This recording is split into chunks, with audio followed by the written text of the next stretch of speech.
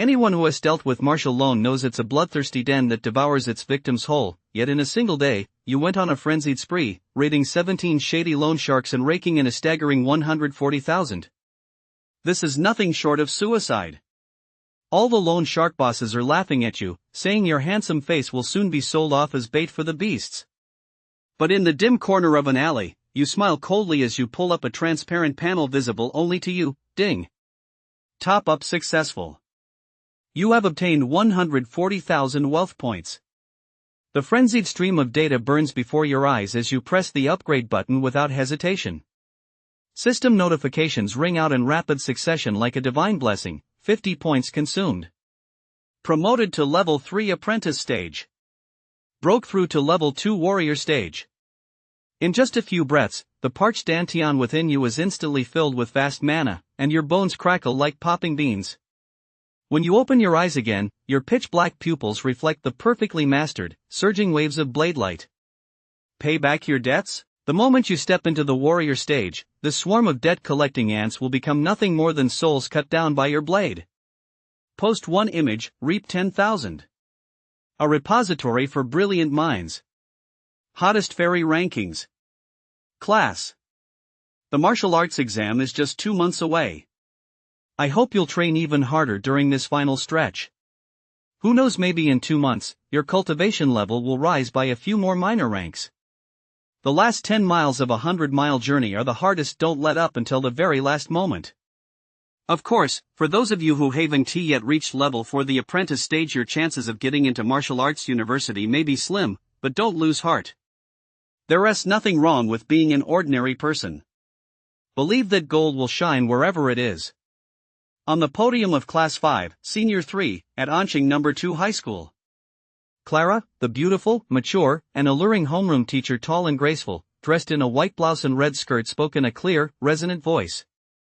As she uttered those final words, her jet-black eyes instinctively swept over a boy sitting in the back row by the window, and a barely perceptible hint of regret flashed across her gaze. Ha ha ha. As soon as Clara finished speaking, a burst of laughter erupted throughout the classroom. Amid the laughter, many students turned their heads in unison, fixing their gaze on Yi, who was sitting in the back row by the window. Among the many stares, some were filled with jealousy and scorn, while others conveyed disdain and contempt. But there were also many looks of regret, heartache, sympathy, and concern. The former mostly came from the boys in the class, while the latter came almost exclusively from the girls. Yi was long used to these stares. He was a reincarnator. 18 years ago, he was reincarnated into this world called Blue Star. A world with a cultural background almost identical to his previous life. However, this world had undergone the awakening of mana and was overrun by beasts. Among humans, the warrior stage had emerged, hunting beasts and protecting their homes. Upon learning about the world's background, Yi secretly vowed to train hard.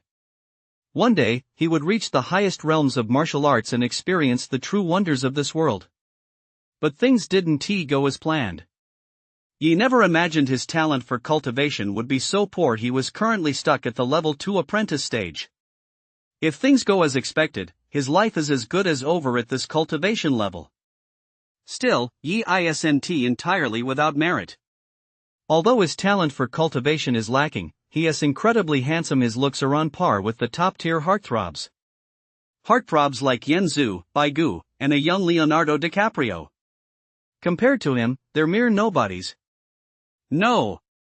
They don't even qualify as tadpoles. They don't even come close. Only the readers from higher dimensional worlds are a cut above him, which leaves him with a deep sense of helplessness.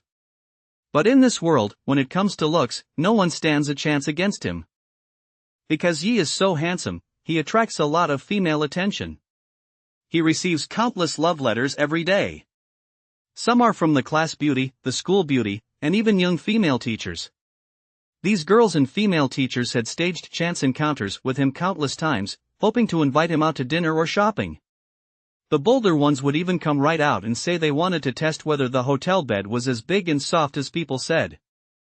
Outside the school, there were also many mature, sexy, and wealthy women warrior stage practitioners, beautiful matrons, and rich heiresses blocking his path. They wanted to watch the sunrise with him, But is he that kind of person? Yi chose to refuse without hesitation. He had to train. He had to walk step by step along the path of martial arts to reach the very pinnacle. He wanted to be Yi, the Yi who could block out the sky with a single leaf. Although Yi had rejected the confessions of many female students and teachers, as well as the invitations to their bedrooms from those beautiful women, wealthy heiresses, and female warrior stage members in society. Yet because of his striking good looks, he was still the object of envy, jealousy, and hatred from countless male students and male teachers in his class and throughout the school. Especially those male students and teachers who had failed to win over the class beauty, the school beauty, or the attractive female teachers. They had placed him at the very top of their must-kill list. What good is being handsome? In the end, this is a world where the strong reign supreme. Ordinary people live 100 years at most, and their looks start to fade by the time they're in their 40s or 50s. By then, he'll be nothing compared to us warrior stage cultivators. Heaven is still fair. It gave him god-tier looks but no cultivation talent. Just thinking that he is ultimately a good-for-nothing makes me really happy. Humph. You guys are such despicable losers. Yi, hasn't he done anything to offend you? Why are you always badmouthing him? The snide remarks from many of the boys in the class sparked resentment among the girls, who rushed to defend Yi. Exactly. Even if he doesn't have cultivation talent, I still like him.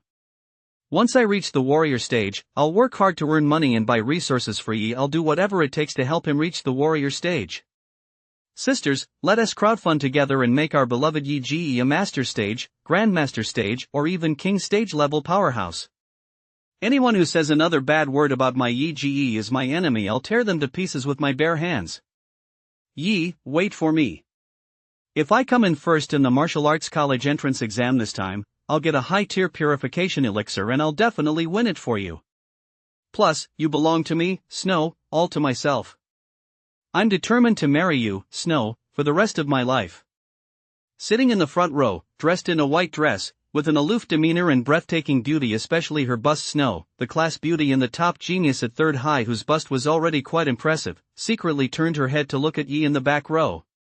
Her eyes, as clear as autumn water, were filled with unshakable determination, as well as deep tenderness and concern.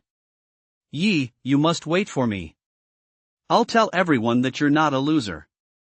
I'll make you the brightest star on the path of martial arts. Everyone, be quiet. Class begins now. The weakness of the tusked wild boar is. Noticing the classroom atmosphere turning tense, the homeroom teacher, Clara, hurriedly spoke up to restore order. As she finished speaking, her dark eyes inadvertently swept over Yi, and she felt a pang of regret for him. Such a good student, if only his cultivation talent were a little better. Thanks to Clara's intervention, the classroom quickly fell silent. In truth, even if Clara hadn't spoken up, Yi wouldn't have taken the boys' taunts to heart. He'd heard them so often that he'd long since grown immune to them. Besides, no matter how much these boys envied him, resented him, or wanted to beat him up, they were powerless against him. Did they really think the swords of the beautiful teacher and the school's most popular girl weren't sharp? However, at that moment, Yi's heart was racing with excitement. Because just a moment ago, a data panel had appeared before his eyes, one that only he could see. Host, Yi. Realm, Level 2, Apprentice Stage.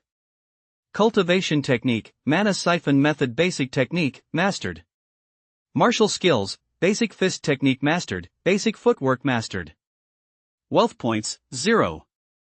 System Name, Infinite Pay to Win System. Functions, can be recharged with credits or energy-infused items to obtain wealth points. Wealth points can be used to directly upgrade cultivation realm, cultivation levels of techniques, martial arts, secret arts, etc. Has my golden finger finally arrived? As a transmigrator, Yi naturally knew what a system was. However, he had previously thought that systems were just something authors made up to deceive readers. He never imagined that systems actually existed and that he'd been lucky enough to obtain one.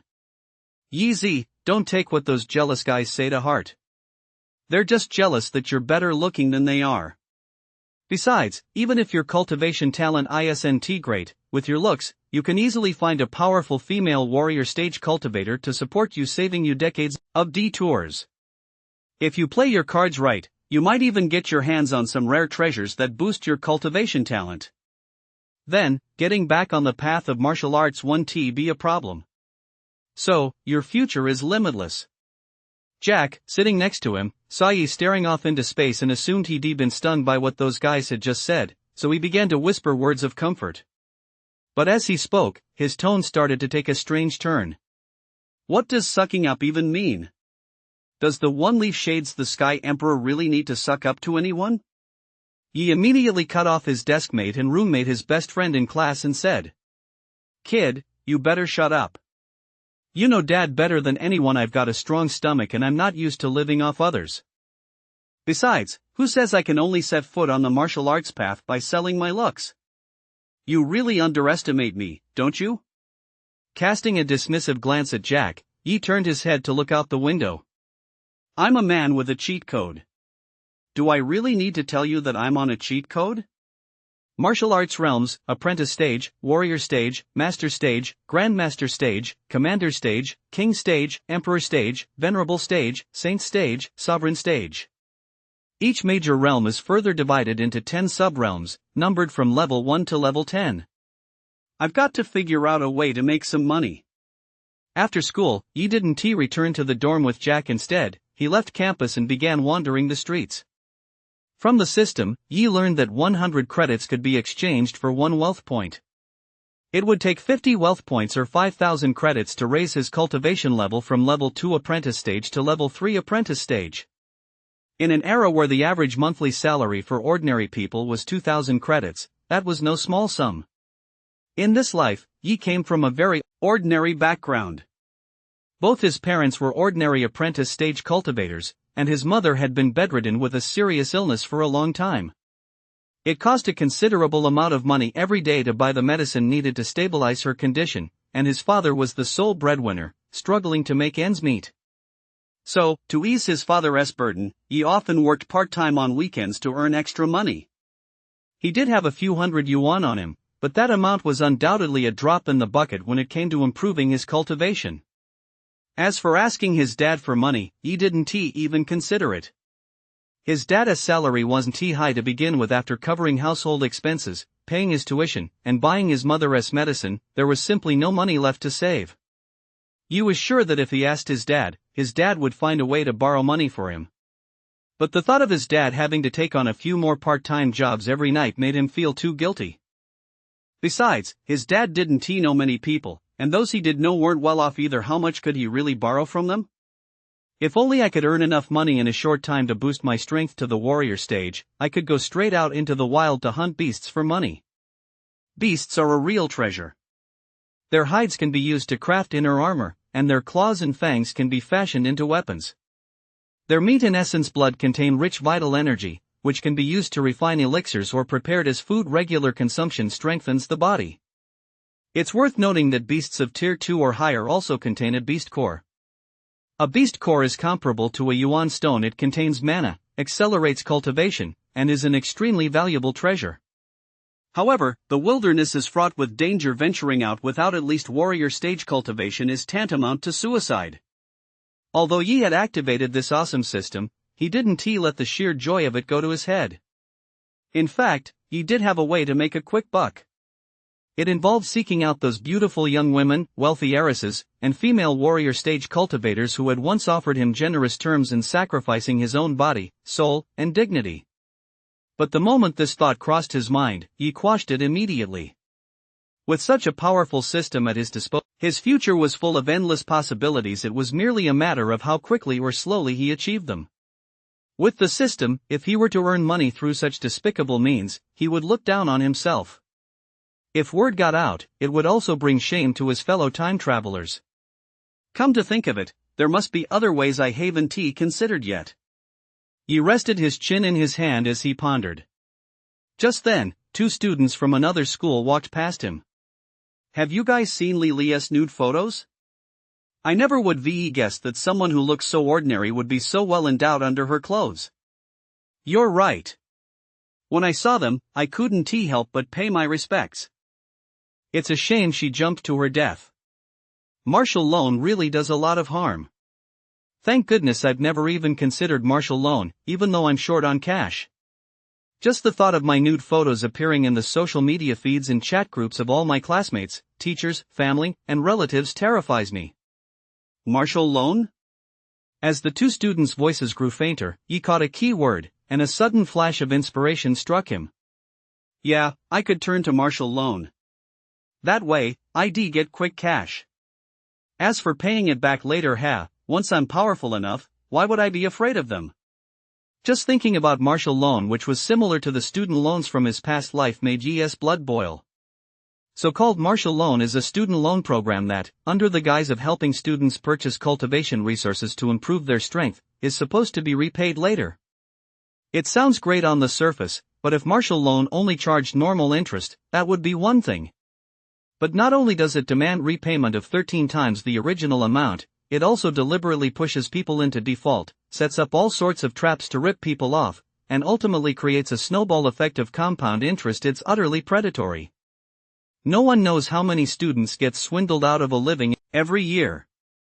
You remembered a boy from second high school who got scammed 2 years ago. Later, unable to repay the debt, he was sold by martial loan to be used as bait in the wilderness.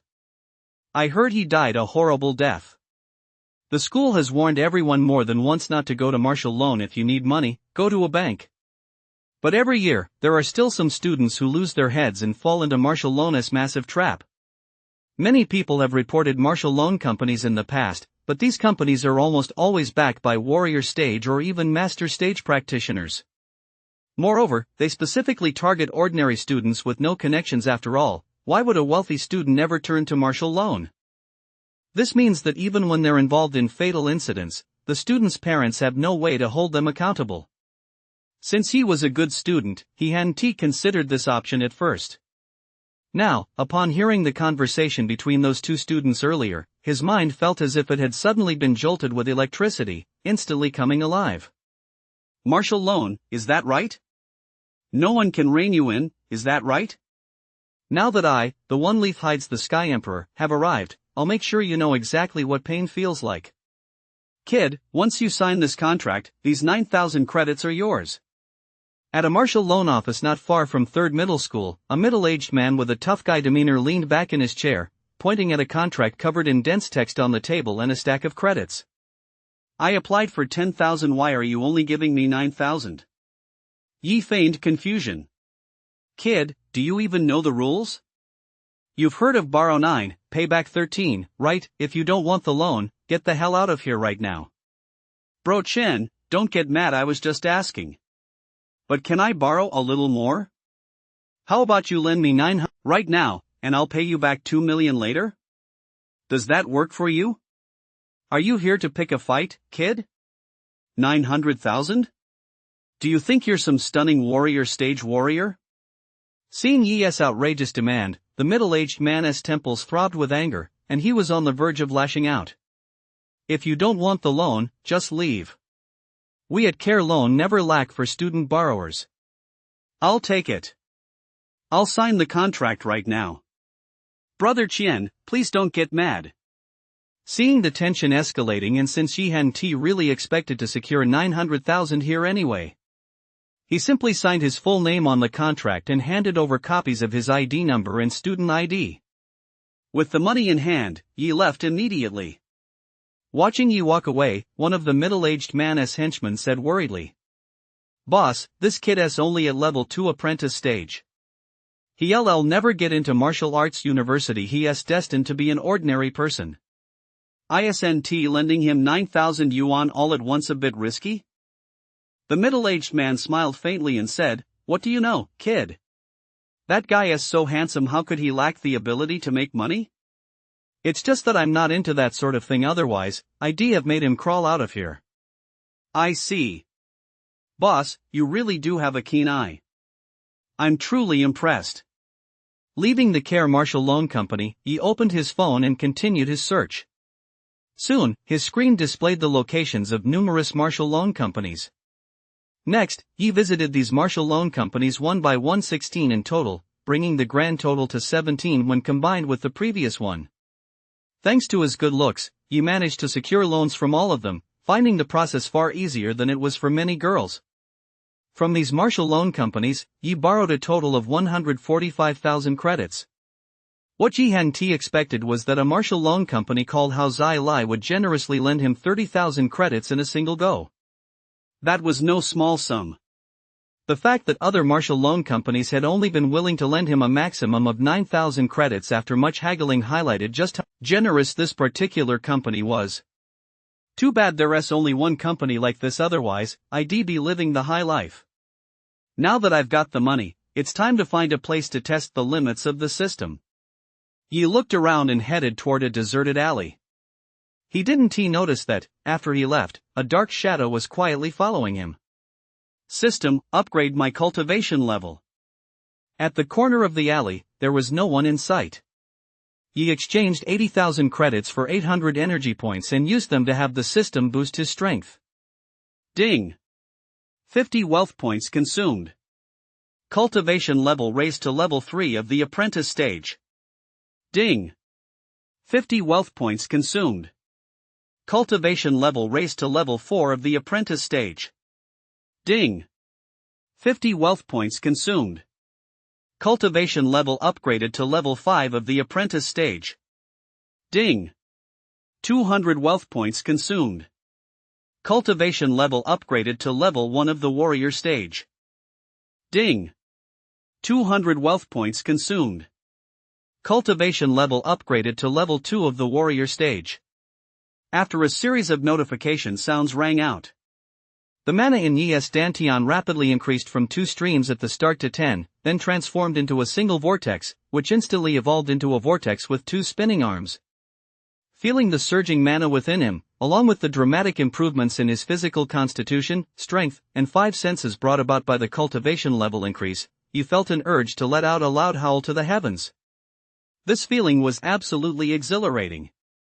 At my current cultivation level, I'm sure I'll have no trouble ranking in the top 100 at school, and I'll be able to get into a second-tier martial arts university. But with the system, my goal can't just be a second-tier martial arts university. I have to aim for at least one of those top-tier martial arts universities that everyone dreams of attending. Just thinking about how happy his parents would be if he got into a top-tier martial arts university filled Yi with anticipation. Moreover, after getting into these 2 martial arts universities, not only would the school and the city award him a substantial bonus, but he'd also become a local celebrity, landing all sorts of endorsement deals and raking in money hand over fist.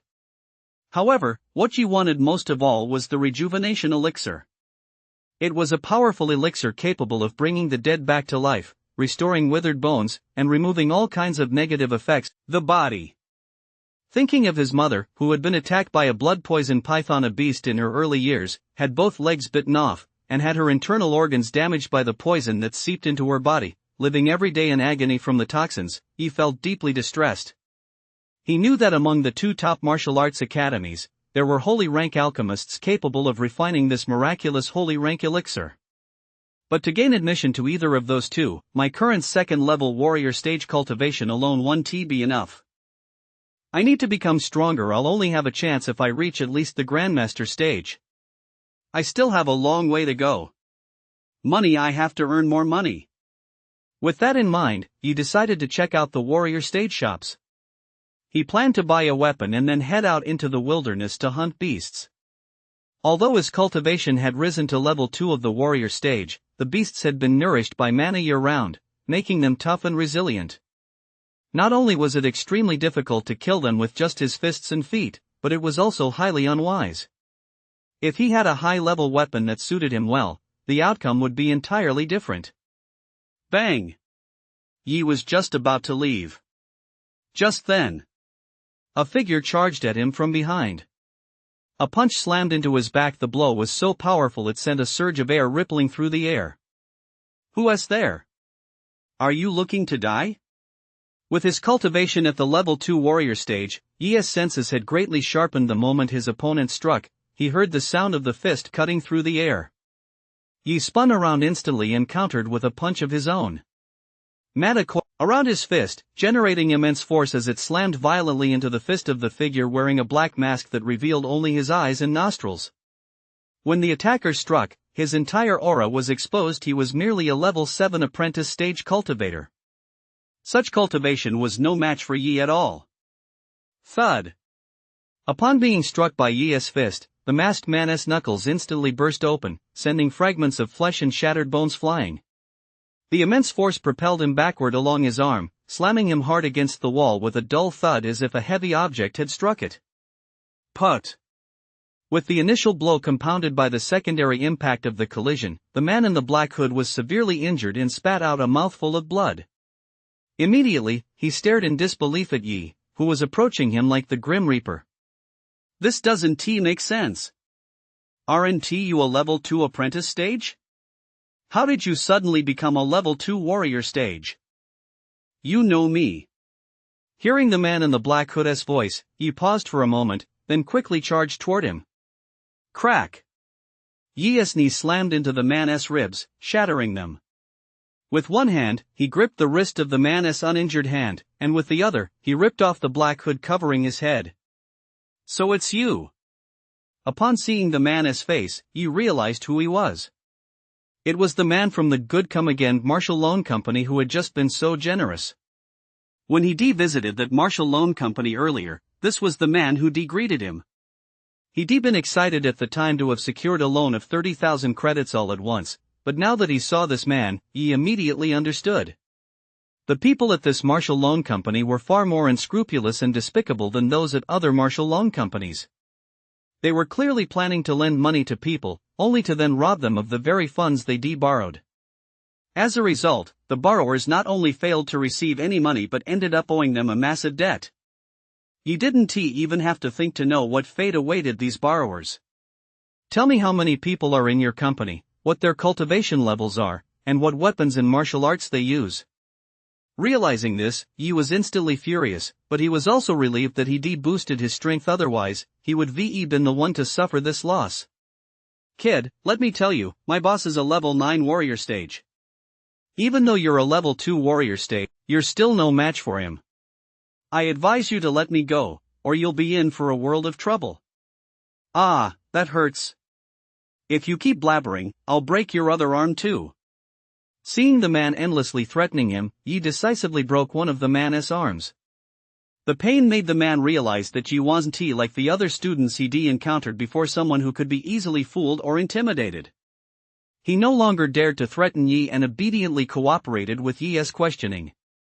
He could only hope that Yi would ultimately be magnanimous and let him off the hook. With the man's cooperation, Yi quickly gained an understanding of the personnel and capabilities of the Good Come Again Martial Loan Company. Including this man, there were 10 people in total. 6 were at the apprentice stage. Their specific cultivation levels were irrelevant, but the key point was that the remaining 4 were all at the warrior stage. The strongest was the boss the man had mentioned, the owner of Good Come Again Martial Loan. A level 9 warrior stage cultivator who also possessed a powerful entry-level martial art and an entry-level weapon. His strength was by no means weak among warrior stage cultivators. The remaining 3 warrior stage cultivators were all between levels 3 and 5. Consider yourselves lucky to have survived this time. Once I've grown stronger, I'll wipe you all out. Upon learning the true strength of this company, the rage in Yi's heart gradually subsided. The enemies were too strong, he couldn't take them on yet. However, Yi wasn't the type to let a grudge go unavenged. He believed his strength would rise quickly, and when that time came, they'd settle the score once and for all. Bro, I've already told you, could you maybe? The PIN? What PIN? Tell me the PIN for your bank card. Okay, I'll tell you, it's. Seeing that Yi was about to rob him, the man was deeply reluctant, but to avoid having his other arm broken and to save his own life, he obediently cooperated. What a penniless wretch! Seeing that there was only 4,100 yuan in the man's bank account, he felt instantly disappointed. This guy was, after all, a level 7 apprentice stage, and yet he only had this measly amount to his name? It was truly embarrassing. But at least, as long as I have someone else's bank account number and password, I can directly transfer their money into the system. That way, I want to be exposed. Still, I can't just let this guy off the hook. Looking at the man staring at him pitifully like a lapdog, he finally steeled his resolve. Crack! He snapped the man's neck. After searching him for anything of value, he tossed the man's body into a nearby sewer. Bro, don't blame me for killing you. I can't risk exposing myself too much in this era. His first kill. Yi felt a bit uneasy about it. But the thought of letting this man go and thereby exposing his own situation was too much to bear. He was no match for those 4 warrior stage fighters right now. Given that, he had no choice but to kill him. Still, Yi didn't feel any guilt. The man had attacked him first. Killing him was only fair. Thinking that he might have to kill many people on his future martial arts path, the unease in Yi's heart gradually subsided. How could one possibly walk the martial path for the long haul without spilling blood? Even if he meant no harm to others, that didn't mean others wouldn't try to hurt him. To protect himself and his family, he had no choice but to be ruthless toward his enemies. Hello, I'd like to buy a beginner-level bladed weapon and a beginner-level sword technique. After disposing of the hooded man's body, he hurried straight to Martial Arts Street. He walked into the Wanbao Tower, a branch of the highly reputable Thunder Guild. The shelves in the store were lined with all sorts of items, weapons, cultivation manuals, martial arts techniques, elixirs, and more, leaving Yi dazzled by the sheer variety. However, realizing his pockets weren't exactly overflowing, Yi had no choice but to tear his reluctant gaze away. He found a beautiful female clerk and got straight to the point. Okay, sure. The clerk, seeing the incredibly handsome Yi suddenly appear before her, couldn't help but daydream, staring blankly at his handsome face. If it weren't for the extensive training she'd undergone before starting her job, which had given her some resistance to the charms of handsome men, she would likely have been swept off her feet by Yi's breathtaking good looks, collapsing into his arms to be at his mercy. He is so handsome, and so young too. If I could be his woman, I'd be the happiest person alive. The female clerk's mind immediately began to run wild, imagining all sorts of scenarios. She'd even thought of a name for their 100th child. However, despite these thoughts, she didn't forget her duties and quickly began typing on the computer. Yi, are you here to shop? Just as Yi was waiting, 2 strikingly eye-catching figures walked in side by side from outside. The woman on the left was around 20 years old, with stunning beauty and skin so fair and delicate it looked as if water might ooze from it. She was tall and slender, wearing a long, purple lace silk dress. A purple ribbon was tied around her tiny waist, revealing a pair of long, shapely legs. But what really caught the eye was the pair of unparalleled, voluptuous breasts she possessed. The woman on the right was also around 20 years old. Her skin was equally fair and lovely, and her beauty was breathtaking. She wore a high-end, fiery red silk lace gown, her long hair reaching her waist. A red silk ribbon was tied around her waist, sparking the imagination and making one want to untie it to glimpse the beauty within. She, too, had a pair of long legs, and her bust was equally full, though not quite as impressive as the woman in the purple dress beside her. The difference was negligible. Wow, these 2 beauties are stunning. When did we have such gorgeous women in Anqing City? No way, you don't know these 2? The one in the purple dress is Valerie, the daughter of the renowned guild master of the Thunder Guild. The one in the red dress is her close friend, Fang Hanyu, the daughter of the commander-in-chief of the city defense forces. They're both rare beauties, 2 of our city's 3 unparalleled beauties, and they're both students at Dragon Capital's top martial arts academy. No way? The pride of Guild Master Yao, the daughter of Commander Fang, students at Dragon University, and they're all this beautiful?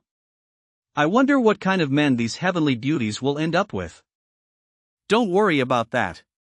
It definitely won't be us. Any man who catches the eye of these 2 heavenly beauties must be a true genius, right? Just the thought of those 2 goddesses becoming someone else's makes me feel really uneasy. As soon as the 2 women appeared, they drew the attention of the other male customers in the shop, who began whispering among themselves. The one who had just called out to Yi was Fang Hanyu, the woman in the red dress. Yes. Teacher Fang, I'm here to buy something. Hearing someone call his name, Yi turned around and greeted Fang Hanyu. Although he addressed her as teacher, she wasn't actually his teacher. Fong Hanyu was a student at Longdu's top martial arts academy. My dear Miss Fong, since when did you start taking such an active interest in a man? You aren't falling for him, are you? Ha, you're right. Our certain young lady did say she'd only marry a total hunk one day, and this she guy totally fits the bill. No, he is so handsome it's off the charts, far exceeding your standards. Oh, Shawu, how dare you tease me like that? Just wait until I punish you with my dragon claw technique.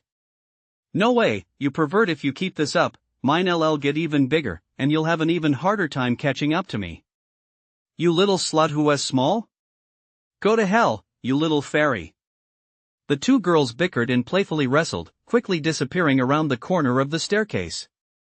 They were actually speaking very quietly, and it was only because Yi had broken through to the warrior stage that he was able to faintly hear parts of their conversation and catch a few key words. Looking for a super hot guy? So Teacher Fong is a looks first person after all.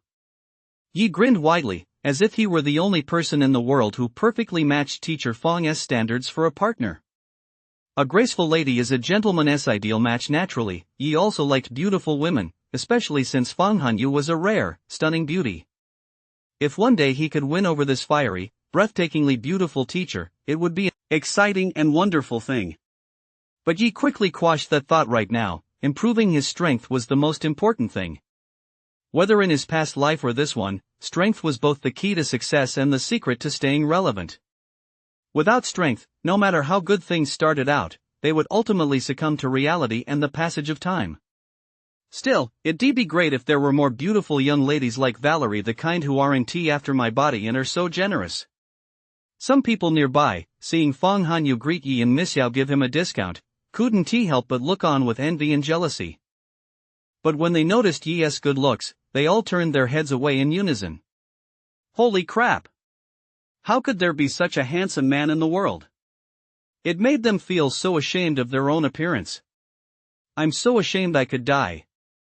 There were also some female customers in the store, and their eyes sparkled as they looked at Yi. The bolder women even brushed past Yi, leaving a soft, fragrant trail on his arm and slipping their contact information into his pocket. Yi, feeling helpless, had no choice but to walk over to a corner and urge the female staff member to hurry up. Soon, the female staff member pulled up a selection of entry-level bladed weapons and entry-level sword techniques. Yi quickly scanned through them and soon chose what he wanted. The weapon was an entry-level alloy longsword, similar in style to a tang sword. Because it contained titanium, it wasn't very heavy, but it was extremely tough and sharp, capable of easily slicing through the flesh of second-tier beasts. The martial art was the entry-level technique wave stacking sword technique. It consisted of 3 forms. When performed in succession, they resembled waves crashing upon one another, with each form more powerful than the last. The final third form was a full 2 times more powerful than the first. However, both entry-level weapons and martial arts were expensive. Even after applying the minimum 30% discount, Yi still spent 40,000 credits. Seeing that he had just over 20,000 credits left in his pocket, Yi thought for a moment, then spent a little over 10,000 on a basic combat uniform and some basic hemostatic pills and wound ointment before leaving. Finding a secluded spot, Yi counted the credits he had left: 12,500. He kept only 500 and converted the rest into wealth points. He began advancing his cultivation progress in the wave stacking sword technique. Ding! 30 wealth points consumed. Wave stacking sword technique cultivation reached the entry level. Ding! 50 wealth points consumed. Wave stacking sword technique cultivation reached the minor achievement level. Ding!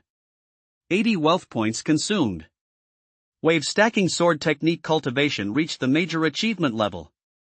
Martial arts, cultivation techniques, and secret arts are all divided into 4 levels of mastery: beginner, minor achievement, major achievement, and perfection.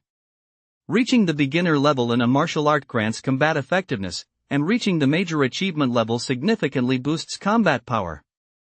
Reaching the perfection level allows one to fully unleash the power of a martial art. Having instantly mastered the wave stacking sword technique to the great achievement level, a flood of sword training memories surged into Yi's mind. It was as if he had personally trained in it for years on end. The technique was completely his own, and he could execute it effortlessly. Clang! Yi couldn't help but swing his sword. A flash of blade light streaked through the air.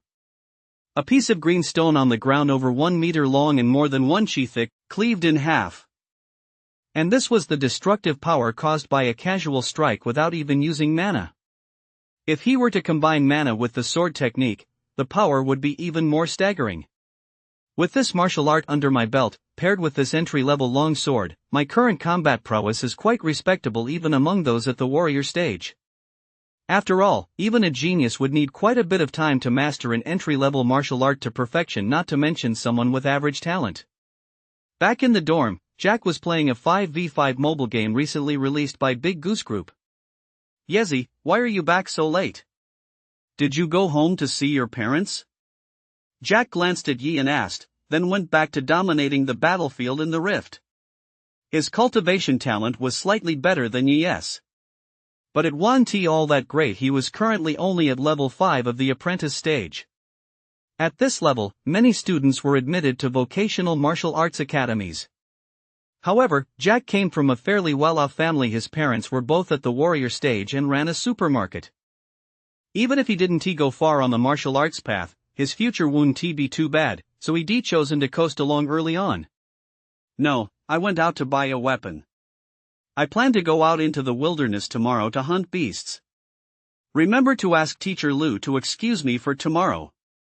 He set his long sword on the bed, took a sip of water, and said casually. Hearing Yi's words, Jack's hand trembled slightly as he played the game.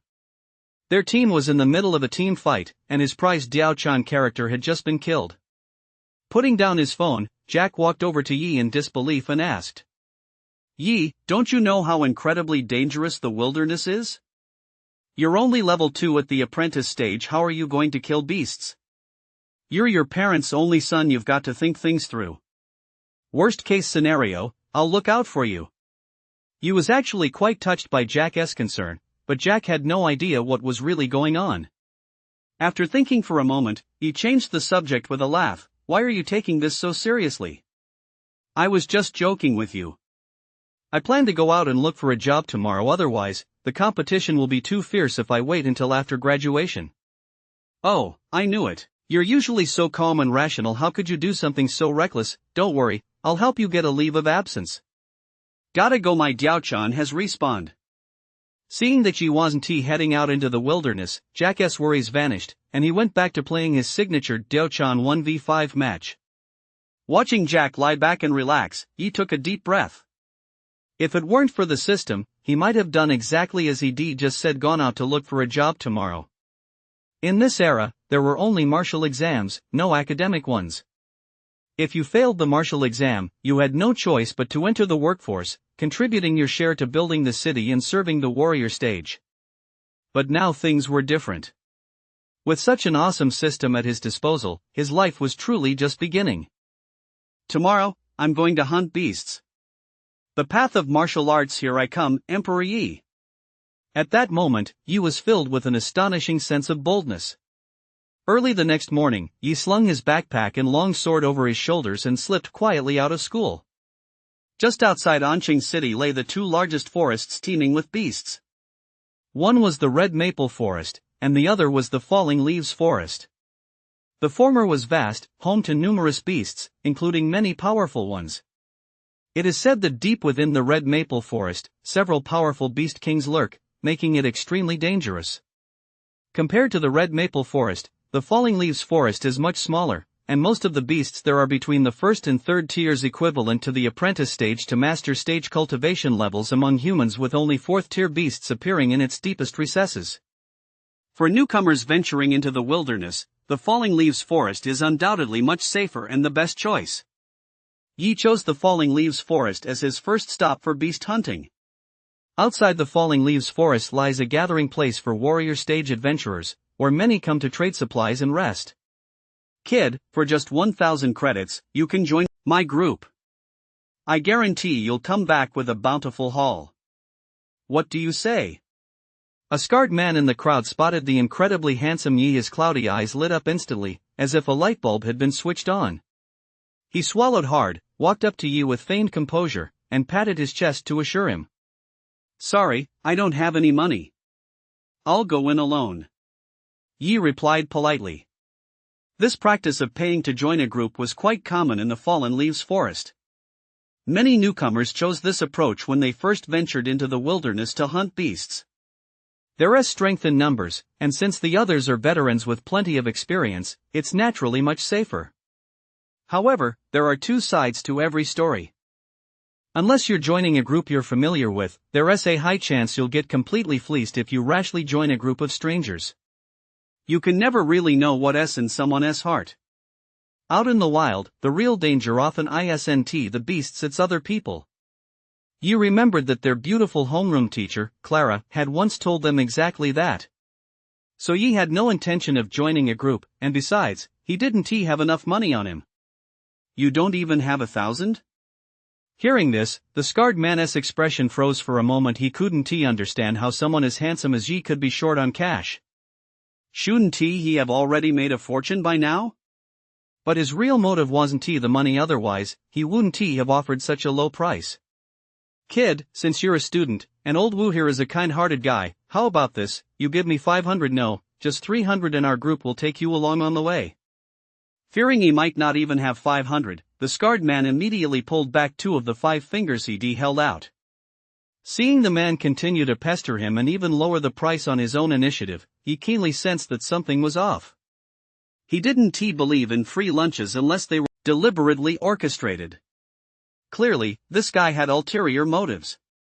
He scrutinized the man closely and soon spotted the barely suppressed greed and desire in his eyes, which he was desperately trying to hide.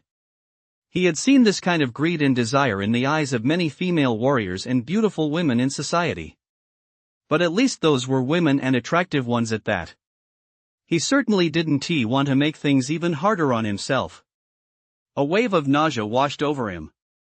Yi immediately quickened his pace and left the area, finding a random spot and diving headfirst into the woods.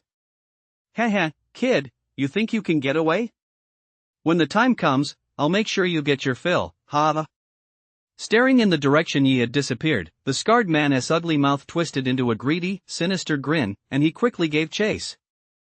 Seeing the scarred man suddenly enter the woods, a young man in his group, not far away, asked in confusion, why did Fourth go in all by himself? We haven't even finished resting yet. Someone next to the young man said, didn't you see that Fourth had his eye on that incredibly handsome kid? Damn it! How can there be a man in this world who is that handsome? Good thing I don't share Fourth's tastes. Boss, why don't I go follow him and check things out? I'm a little worried about old Four going in there alone. A woman in her 30s, wearing a black leather jacket, noticed Yi's good looks and said insincerely. The man known as the boss chuckled and teased, third sister, are you worried about old Four? I think you've got a crush on that kid, haven't you? Fine. We'll wait here for old Five to recover from his injuries. You go ahead.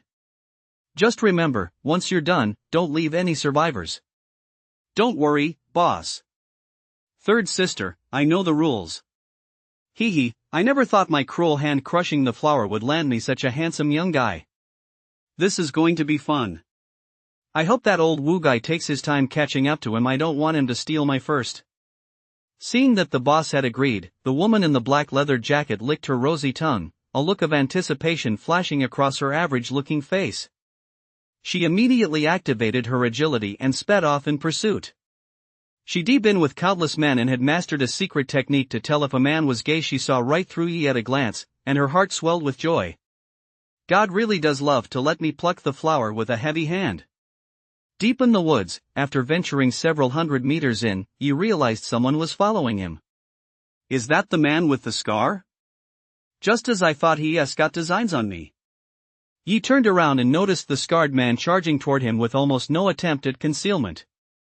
A thought struck him, and in the next second, he quickly ducked into a thicket of vines nearby, hiding his figure. Whoosh! Soon, the scarred man reached the vines and let out a mocking laugh. Kid, do you really think I want to know you're hiding in those vines? I advise you to come out on your own and let me have my fun. Otherwise, I'll make sure you regret it. As he spoke, the scarred man drew the broadsword from his back and advanced step by step toward the vines. With his level 3 warrior stage cultivation, he didn't take Yi seriously at all. In his eyes, Yi was nothing more than a greenhorn. What kind of strength could he possibly have? Otherwise, how could he have been caught up by him? The scarred man didn't realize that Yi had deliberately entered the vines, rather than intending to hide inside them.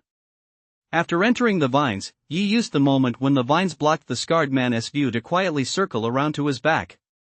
Clang! His entry-level broadsword left its sheath, transforming into a black streak of light as it slashed viciously toward the scarred man's head. The blade's energy caused the air to whistle, alerting the scarred man. A flicker of surprise crossed his eyes. He never would have imagined that Yi, whom he regarded as a greenhorn, could devise such a strategy of diverting attention and launching a surprise attack in such a short time. He instinctively turned around and raised his broadsword to parry the blow. But Yi's strength was only one minor realm below his own, and he was using the fully mastered entry-level martial art, wave-stacking sword technique, all while launching a surprise attack. Even though the scarred man moved to block, his blade only grazed the edge of Yi's long sword.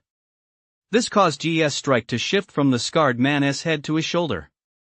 An entry-level weapon was sharp enough to cut through even the flesh of second-tier beasts, and the scarred man was wearing nothing but basic combat gear, which offered limited protection.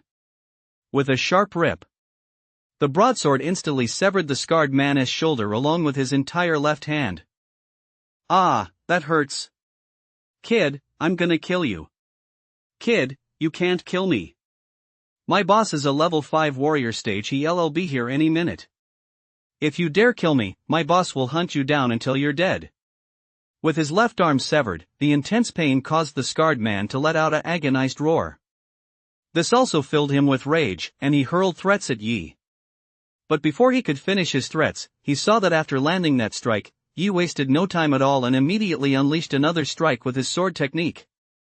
Having lost an arm, the scarred man instantly lost most of his combat effectiveness. Moreover, blood was gushing continuously from the wound on his left arm, leaving his body weak and his mind clouded. Realizing he was no match for Yi, the scarred man hurriedly changed his tone, hoping to use the situation to scare Yi off. Ha, then I'll just wait. But since you dared to target me, you're going to die. Yi wasn't intimidated. He knew the wisdom of not letting a tiger return to the mountain. He immediately activated his basic footwork, closing in on the scarred man and flicking the broadsword the man had raised to block with a single stroke. In the same fluid motion, Yi's long sword slashed diagonally, severing the scarred man's head along with most of his right shoulder. His second kill. Yi no longer felt the unease he'd experienced earlier. Instead, he was exhilarated. Because now he could loot the body. I'm sure a level 3 warrior stage fighter wouldn't be short on good stuff. Yi quickly searched the scarred man's body for his belongings. An entry-level broadsword. 2 low-grade spirit stones. A few entry-level antidote pills, poison-repelling pills, and tissue-regenerating pills. Some food and water. And an entry-level agility martial art called Spirit Sparrow Step. Yi found this martial art in the scarred man's robe. Clearly, the scarred man had acquired this martial art technique only recently and hadn't mastered it yet, which was why he'd been carrying it with him to study.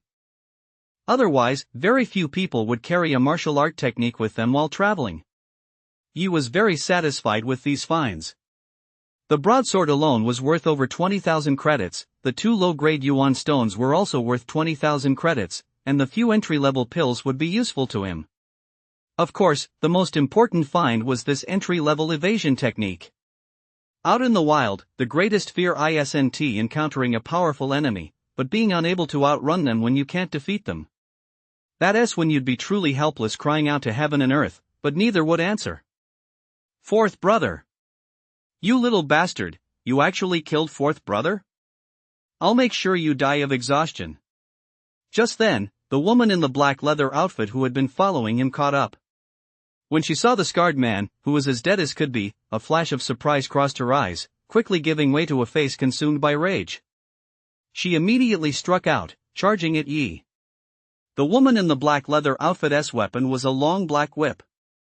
Made of an unknown material, the whip was incredibly resilient. Yi parried with his long sword at once. Clang! The sharp blade, capable of slicing through second-tier beasts, failed to sever the whip. Level 4 warrior stage, a master-level entry-tier whip technique and an entry-tier whip weapon? Looks like I'm no match for her. I'd better make a run for it. Yi knew his limits once he realized he was no match for this woman. He kicked the scarred man's corpse toward the woman in the black leather jacket, then immediately turned and ran deep into the woods. Kid, you won. Get away. Crack. The woman in the leather jacket paid no heed to the scarred man's corpse. She simply lashed out with her whip, splitting the flying corpse in two, then immediately activated the Spirit Sparrow step at the minor achievement level to give chase. No way. Is this woman really that cruel? To treat a comrade's corpse like that? I absolutely can't let her catch me, or I'm done for. Looking back at the scene of the woman in black wielding her whip to cleave the scarred man's corpse in two, and recalling the look in her eyes as if she wanted to devour him whole, he felt a chill run down his spine. System: top up with spirit stones, then cultivate the Spirit Sparrow step. As you wish, host. You have obtained 200 wealth points. Ding. 160 wealth points consumed. The Spirit Sparrow step has reached the grand perfection stage. In the blink of an eye, a vast stream of memories regarding the cultivation of the Spirit Sparrow step flooded into Yi's mind. A thought flashed through Yi's mind, and the mana within his body began to circulate rapidly along the pathways of the Spirit Sparrow step. Whoosh! His speed surged dramatically, leaving the woman in the black leather jacket far behind. Although the woman in the black leather jacket was 2 minor cultivation levels higher than Yi, she had only cultivated the Spirit Sparrow step to the initial mastery stage, making her speed considerably slower than Yi's, though her stamina was far superior to his. However, the Luoya mountain was dense with lush trees and thick foliage. As long as they were about 100 meters apart, they could completely disappear from each other's sight. Damn kid, how come he knows the Spirit Sparrow step 2 and has even mastered it to the great achievement level? Seeing Yi's speed surge in an instant as if he were riding in a car, and realizing she could no longer catch up to him, the woman in the black leather jacket lashed her whip furiously in all directions. The whip, imbued with mana, cut through the surrounding trees like a razor-sharp blade, swiftly splitting them in half. But kid, do you really think you can get away like this? My second brother's little darling is a master at tracking. When the time comes, I'm going to treat you like a precious treasure and swallow you whole. After speaking, the woman in the black leather jacket licked her rosy tongue, as if she just tasted something incredibly delicious, a lecherous yet satisfied smile spreading across her face. Big brother pig, don't be so impulsive. I only killed one of your sons. Why does the whole family have to come out to kill me? Is it really worth it? In a dense forest reeking of foul odors. Looking at the 3 level 1 and 2 tusked wild boars in front of him, a smile tugged at the corners of Yi's mouth. All that money. After shaking off the woman in the black leather jacket's pursuit, Yi had come here. He happened to come across a level 1, grade 9 tusked wild boar that was rooting around at a cabbage-shaped plant. Seeing how weak the creature was, he hadn't even planned to attack. He was no longer an ordinary person. But Yi never expected that even though he decided not to kill it, the level 1, rank 9 fanged wild boar upon seeing him would stop rooting at the cabbage and instead lower its head, thrusting its pair of half-foot-long fangs toward him. Was Yi going to put up with that? Even if Uncle could tolerate it, his sister-in-law certainly couldn't. He swung his blade down. Yi easily harvested the valuable materials from the tusked wild boar, along with a sample of its essence blood. Unfortunately, he didn't have a spatial ring, otherwise, he could have taken the tusked wild boar's meat back to sell for some money. However, just as Yi killed this tusked wild boar, the scent of blood caught the attention of the entire family of tusked wild boars, and they all charged over, surrounding him. Grunt! Leading the pack was a male tusked wild boar about 1.5 times the size of a full-grown domestic pig. It let out a roar, its body erupting with mana energy, and charged brutally toward Yi. You're asking for death. Having mastered the early-stage Spirit Sparrow step martial art, Yi's combat prowess had increased significantly once again. Since he was facing an opponent of the same tier, he easily dodged the tusked boar's attack. Immediately afterward, he swung his blade. With a sharp swish, He effortlessly severed the male tusked boar's head. Seeing their leader slain, the remaining two tusked boars' eyes turned bloodshot. They let out a roar and charged at Yi together. Seeing this, Yi activated his agility technique to dodge. Then, with two swift swings of his blade, Yi kindly sent these two tusked wild boars to join their pig husband and pig father. A pig family should always be together. Next came Yi's favorite part, tallying the spoils of war. 3 beast cores the size of broad beans. 3 clumps of essence blood the size of quail eggs. 3 pairs of sharp, hard tusks. Plus a whole bunch of other valuable materials. Yi was very satisfied with this haul. System, convert the 3 beast cores into wealth points, then boost my strength. Yi was ready to level up. His level 2 warrior stage cultivation was still too weak here. Take that woman in the black leather jacket who'd been hunting him down earlier, for example. If his strength had matched hers, he wouldn't have had to run at all. Instead, he could have thoroughly crushed her. He would have made that woman realize that hunting him down comes at the heavy price of being whipped. Ding, obtain 300 wealth points. Ding, 200 wealth points consumed. Congratulations, host, your cultivation has advanced to level 3 of the warrior stage. As soon as the voice faded, Yi noticed that another spiral arm had appeared in the vortex of chi within his dantian. Once he reached 10 spiral arms, he would attain level 10 of the warrior stage, the pinnacle of the warrior stage, and be ready to break through to the master stage. Yi then glanced at the wealth points column. Wealth points, 140. A plus sign also appeared next to each martial skill in the martial skills section. After some thought, Yi spent 120 wealth points to elevate the Spirit Sparrow step to the perfect stage. The perfect stage Spirit Sparrow step significantly boosted his speed and gave Yi a greater sense of security. Glancing at the attributes panel, he saw that the information displayed had changed dramatically. Host, Yi. Strength, level 3 warrior stage. Cultivation technique, mana attraction arc mastery. Martial skills, wave stacking sword technique beginner, mastery, spirit sparrow step beginner, perfection, basic fist technique mastery, basic footwork mastery. Weapons, beginner level long sword, beginner level broadsword. Wealth points, 20. Carrying his loot, Yi quickly left the foul-smelling dense forest. He had walked a short distance when 2 young men suddenly emerged from the woods ahead. The 2 glanced at Yi, and their eyes lit up the moment they recognized his face. The young man wearing a basic green combat uniform said, "It's this kid. Let us team up and take him down." The young man in the blue basic combat uniform nodded and said, "Alright. I didn't expect us two to be this lucky. 20,000 credits are ours for the taking." Yeah, he has just a level 2 warrior stage. This money is coming way too easy. Both were wielding long swords as they channeled their mana. It revealed that they were both at the level 3 warrior stage. They had clearly trained in agility as well. Moving at a brisk pace, they charged at Yi from the left and right. Faced with their sudden attack, Yi decisively activated the Spirit Sparrow step. The other young man, witnessing this scene, was so terrified that his swarthy face turned deathly pale. Knowing he was no match for Yi, he decisively turned and dashed into the dense forest, trying to escape. "You 1T, get away." Yi gave a cold smile and immediately activated the Spirit Sparrow step to give chase. He was incredibly fast, catching up to the young man in just a few breaths. However, Yi did not kill him outright. Instead, he slashed off one of the young man's arms with a single stroke, rapidly crippling his combat effectiveness. Having lost an arm, the young man in the blue basic combat uniform was now completely at Yi's mercy. "Please don't kill me. I have money. I'll give you everything I'm carrying, and all the beast's materials too." "Ha! Are you out of your mind? Once I kill you, 1T, all that money be mine anyway? Spit it out. Why did you attack me the moment you saw me?" Yi asked, thoroughly baffled by this turn of events. He had a sharp memory, and as far as he could recall, he hadn't done anything to offend these 2 men.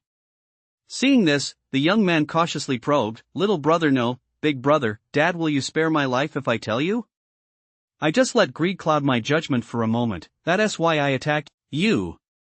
Cut the crap. Spit it out, or I'll let you experience firsthand why pigs squeal like that right before they die. He pressed his long sword against the man's neck and gave a cold smile. Spare this guy? No way. Since this man had attacked him, how could he possibly repay evil with kindness? Repay evil with kindness.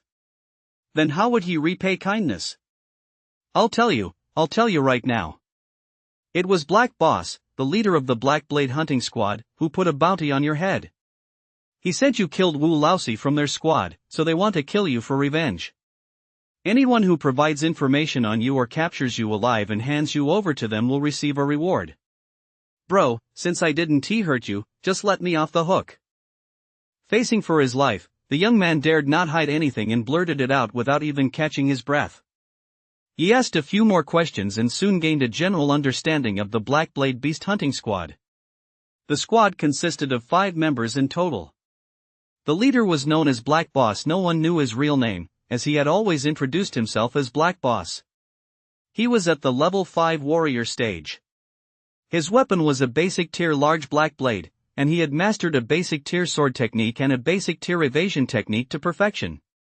His combat prowess was on par with an average level 7 warrior stage fighter. He was no pushover. As for the remaining 4, the second in command is called Sun Lauer, a level 4 warrior stage practitioner. However, this guy's most formidable skill is raising tracking insects. His tracking insects can locate targets by scent. So generally, anyone who offends them even if they're weaker will be found and killed. From what the young man said, he learned that after the other side failed to find him using the tracking insects, they posted a bounty for him at their gathering place outside. As for why they hadn't found him, ye could guess. Presumably, the stench there had masked his scent, preventing their tracking bugs from picking up his trail. Of the remaining 3, ye had met 2 of them before. One was the woman in the black leather jacket who had hunted her down, Zhao Sanmei, the flower-crushing slaughterer, a level 4 warrior stage fighter. One was Wu Laosi, whom he had killed, and the other was Yu Laowu, a level 2 warrior stage fighter. The other 3 don't pose much of a threat to me. The main concern is that black-clad boss. A level 5 warrior stage fighter with 2 perfected elementary martial arts techniques. If I run into him, I won't even be able to escape. I have to boost my strength before they find me, and I need to advance my cultivation of the wave-stacking sword technique as well. Instantly, he finished off the young man with a single, decisive stroke of his blade. Since this man had attacked him, he should have been prepared to die. Bounties aren't that easy to claim. Time to loot again. He happily took stock of his spoils. The haul wasn't bad. He found 2 low-grade yuan stones on the 2 men. These were likely meant to replenish their mana. In addition, there were some basic, entry-level antidotes, hemostatic pills, and healing pills. Some food and water. The 2 men's weapons. As well as beast materials, including 2 beast cores and 2 clumps of essence blood. All valuable items. Yi stowed everything away on his person. Looking at the pile of items on his person, Yi gave a wry smile. If only I had a spatial ring. No wonder everyone says spatial rings are essential artifacts for traveling. But when he thought of the price of a spatial ring, Yi shook his head. He wasn't worthy. Yi converted the yuan stones and beast cores into wealth points, earning only 300 points this time. It was likely because the beast cores were too low level and some of the mana in the yuan stones had already been used up. But Yi didn't mind as long as they were valuable. That was all that mattered. Yi immediately used 200 wealth points to raise his cultivation to level 4 of the warrior stage. The remaining wealth points were just enough to upgrade the wave-stacking sword technique to the perfect stage. And just like that, Yi's strength had once again been enhanced. Even with my current strength, I might not be able to defeat that crime boss, but if I ran into him, I'd probably have a chance to escape unscathed. Yi mused. Both he and the crime boss had mastered perfect level agility. The only thing holding him back was his lower mana reserve. But this was a densely forested mountain area. As long as he made good use of the terrain, his chances of outrunning his opponent were quite high. Still, once I hunt a few more beasts and boost my cultivation, what's a mere level 5 warrior stage crime boss to me? Seeing that it had grown dark, Yi thought for a moment and returned once more to the Fang Boar's territory. Although it stank terribly here, he didn't have to worry about being tracked down by the Black Boss and his men. Roar, roar, roar. Huff, huff, huff. Cackle, cackle, cackle. As night fell, the roars of various beasts echoed through the falling leaves forest, as if announcing their presence. Yi paid them no mind. Lying in a large tree hollow, he closed his eyes to rest after finishing his dinner. A day of battle had drained his energy, and he desperately needed to recover. The night passed without incident. The next day, as the sun rose, Yi opened his eyes. He felt refreshed all over and full of energy. Another wonderful day, time to go hunting. At that moment, in a tent at the warrior stage gathering place outside the forest. Boss, we haven't seen that kid come out all night. He have died out in the woods? After all, he is only a level 2 warrior stage cultivator. Yu Laowu said worriedly. The Black Boss shook his head. Not necessarily. That kid was able to kill Laosi despite being a lower tier opponent, so he has clearly no pushover. Lair, is there still no sign from your tracking bug? Sun Lauer held a transparent, breathable box in his hand. Inside lay a black insect the size of a broad bean. The black insect had 2 antennae on its head. It was these antennae that detected auras, but at that moment, it remained completely still. Sun Lao shook his head and said, Big brother, this is just a first-tier tracking insect. Its range for detecting scents is limited, and if it's masked by other strong odors, it won't be able to track the target. Besides, it's been a while since that kid killed number 4. The scent of number 4 lingering on him is constantly fading, so it'll get harder and harder to find him. At that moment, Zhao Sanmei, standing nearby, suggested, Big brother, should we increase the bounty? Just thinking about Yi's handsome looks and youthful body made her yearn for him intensely. Last night, she even dreamed of them making wild love. When she woke up, she found herself as if a dam had burst, and now she felt incredibly restless. She couldn't wait to find Yi right away and have him fill the emptiness and loneliness in her body. That's why she absolutely didn't want to let Yi get away like this. The gang boss pondered for a moment, then turned to Old 5 and said, That kid killed Old 4, so naturally I won't spare him. To prevent any complications from arising, Old 5, you stay here and recover. Old 2, Old 3, and I will go into the woods to track down that kid. Old 5 nodded and said, Boss, go ahead without worry. It's pretty safe here, I'll be fine. Besides, my injuries are almost healed. Alright then, second brother and third sister, let us go. This time, we'll definitely find him. The gang leader slung his large black sword over his shoulder, vowing with conviction. Last time, he sent only second brother to search the woods, which is why they hadn't found him. This time, the 3 of them were acting together. He was confident that as long as the kid wasn't dead, they would definitely track him down. Hadn't they tracked down and killed everyone who ever crossed them, one by one? This time would be no exception. What kind of place is this? Why is it so quiet? At that moment, Yi found himself in a dense forest. Yi had thought he'd be able to quickly slay a few beasts, earn wealth points, and boost his strength, but after searching for quite a while, he only found a few first-tier beasts. Although he obtained some beast materials, first-tier beasts don't have beast cores, so he couldn't earn any wealth points. As for second-tier beasts, he hadn't encountered a single one. As he walked on, he arrived at this dense forest and noticed how quiet it was around him. Judging by his location, he hadn't ventured too deep into the falling leaves forest, which meant there wouldn't be any particularly powerful beasts here. His beautiful homeroom teacher, Clara, had mentioned in class that powerful beasts have a strong sense of territoriality and won't allow other beasts to enter their territory without permission. Therefore, when encountering quiet forests, caves, or similar places in the wild, one must be extremely cautious. Because you've likely already entered the territory of a powerful beast. However, most such beasts are around the 4th tier, comparable to human grandmaster stage experts. Yi didn't believe there would be beasts of that level here. Run! That bloodthirsty spider is coming after us. Just then, a group of people suddenly burst out of the woods ahead. The group consisted of both men and women, most of them bearing injuries. Some were gushing blood, while others were missing limbs. Yi saw a man missing a leg hopping his way out. "Brother, what is going on in there?" Seeing the people running toward him, Yi casually stopped one of them and asked. The man shoved Yi aside and snapped angrily. "Kid, if you want to die, don't drag me down with you." Not even the 9th Squad of the 3rd Division of Mad Blade could handle that bloodthirsty spider. Don't waste my time trying to escape. The 9th Squad of the 3rd Division of Mad Blade, the Wu family's beast hunting squad? Upon hearing the words Mad Blade, Yi's heart skipped a beat. Anqing City is governed by 4 major factions that control everything within the city. These 4 factions are the City Lord's Mansion in the east, the Thunder Guild in the west, the Wu Clan in the south, and the City Army in the north. Among the 4, the City Lord's Mansion and the City Defense Army are official factions responsible for administering Anqing City and safeguarding its security. The Thunder Guild and the Wu Clan, on the other hand, are private family-run factions.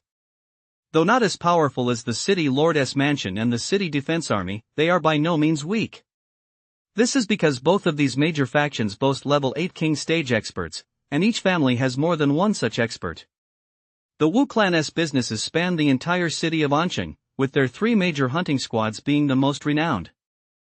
They are named Mad Blade, Giant Sword, and Heavy Axe, respectively. Each squad is further subdivided into 4 tiers: 3rd class, 2nd class, 1st class, and top tier.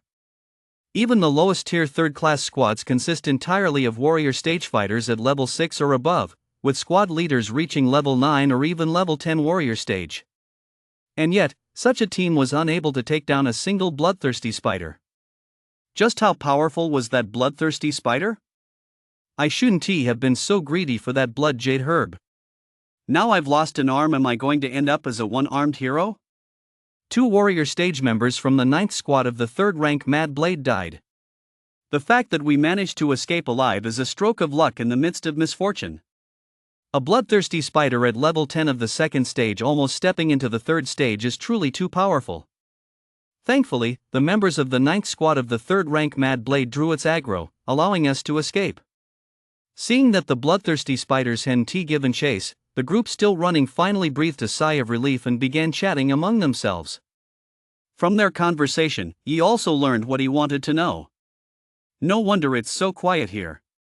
Turns out there's a bloodthirsty spider that almost stepped into the 3rd tier. I guess this entire... Behind them, a blood-red spider as big as a full-grown cow was closing in rapidly. "Captain, why don't we split up? That way, we'll have a better chance of escaping." A level 7 warrior stage warrior, missing one arm, cried out in despair. Another team member, whose shoulder had been pierced and was gushing blood, nodded in agreement. "That's right, Captain. If we split up, this beast will only be able to chase one of us. That way, at least 2 of us from the squad can escape. If we run together, sooner or later this beast will catch up and kill us all." Watching the 2 team members trying to break away from him, Ma San Yuan's expression instantly darkened, and he said coldly, "You want to split up, huh?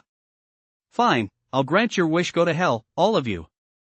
As he spoke, Ma San Yuan grabbed one team member in each hand and hurled them directly at the bloodthirsty spider behind him. Of course, he knew that splitting up was the smarter move.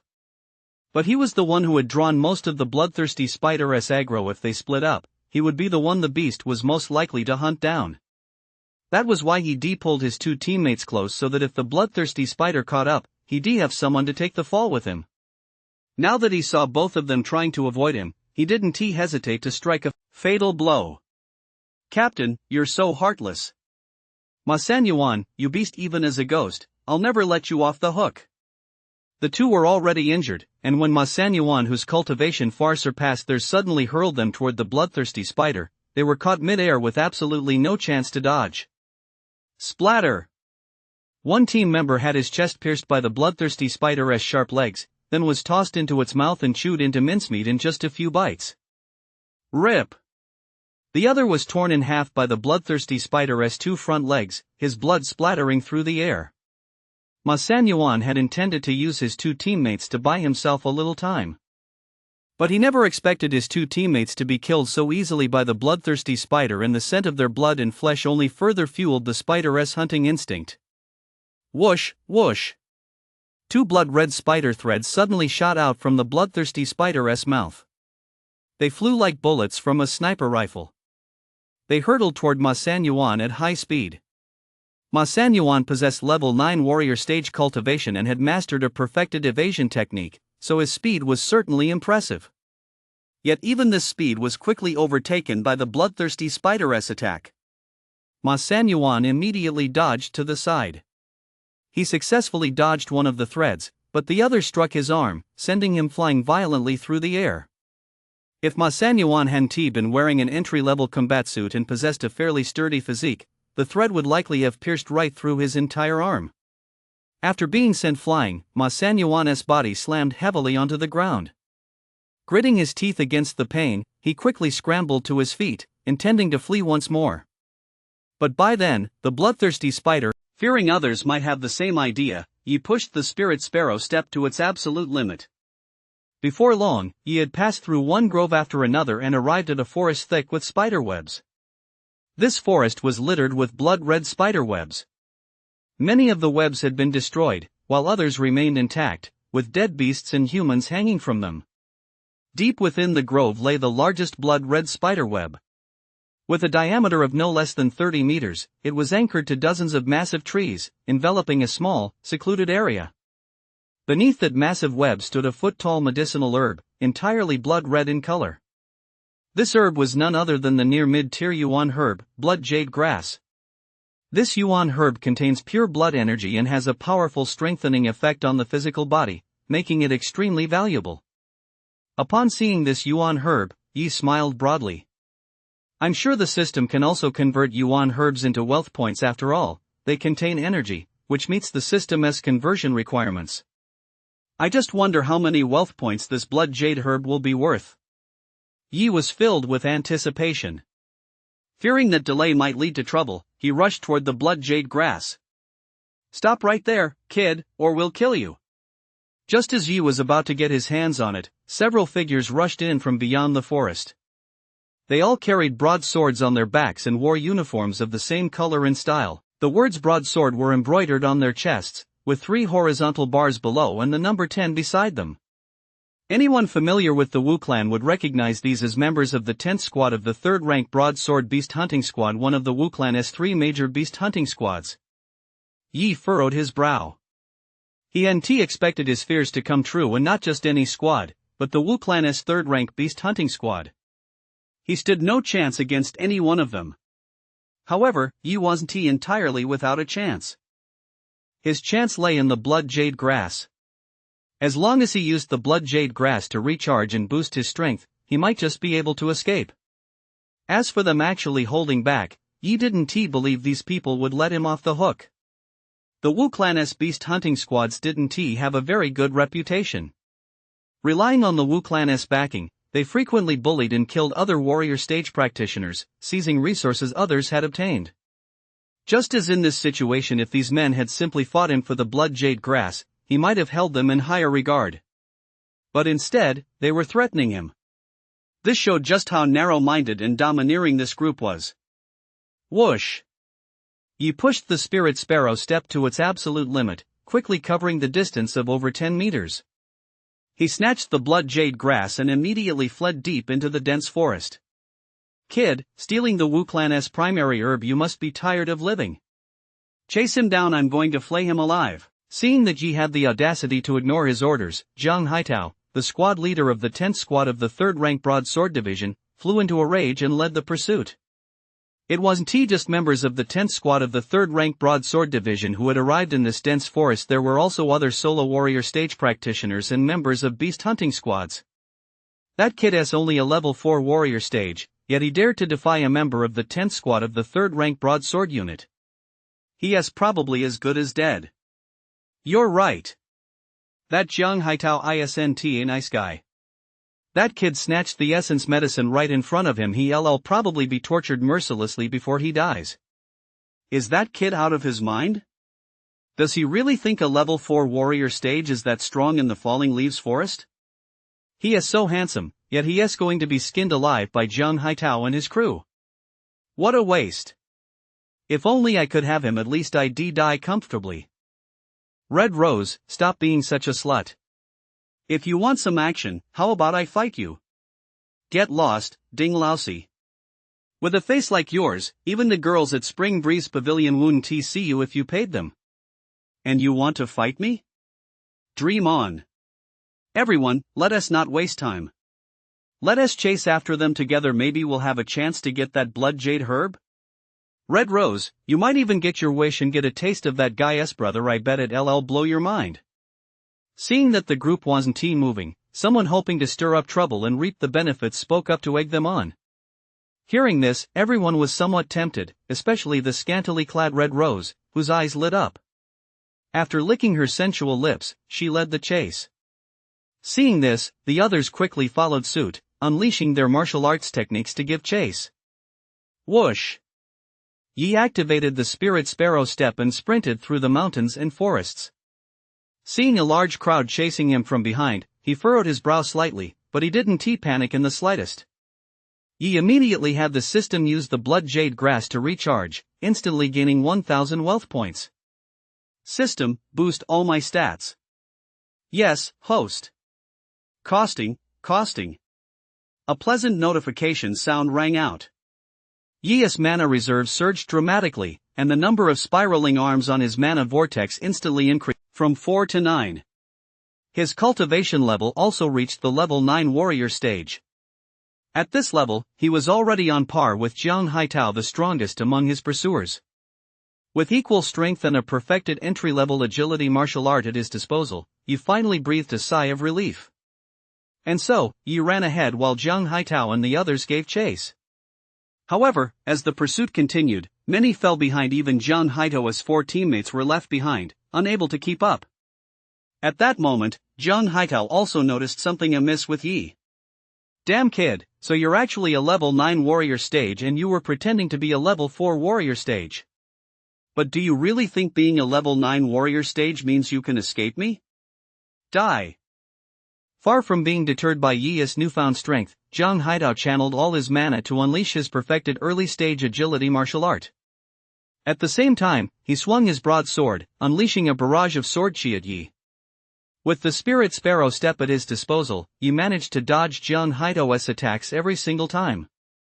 The two continued this game of cat and mouse. Before long, they had left the others far behind. So the Wu family thinks there's something special, huh? I'll see just how strong you really are. Seeing that only Zhang Haitao remained behind him and with no risk of being surrounded by others, Yi finally came to a halt. As fellow level 9 warrior stage practitioners, he wanted to test his strength against his opponent to see who was stronger. Besides, after being relentlessly chased this far, even a block of clay would be starting to boil with anger. Yi swung his sword, sending a blade aura slicing through the air.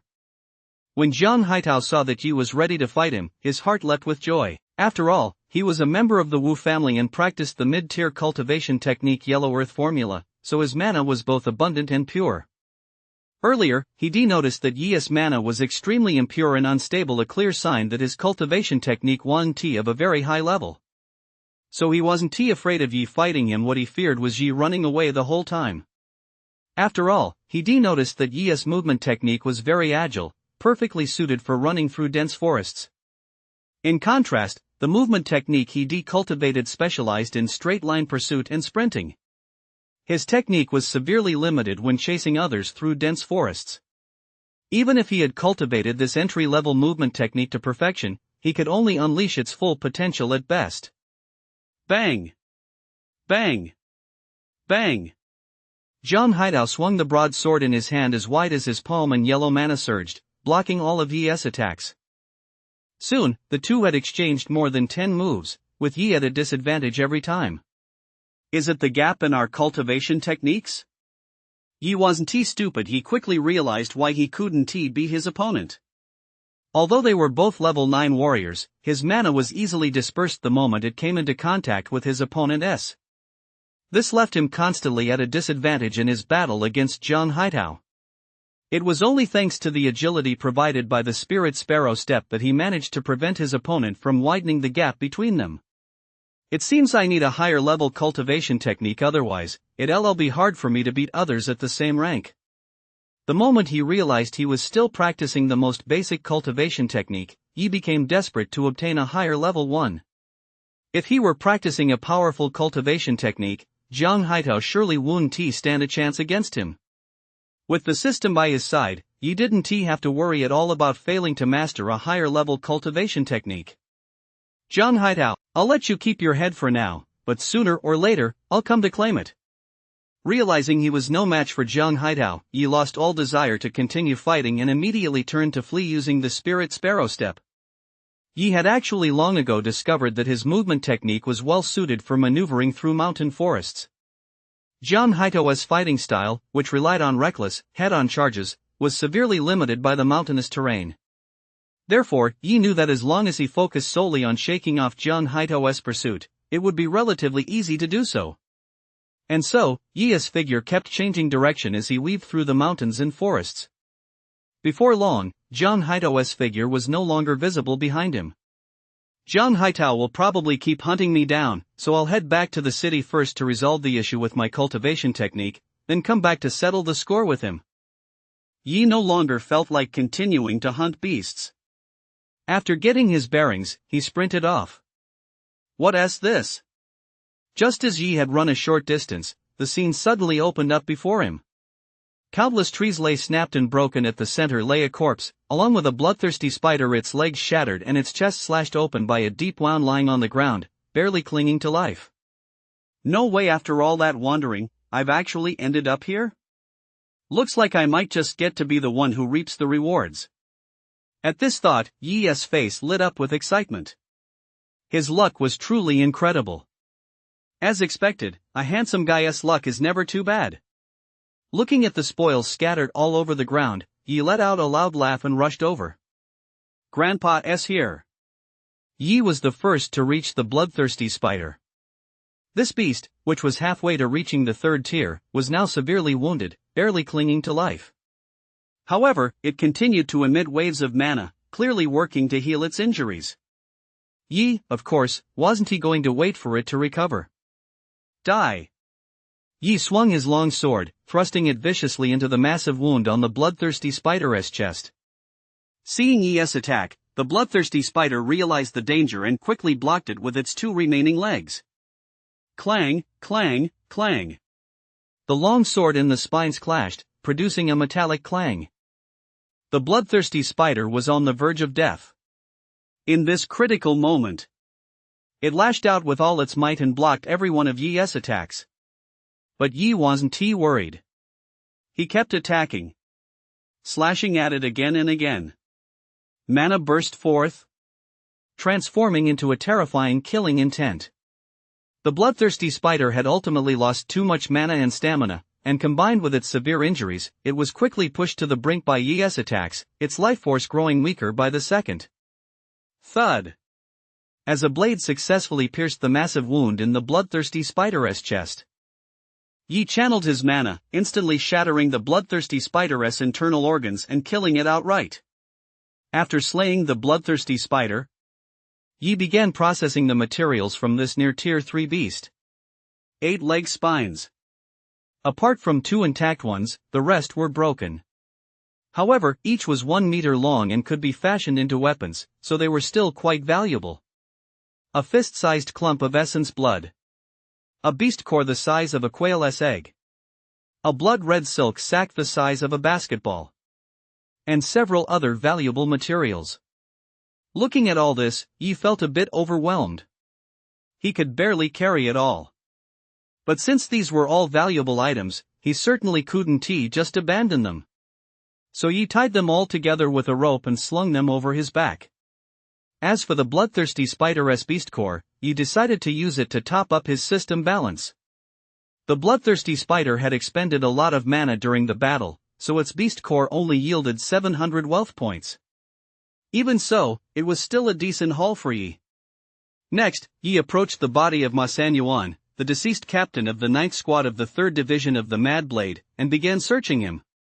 After searching for quite a while, he found nothing. Yi paused in surprise.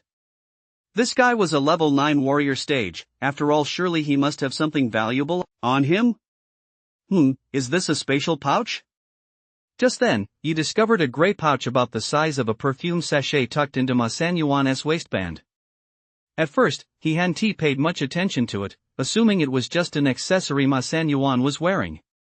But upon closer inspection, Yi's pupils suddenly contracted. Immediately afterward, his face lit up with wild delight.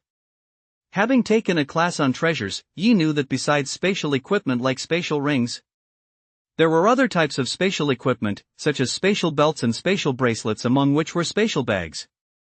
Unlike spatial rings, belts, and bracelets, these items were all crafted from spatial crystals and were extremely valuable. Spatial bags, on the other hand, were made from beast hides and spatial arrays. Compared to the former, the internal space of a spatial bag was relatively unstable and easily disrupted by external forces. However, spatial bags cost only 1/5 as much as the former, so they have a wide following.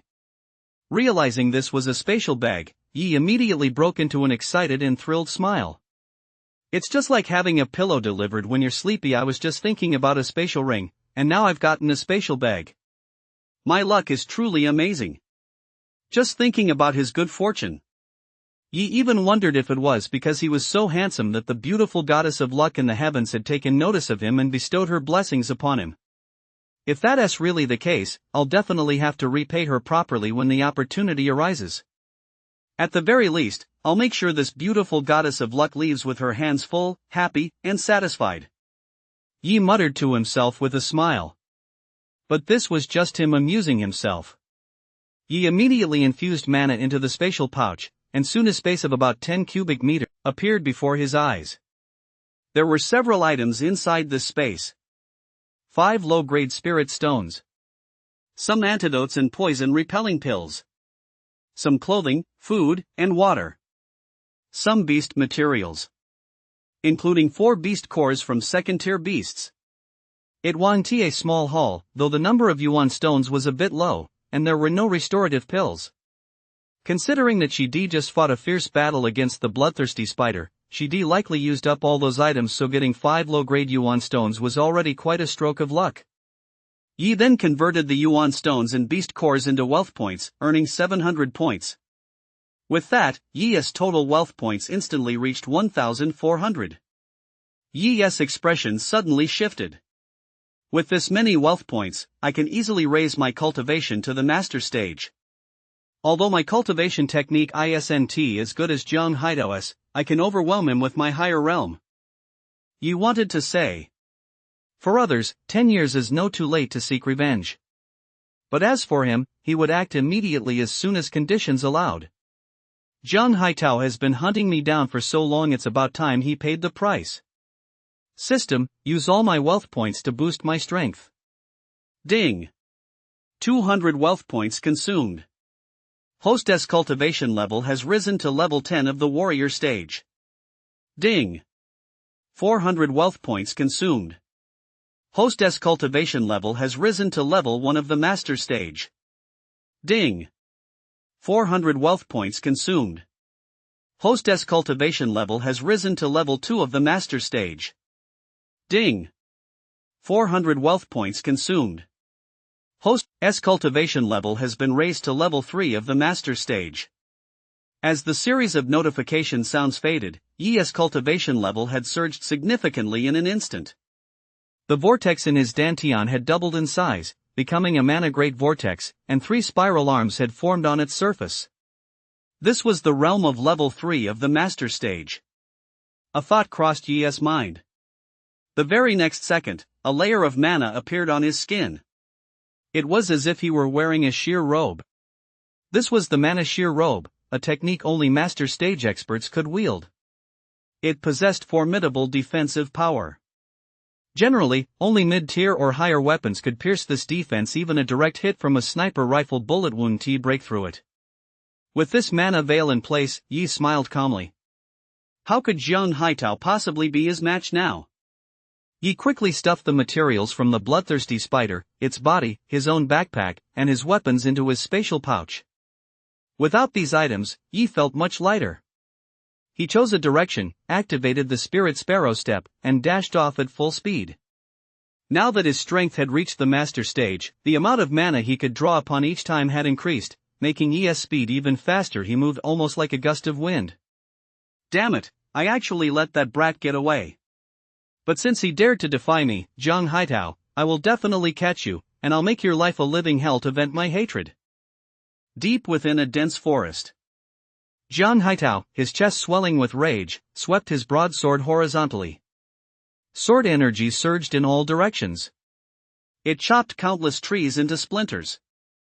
Before long, his teammates and several other warrior stage fighters caught up to him. Seeing Zhang Haitao's furious and frustrated expression, they all guessed he'd lost track of his target. Number 2, go to the gathering place, issue a wanted notice.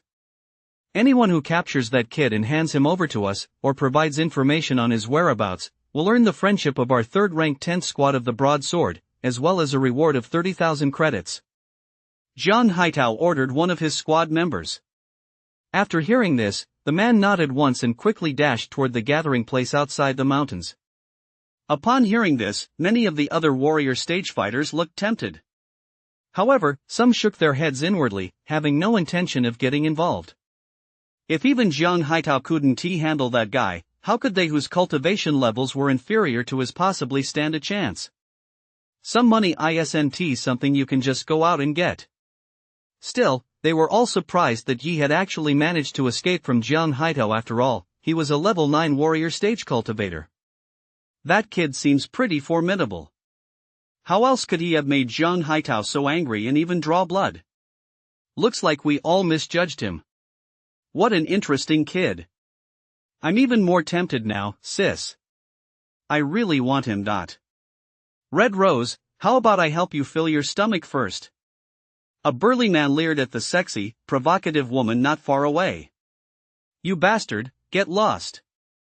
Even if I let that kid have his way with me for free, I wouldn't give you the time of day. Zhang Haitao, you don't need to issue a wanted notice anymore. I, the Emperor of One Leaf Shading the Heavens, have arrived. No one could have imagined that at that very moment, a figure was racing toward them from the distance. Accompanying it was a booming, domineering voice that shook the mountains and forests. It's that kid. He actually came back on his own. What is he thinking? Is there a hole in his head? Some warrior stage cultivators, seeing Yi suddenly turn back, all wore puzzled expressions. If they managed to escape from Zhang Haitao, they would definitely found a place to hide. How could they possibly be so foolish as to come back and walk into certain death? So they thought Yi was either mentally ill or had a screw loose, but more than anything, they were pleasantly surprised. After all, Zhang Haitao had just said that whoever captured this kid or provided a lead on his whereabouts would receive a generous reward. Now that the kid had shown up, they certainly didn't need to reveal his whereabouts. But they could capture him right then and there. Earlier, they worried they wouldn't stand a chance against Yi in a one-on-one fight. But now, with so many of them and Zhang Haitao present, it was practically a risk-free deal with guaranteed profits. Let us all go for it together. We'll catch this kid and hand him over to Zhang, then we'll split the rewards. A shrewd warrior stage member in the crowd spoke up first, rallying everyone. All right, let us move. Surround him first, don't let him get away again.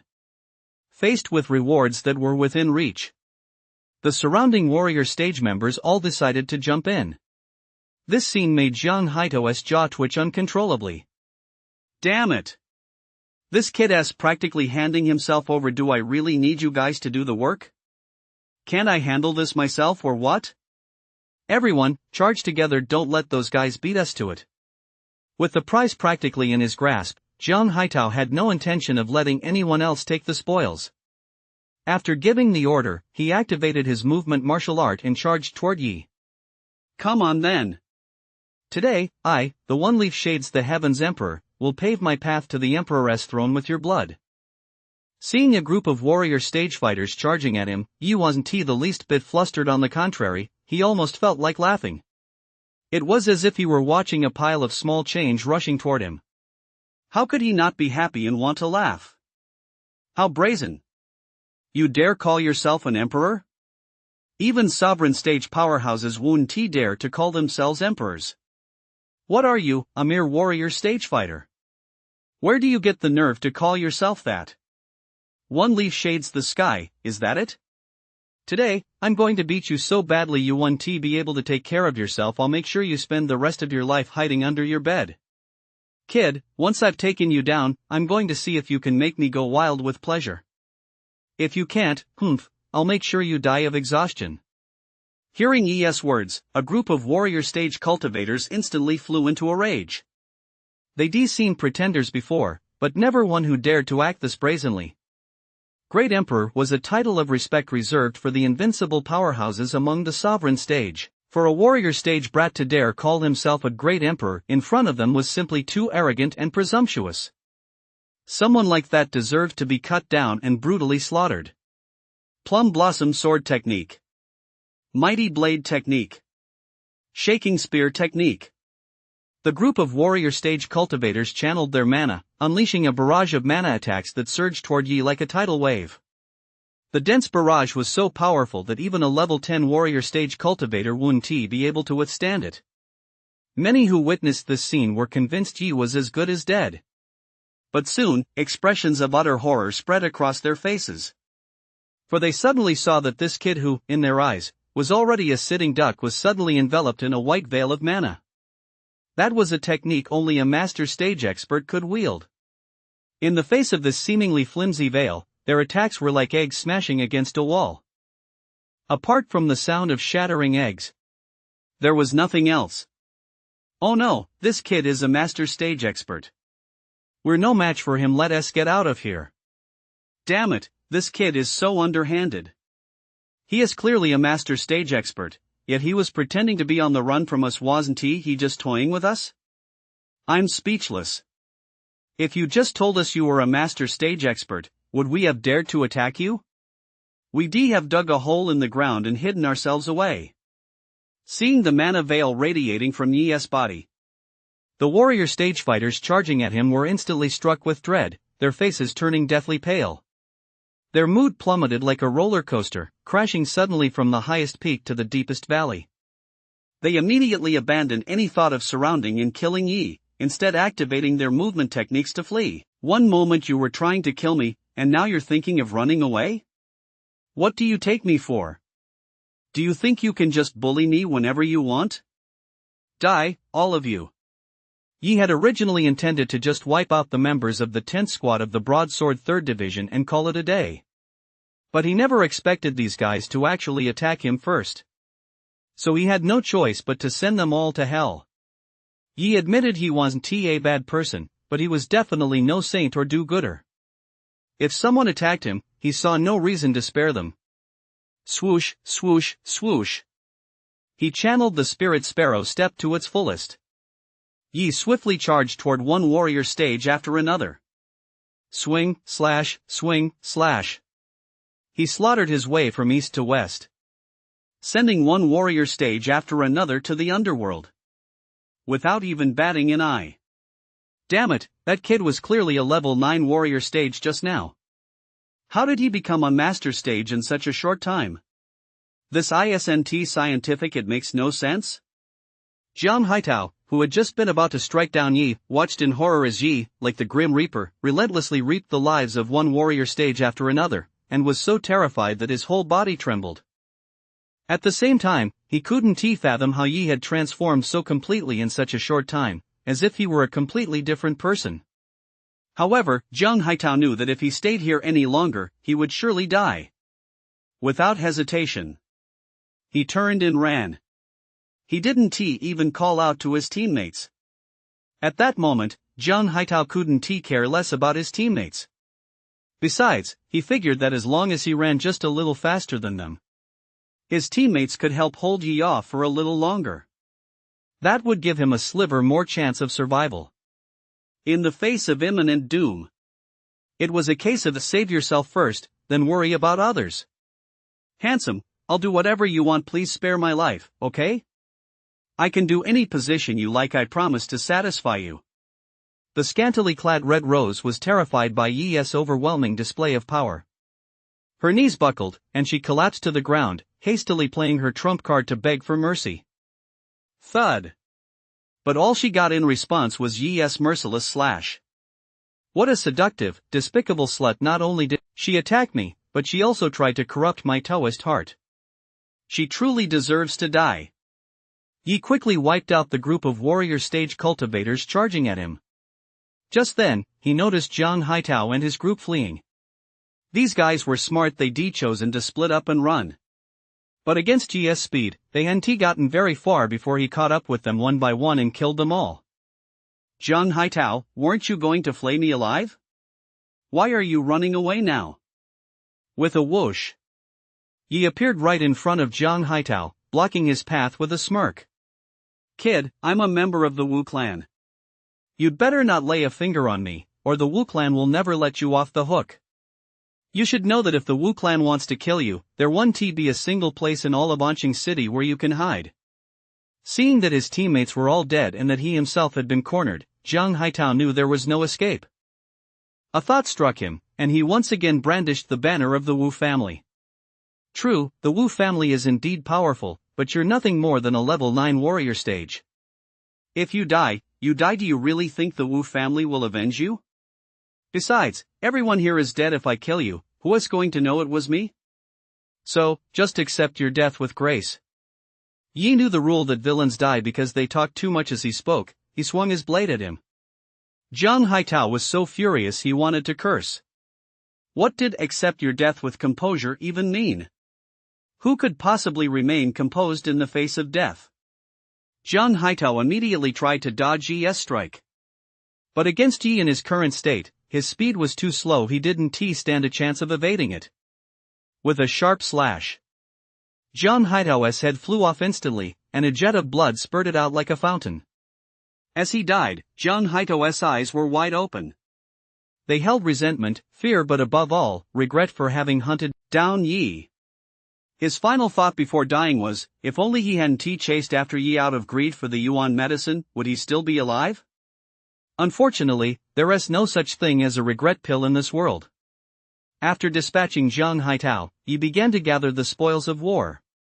Since he had killed a group of warrior stage cultivators this time, one could imagine just how bountiful the spoils were. Before long, a pile of items had accumulated before Yi. Most of them were beast materials. These beast materials were all obtained by Yi from those who had been hunting him down, including 20 second-tier beast cores. Yi also obtained a large number of Yuan stones, a total of 30 low-grade Yuan stones. There were also dozens of pills for various purposes. A pile of entry-level weapons. A pile of entry-level and basic combat gear. Some food, water, and clothing. Of course, the biggest haul was what Yi obtained from Jiang Haitao. A 10 cubic meter spatial pouch.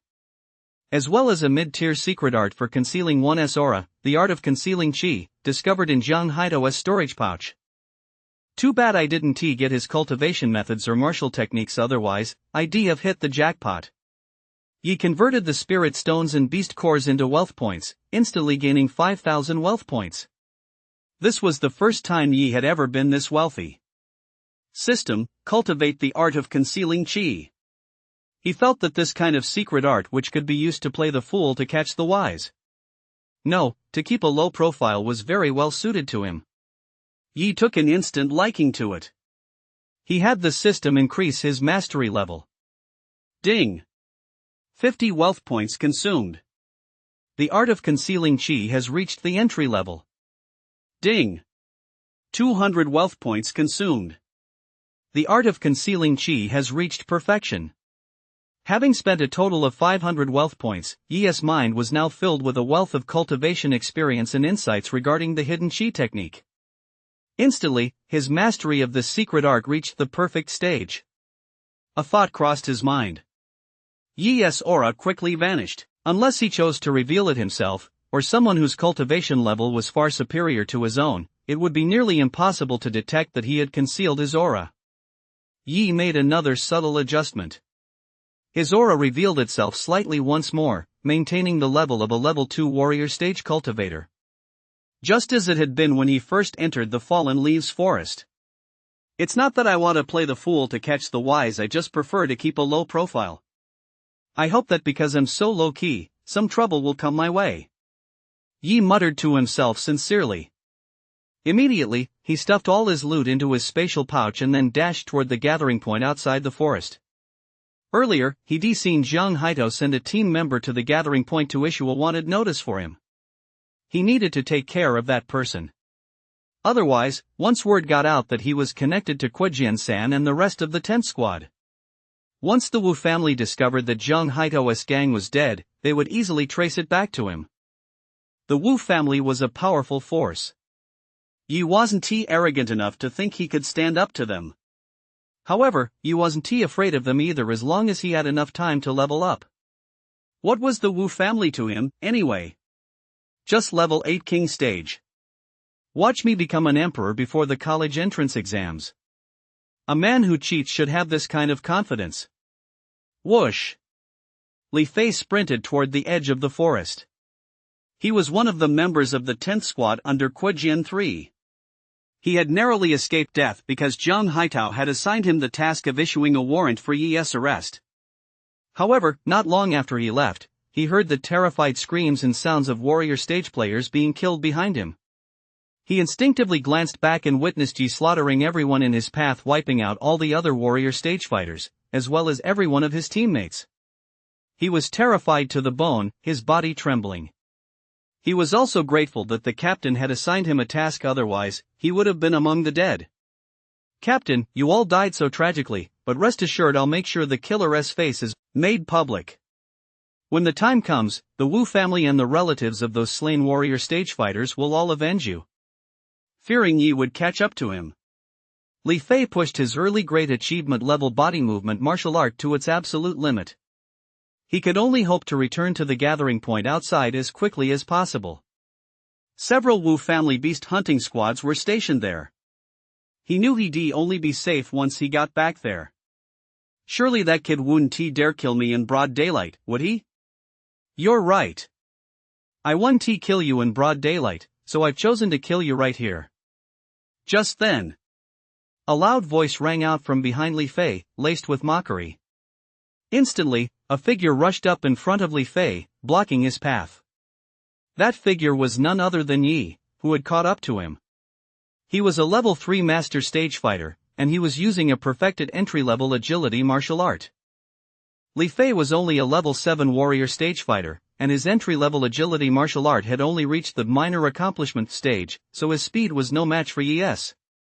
Even though he had left first, Yi still caught up to him. Seeing Yi appear before him, Li Fei was reminded of his teammates who had been slaughtered like chickens earlier. Terrified, his legs trembled, causing him to lose his balance mid-run and crash heavily to the ground. He scrambled to his feet, drew his broadsword, and assumed a defensive stance, though fear was clearly etched on his face. His legs shook uncontrollably, and the hand holding the sword trembled as well. "Why, you kid, I don't know you. Why are you blocking my path? What do you want?" "If you're here to rob me, I only have 2 low-grade spirit stones on me, but I can give them to you." A thought struck Li Fei, and he pretended to mistake Yi for a robber. But his inner fear still made him stammer as he spoke. "You don't recognize me? Then why don't you take off that broadsword 3rd grade 10th squad uniform you're wearing? Do you think I'm blind? Or do you think I'm an idiot? Forget it, I can't be bothered to argue with you. Prepare to die." He was just a level 7 warrior stage. He couldn't be bothered with small talk. Using the spirit sparrow step, he was in front of Li Fei in an instant. He raised his sword and struck. He finished him off cleanly and efficiently. "You had 5 low-grade spirit stones right there, yet you lied to me. Are you out of your mind?" You searched Li Fei's body and found 5 low-grade yuan stones, a 2nd-tier beast core, and a broadsword. His entry-level combat suit was still intact. But this uniform-style clothing simply couldn't be sold anywhere. If he tried to sell it, the Wu family would be all over him. Still, Yi stripped the combat uniform off Li Fei's body and tossed it into his spatial pouch. Although it wouldn't be easy to sell. But it was, after all, a low-tier combat uniform. If he took it apart and sold the materials, he could still make a little money. He was poor. He naturally understood the importance of making use of scrap. After killing the last member of the Broadsword 3rd Division's tent squad, Yi let out a sigh of relief. He no longer had to worry about being exposed to the Wu family. Next, I'll go back and buy a better cultivation technique to practice, and it's time to replace this long sword, too. After such a fierce battle, the long sword was already riddled with nicks. Yi knew the sword had reached the end of its useful life. Fortunately, his trip into the wilderness had been quite fruitful. He had more than enough money to buy a new, better sword. Boss, the tracking bug is moving. That kid is heading our way. Deep within a dense forest. The tracking bug inside the box held by Old Man Sun suddenly stirred, catching his attention. He immediately relayed this good news to the black boss standing beside him. He is coming toward us? Looks like that kid is having some bad luck. Even the heavens are sending him here to die. The black boss ran his hand over his large black blade, a savage grin spreading across his face. After searching for so long, he could finally avenge Old Four. He could also re-establish his authority in front of his teammates. Boss, can we first strip him of his cultivation, then hand him over to me to deal with before killing him? You know, it's not every day you come across such a handsome young man. Looking at the gang leader's savage face, Zhao Sanmei, the woman in the black leather jacket, was deeply worried that he might kill Yi in a moment of carelessness. She was already unbearably hungry and thirsty. She certainly didn't want the delicacy about to enter her mouth to suddenly vanish. Watching Zhao Sanmei, whose face was lit up with a lecherous smile as she licked her rosy tongue, the gang boss suddenly looked up at her with admiration. A flash of desire instantly crossed his eyes, the urge to pin his teammate, Zhao Sanmei, vigorously beneath him and ravish her. He had recruited Zhao Sanmei into his crew precisely because he'd been captivated by her voluptuous figure and her alluring, seductive expressions and body language. However, despite his repeated hints, he hadn't gotten the response he wanted. He'd also worried that forcing himself on her would cause the team to fall apart, so he'd held back all this time.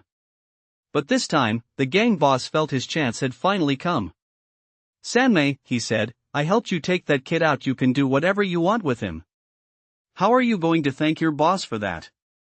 With the gang boss's gaze fixed intently on her body, especially her full breasts, Zhao Sanmei knew exactly what he meant. But the thought of being able to toy with Yi as she pleased brought a smile to her face. She grabbed the gang boss's arm and said seductively, Boss, rest assured. As long as you satisfy me, I'll make sure to satisfy you in return. Zhao Sanmei didn't give an outright promise. She wondered to herself, once she'd been satisfied, would the black boss try to force himself on her? She figured her teammates wouldn't stand for that. Alright. Just wait and see what boss has in store for you. I'll make sure you're extremely satisfied and get your money's worth, but you'd better save some energy to take care of me, too. Thinking he'd secured Zhao Sanmei's consent, the black boss excitedly pounded his chest in assurance. Whoosh! Just then, Yi arrived in the woods. Boss, it's this kid. Take him down fast. Spotting Yi's sudden appearance, the woman in the black leather jacket hurriedly spoke up. No problem. Kid, watch out for the blade. Receiving the woman's warning, the gang leader activated his martial arts techniques. He immediately swung his massive black blade at Yi. Are you from the Black Blade Beast Hunters? Seeing the woman in the black leather jacket and hearing the name she used for the man charging at him, Yi immediately realized who these people were. What a small world. I was just wondering how I'd find you, but I never expected you to come right to me. Well then, you're all going to die. Looking at the black boss charging toward him, Yi didn't even draw his weapon. He simply darted forward and charged right in front of the gang leader. Before the man could even react, his fist, wrapped in mana, had already slammed into the gang leader's chest. Master stage level mana power was like a 10 metric ton sledgehammer, crashing down on a person's chest in an instant. The destructive force was unimaginable, utterly terrifying. With a loud thud, The gang boss's chest clad in an entry-level combat suit was instantly pierced by Yi's fist, his heart exploding as he died. Aren't you a level 2 warrior stage? How could you be this strong? Staring at the gang boss, who had been killed with a single punch and lay there with his eyes wide open. The woman in the black leather jacket felt as if her mind had turned to mush. She was completely dumbfounded. Earlier, when Yi had been hunted down by her, he only managed to escape thanks to his superior mastery of agility techniques. But how much time had passed since then? How had Yi's cultivation suddenly surged so far beyond her wildest imagination? Third sister, what are you standing there for? Run! Seeing the crime boss killed with a single punch, Sun Air was equally stunned. They had thought they were killing Yi to avenge their loss, but never expected the outcome to end up like this. However, realizing the situation was dire, he quickly snapped out of it and dragged Zhao Sanmei away. Run right, let us run. The woman in the black leather jacket, having come to her senses, knew they were no match for Yi. Without a second thought, she turned to flee. But as mere level 4 warrior stage fighters, how could they possibly escape from Yi? Yi moved. In an instant, he was right in front of them. With a single punch, he killed Sun Air. Thud. Young master, please don't kill me. As long as you don't kill me, you can do whatever you want with me. I'll let you in on a little secret, I'm really good with my mouth. I guarantee you'll be in heaven. Realizing she had no chance of escaping, Zhao Sanmei, the woman in the black leather jacket, had a sudden thought and immediately dropped to her knees. She tore open her leather jacket with a swift, decisive motion, baring her entire upper body, her ample bosom particularly catching the eye. As she spoke, she licked her lips with her rosy tongue, adopting a coy, bashful pose. Her demeanor was as provocative as it could possibly be. Zhao Sanmei knew men very well. She knew exactly what men loved most, especially a virgin teenager like this. He would be no match for her silver tongue and those sexy leather pants. But Zhao Sanmei, the woman in the black leather jacket, had clearly miscalculated. Yi wasn't just any man.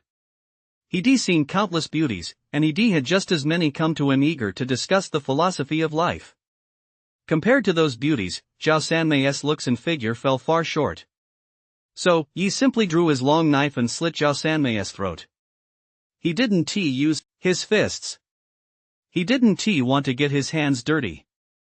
After looting the valuables from the three of them, Yi left without looking back. The 3 bodies were still warm. Let the beasts handle them. I'm a good guy, no need to thank me. The Black Blade Beast Hunters have 5 members. I've killed 4 of them so far, there should be 1 left. Yu Laowu. I wonder where that guy is. Yi knew full well the importance of eradicating the threat completely. Yu Laowu must also be aware of his existence, so he had to find him and finish him off. I heard earlier that Yu Laowu was injured. He is probably at the gathering place recovering. If I go there and ask around, I should be able to find out. He activated the Spirit Sparrow step. Yi ran the entire way. Finally, just before nightfall, he arrived at the gathering place. A few people's gazes swept over Yi. They saw that Yi was only a level 2 warrior stage. He wasn't carrying anything either. They immediately lost interest. Young man, are you venturing into the mountains alone? At that moment, an elderly man in his 60s or 70s slowly walked up to Yi and asked in a friendly tone. Yes, sir. Is there something you need? Yi sensed no ill will from the old man and asked about his purpose. The old man said, nothing much. I just wanted to tell you that the Falling Leaves forest is very dangerous. It's safer to travel with a group than to go it alone. Besides, you're so young you probably don't know how treacherous people can be. So, as an old man, I suggest that the next time you go into the Falling Leaves forest, you find the City Guard's beast hunting squad and join them. They're trustworthy. But as for some of the other groups, young man, you'd better be on your guard. If you can avoid joining them, don't. After saying that, the old man said no more and shuffled away, step by step. Some people in the gathering area seemed to know what the old man had said to Yi and sneered. Old man Gu sure is kind-hearted, giving advice to anyone traveling alone. Because of him, I've only managed to rip off 3 newbies these past few days. Well, what can you expect? Old man Gu's son is a Grandmaster stage powerhouse in the City Defense Army.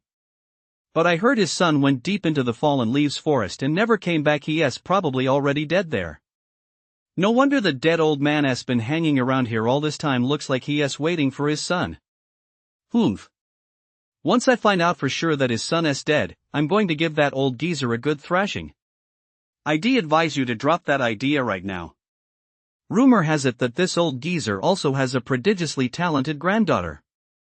Already a level 1 master stage at such a young age, a genius with a shot at getting into a top-tier martial arts university. If you want to die early, go pick a fight with her. Damn it! That old geezer has such a wicked heart, so why are all his family members so powerful? Life is just not fair. Hearing the conversation around him, Yi shot the old man a grateful glance. Clearly, the old man had warned him out of genuine goodwill, with no ulterior motives. Wait, no. Maybe he did have ulterior motives. Like praying for his son in this way, for instance. Yi then began to wander around the gathering place. As he surveyed his surroundings, all the while quietly inquiring about the Black Blade Hunters' camp. This gathering place was quite large, covering over 1,000 mu. There were hotels for lodging and restaurants for meals. There were also shops selling cultivation resources and buying beasts' materials. Yi even spotted a happy house right in the center of the gathering place. When the women soliciting customers at the entrance saw him, it was as if they spotted a delicacy. They all tried to slip his hand inside their clothes, even offering to pay him to serve him. Yi wasn't having any of it. Did he look like a man without money? Furious, he shook off their hands, reaching for his crotch. He walked away, looking down on them. He found those women far more despicable than Zhang Haitao, who had previously hunted him down. After all, he could have killed Zhang Haitao in return. But he certainly couldn't kill those women, could he? Wouldn't that be exactly playing into their hands? After wandering around for a while, Yi didn't come away empty-handed. As night deepened, Yi arrived outside a tent. He heard that the Black Blade Beast Hunters camp was right here. Yu Laowu was inside, tending to his wounds. Seeing no one around and hearing only the sound of a single person breathing inside the tent, Yi knew someone was there and immediately rushed inside. Who are you? What do you want? Seeing Yi burst in suddenly, Yu Laowu, who had been meditating, was startled. He hurriedly drew his sword and assumed a defensive stance. Then demanded, "You Laowu? The Black Boss sent me to take your life." Yi swung his long sword as he replied, "How could the boss possibly want to kill me? No, I'm not Yu Lao." Yu Laowu instinctively started to speak, but halfway through his sentence, he suddenly realized his mistake and immediately corrected himself. Unfortunately, it was already too late.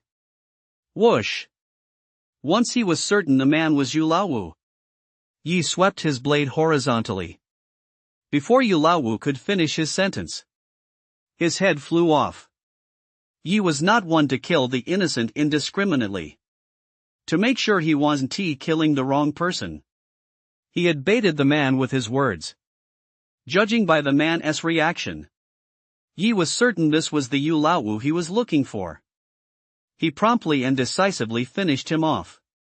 After looting the spoils, Yi set the tent ablaze. He then went to a hotel, booked a room, and settled in.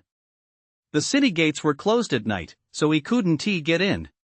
He planned to rest here for the night before heading back. The night passed without incident. Early the next morning, the camp was abuzz with talk. Have you heard? Everyone in the Black Blade hunting squad was killed. Even that slutty woman, Zhao Sanmei, had her pants pulled down and was humiliated before she died. Her lower body was a gruesome sight. I'm so jealous of whoever got to humiliate that slut Zhao Sanmei. I've always wanted to conquer her but never had the chance. I wonder how much that guy enjoyed it.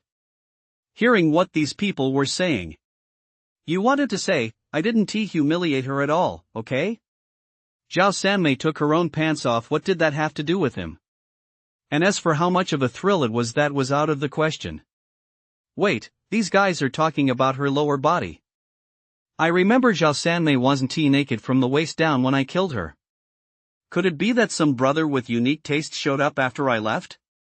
At that thought, Yi's whole body broke out in goosebumps. That's way too twisted. But it could also be the beasts. Yi knew that beasts like the red-eyed ape love to capture human women and then go crazy doing that sort of thing. But that had nothing to do with him. You guys might not know this, but the most explosive news is that the entire 10th squad of the 3rd division of the Quajian has been wiped out. No one knows who did it. They even dared to kill members of the Wu family. Anyone who dares kill a member of the Wu family, no matter who they are, is already doomed. I heard that the 3rd beast hunting squad of the 2nd class Quajian is stationed in the inner reaches of the Falling Leaves Forest. Their squad leader, Zhang Mingfei, is a level 10 master stage expert, and he is also Zhang Haito's older brother. If he finds out who killed his younger brother, that person definitely won't end well. I heard that the members of the 9th squad of the 3rd class Madblade failed to hunt down a bloodthirsty spider and ended up wiped out instead. No one knows where that bloodthirsty spider went. Many people have searched for it, but Haven T found it. That's a near 3rd tier beast. If you could kill it and get its beast core, you'd hit the jackpot. While listening to the conversations around him, Yi ate his breakfast. After finishing, he left the area and quickly returned to the city. Hello, I'd like to sell some items. As soon as he returned to the city, Yi headed to the 10,000 Treasures Pavilion, operated by the Thunder Guild. This shop had a strong reputation for integrity, especially for never revealing to outsiders what items customers bought or sold there.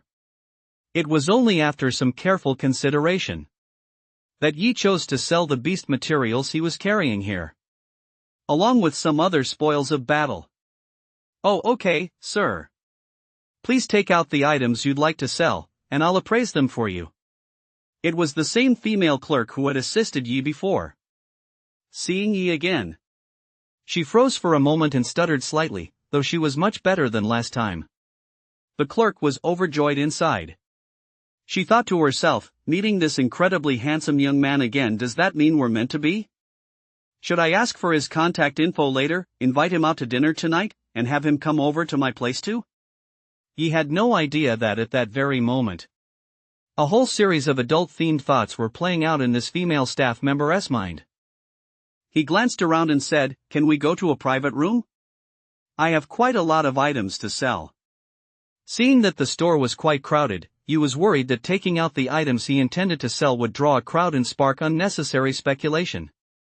He didn't want to cause any unnecessary trouble. "Oh, of course we can go to a private room. Please follow me." Seeing that Yi wanted to maintain his privacy, the female clerk immediately agreed. But just as she was about to lead Yi away, a woman walked out from inside the shop. This woman was none other than Valerie, the young lady of the Thunder Guild. Her long hair reached her waist, and she wore a white beaded hairpin. She was strikingly beautiful. Her bright eyes seemed to speak volumes, and a smile played at the corners of her rosy lips. Valerie was also wearing a purple long dress today, though this one was embroidered with flowers. The ribbon tied around her waist was particularly lovely.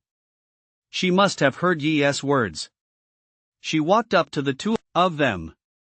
She scrutinized Yi closely. A look of surprise flashed across her face. Immediately, she said to the female staff member, "I'll take care of him. You go back to work." Hearing this, the staff member felt a sense of emptiness in her heart. It felt like she missed out on billions. But Valerie was the young miss, and Wanbao Tower was, after all, her property.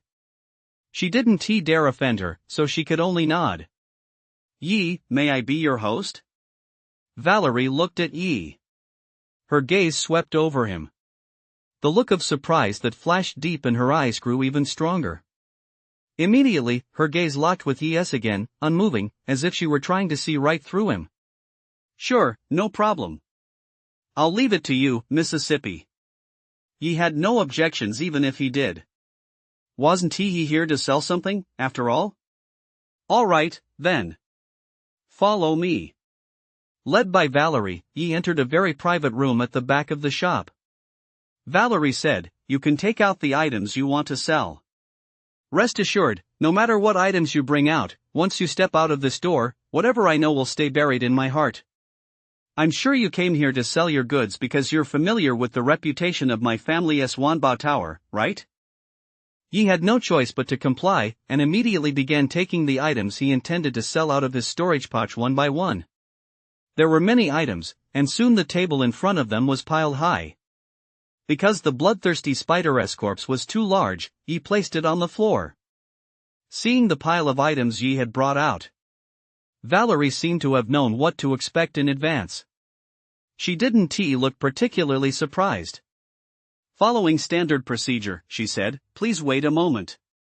You're welcome to sit here and have some tea. I'll give you a price once I've inventoried these items." Yi nodded and immediately sat down in the chair next to the table, sipping the tea Valerie handed him. It tasted quite good, with subtle hints of manna. Clearly, this was a cup of manna tea. Yi began drinking it in big gulps. He quickly finished the entire teapot of manna tea. He was still left wanting more. About a quarter of an hour later, Valerie produced a list. It listed all the items and their prices. She handed it to Yi and said, "Please check if anything is missing." "Is this price acceptable?" Yi had a great memory. After scanning the list and confirming there were no omissions and having no objections to the prices Valerie quoted, he nodded in agreement. Valerie nodded back and said, "All right, that comes to 1,038,700 credits. Since we're friends, I'll round it up to 1,040,000 credits. Should I transfer it directly to your account or pay with yuan stones?" Yi didn't answer but asked, "I'm planning to buy a high-level cultivation technique. Do you have any recommendations, miss? You want to buy a high-level cultivation technique?" "Yes, you really do need to buy a high-level cultivation technique." Hearing Yi's request, Valerie gave a half-smile. Yi, however, was completely baffled by Valerie's smile. What does this woman mean? Could she possibly know what I'm planning? Seeming to sense Yi's confusion, Valerie made no attempt to hide it. With a smile, she explained, "To be honest, I've been practicing a Jiang-level aura reading technique these past few days, which allows me to discern a person's cultivation level. Of course, this only works if your cultivation level isn't much higher than mine. I can see that the mana emanating from you is quite unstable and rather chaotic. I gather that the cultivation technique you're practicing isn't very advanced, so I'm not surprised that you're looking to buy a high-level technique." This was also why Valerie had taken the initiative to assist Yi when she first saw him. Earlier, her close friend Fong Hanyu had told her that Yi had very poor cultivation talent and was only at the level 2 apprentice stage. But just now, she discovered that Yi's cultivation had actually reached the level 3 master stage, and it seemed he had also mastered a secret technique for concealing his aura that was reasonably effective. However, that technique wasn't very high level. It couldn't hide his true cultivation level from her general level aura reading technique. I see. Realizing this was the reason, Yi didn't dwell on it too much. If she'd seen through his cultivation level, so be it. He trusted that since Valerie had chosen to tell him, she surely wouldn't reveal his true cultivation level to others. Yi immediately asked Valerie to introduce him to some cultivation techniques. He believed the 10,000 Treasures Pavilion should have high-level techniques suitable for him. However, the very next second, Valerie's words sent a jolt through Yi's heart. Valerie said, "Yi, the fact that you've managed to reach the level 3 master stage using a low-level cultivation technique shows that your talent isn't as ordinary as people say." Valerie had originally intended to say lousy. But realizing that such crude language would be unbecoming of a young woman and that it wouldn't sound very pleasant to Yi, she chose her words more carefully. She continued, "If you're interested, I can recommend the cultivation technique I practice, the Thunder King scripture. Cultivation techniques, martial arts, and secret arts are classified from lowest to highest into 10 major tiers. Foundational, initial, intermediate, advanced, general, king, emperor, venerable, holy, and emperor. Among them, cultivation techniques, martial arts, and secret arts that reach the king stage and above are further subdivided into 4 grades: lower, middle, upper, and supreme. Yi, of course, knew the fame of the Thunder King scripture. It was still a name that rang like thunder. This was because this cultivation technique was a grade king stage cultivation technique. It was also the cultivation technique practiced by the Thunder Guild's guildmaster. It is the cultivation technique practiced by the Thunder King, an 8th level king stage powerhouse. It is also the Thunder Guild's signature cultivation technique. This technique is ranked among the 4 strongest cultivation techniques in Anqing City, alongside the City Lord's Mansion's Sword King Cannon, the Scarlet Flame King art practiced by Fong Nantian, commander of the City Guard, and the Poison King art practiced by the head of the Wu family. This is because the power of thunder is inherently violent and domineering, and its offensive power is immense. The Thunder King scripture is even vaguely regarded as the #1 cultivation technique in Anqing City. Yi never expected Valerie to recommend such a formidable technique to him. Was he dreaming? No. She definitely has an ulterior motive. Yi didn't believe such a stroke of good fortune could happen to him. If she didn't have an ulterior motive, he absolutely wouldn't believe it.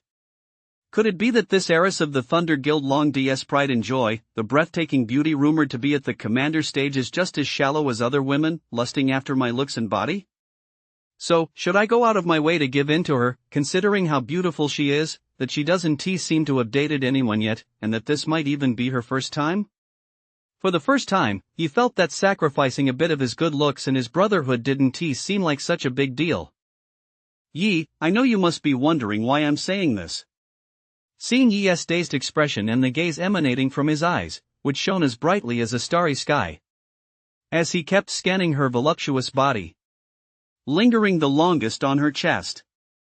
This made Valerie realize what might be going through Yi's mind, and instantly, a blush spread across her fair cheeks. Valerie was already breathtakingly beautiful. She was even considered one of the 3 beauties of Anqing City.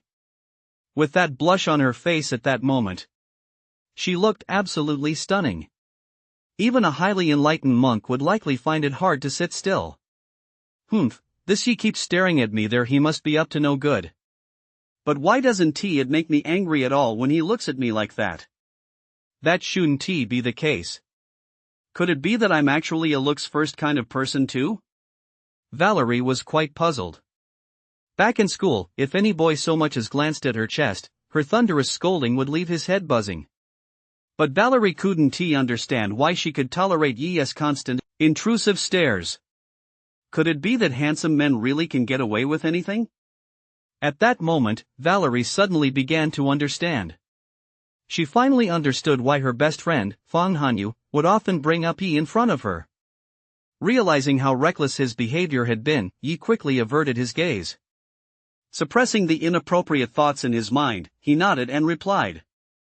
Yes, the Thunder King scripture is your family's treasured martial art. I'm sure that no matter how much money I offered, you wouldn't sell it to me. Valerie nodded and said, of course. However, that doesn't mean we never pass this technique on to others. Yi, as you surely know, any organization that wishes to thrive and endure must constantly recruit talented individuals. You're a genius. If you join the elite pavilion at our martial arts academy, you can practice the Thunder King scripture for free from the apprentice stage all the way to the grandmaster stage. If you make a significant contribution to our martial arts school, or do something that pleases my father, you can also gain access to the subsequent levels of the scripture. So, Yi, are you willing to join our school's elite pavilion? Upon learning the reason behind this offer, Yi admitted he was somewhat tempted. But he wasn't the type to like being tied down. So he hesitated again. Thank you for your kindness, young lady, but I'm a free spirit by nature, so I'm afraid I cannot join your martial arts school's elite pavilion. Actually, aside from that, Yi believed that with the system, even if he couldn't master powerful techniques in the short term, he'd have opportunities in the future. After all, as long as he had money, he could always start over from scratch. Snort! Seeing that Yi had turned her down for this reason, Valerie instinctively covered her sensual red lips and giggled. Her smile was beautiful, like a peony, absolutely stunning. Valerie explained, "Yi, you don't need to worry about that. You'll still have plenty of freedom after joining my elite pavilion. Because aside from the initial rewards, if you want additional cultivation resources, you can actively take on missions. Completing missions earns you contribution points, which you can use to purchase cultivation resources provided by our martial arts academy. Of course, to prevent people who just want a freeload, everyone who joins our elite pavilion must accept one mission every month, but this mission comes with a reward. Other than that, there are no other restrictions. You can go out if you want, or stay at the academy if you prefer. It's very flexible." "So, Yi, do you think you'd like to join my elite pavilion now?" Valerie's words made Yi even more tempted. Completing just one mission a month and getting paid for it, that's pretty much total freedom. Plus, he could get a top-tier king-class cultivation technique for free. Even if it was only a portion of it. Still, that was a pretty great perk. However, Yi still asked another question. "Miss, the college entrance exams are in less than 2 months. I'll be moving to another city for school then, so I'm afraid I won't be able to complete the monthly tasks." "That means I still can't join." This put Yi in a difficult position. Seeing that Yi was hesitating because of this issue, Valerie swept a strand of her jet black hair from her forehead and explained again, "You don't need to worry about that either. My family's martial arts school won't force anyone to stay. As long as you've completed enough tasks to meet a certain contribution threshold, you can choose to leave at any time. As long as you don't pass on any of the martial arts techniques, combat skills, or secret arts you learned from our martial arts school to others, that is fine. And I'm confident that with your abilities, you'll definitely reach that contribution level within 2 months. Also, our martial arts school has already considered situations like yours. We allow students who've been admitted to a martial arts university to be exempt from monthly tasks while they're in school. They can simply return to the school after graduation to make up for any missed tasks. If that is the case, then I have no objections. Miss, I choose to join the Thunder Guild Elite Pavilion." Seeing that none of the issues were actually problems, Yi ultimately decided to join. Upon hearing this, Valerie's heart suddenly filled with joy. It was as if, had Yi refused to join the elite pavilion, she would have lost something precious. Her heart had felt empty. "All right, then. Come with me to the martial arts hall. I'll help you complete the paperwork to join the elite pavilion." The Thunder Guild occupied an extremely vast area. Although it was a martial arts hall, it was filled with pavilions, towers, and ornate architecture. It had everything from villas to skyscrapers. There was even a sizable artificial lake. This clearly demonstrated the Thunder Guild's financial might. It truly lived up to its reputation as one of the 4 major powers in Anqing City. Valerie led Yi to a room in the genius reception area and handed him a contract. The contract wasn't very long. Its contents were basically the same as what Valerie had explained. However, there were 2 additional clauses. First, every genius who joined the elite pavilion could receive 1 free portion of low-grade thunder elixir each month for cultivation. Second, they could select a residence from the Martial Arts Academy's genius residential area. After reading the contract and finding no issues, Yi signed his name right away. Seeing that Yi had signed the contract without delay, Valerie immediately took a cultivation manual from her spatial ring, handed it to him, and said, "This is the cultivation manual required for the first 4 major realms of the Thunder King scripture. You may only read and practice it here. Once you've mastered it, just return it to me." As she spoke, Valerie pointed to a room inside and said, "There's a resting area and a cultivation chamber inside. After I leave, I'll arrange for a maid to be stationed outside. If you need food or drink, just contact her. Once you've mastered it, you can go to the elite pavilion. Every prodigy is allowed to choose a residence in our Thunder Guild's prodigy residential area, but it's for your personal use only. Of course, if you need a woman to serve you, she must be a maid from our Thunder Guild. You'll have to pay for that yourself, or use your looks, charm, and eloquence to attract them. You can make them take care of you on their own initiative. But when it comes to looks, you've got a huge advantage. Glancing at Yi's good looks, Valerie suddenly regretted telling him all this. Wouldn't all her maids end up scrambling to take care of Yi? Could Yi even handle that? Just thinking about such a scene made her cheeks flush. Alright, you can continue your cultivation here. I won't disturb you any further. To prevent Yi from noticing the flush on her face, Valerie finished speaking and strode out of the room on her long legs. Outside, a middle-aged man who had been waiting for some time saw Valerie emerge and said with a smile, "Ruowu, since you've chosen to let him skip the Elite Pavilion S3 stage assessment and make him a member of our Thunder Guild Elite Pavilion directly, you clearly have such high hopes for him. How long do you think it will take him to master the Thunder King scripture?" The man wore a gray training outfit and exuded an air of distinction. He was Valerie's second uncle, a level 4 king stage powerhouse. He had learned that his niece had brought someone back from outside. She had even allowed the person to skip the Elite Pavilion S3 stage talent selection trials and sign a genius contract with him. Although Iron knew his genius niece always had a keen eye for talent, he was still deeply puzzled, which was why he had come here. Hearing his second uncle's question, Valerie rested her slender jade-like finger on her smooth chin, thought for a moment, and then replied, "About 2 hours." "About 2 hours? Are you sure? It only took you an hour and a half to master the Thunder King scripture. Do you really think his cultivation talent is that close to yours? I've heard he is practically synonymous with cultivation failure at school. It's just that he is actually ridiculously handsome." For a split second, Iron wondered if his genius niece had made an exception for Yi simply because she was smitten by his looks. Then he recalled that Commander Fong's daughter often mentioned Yi as well. This made him feel even more certain that this was a strong possibility.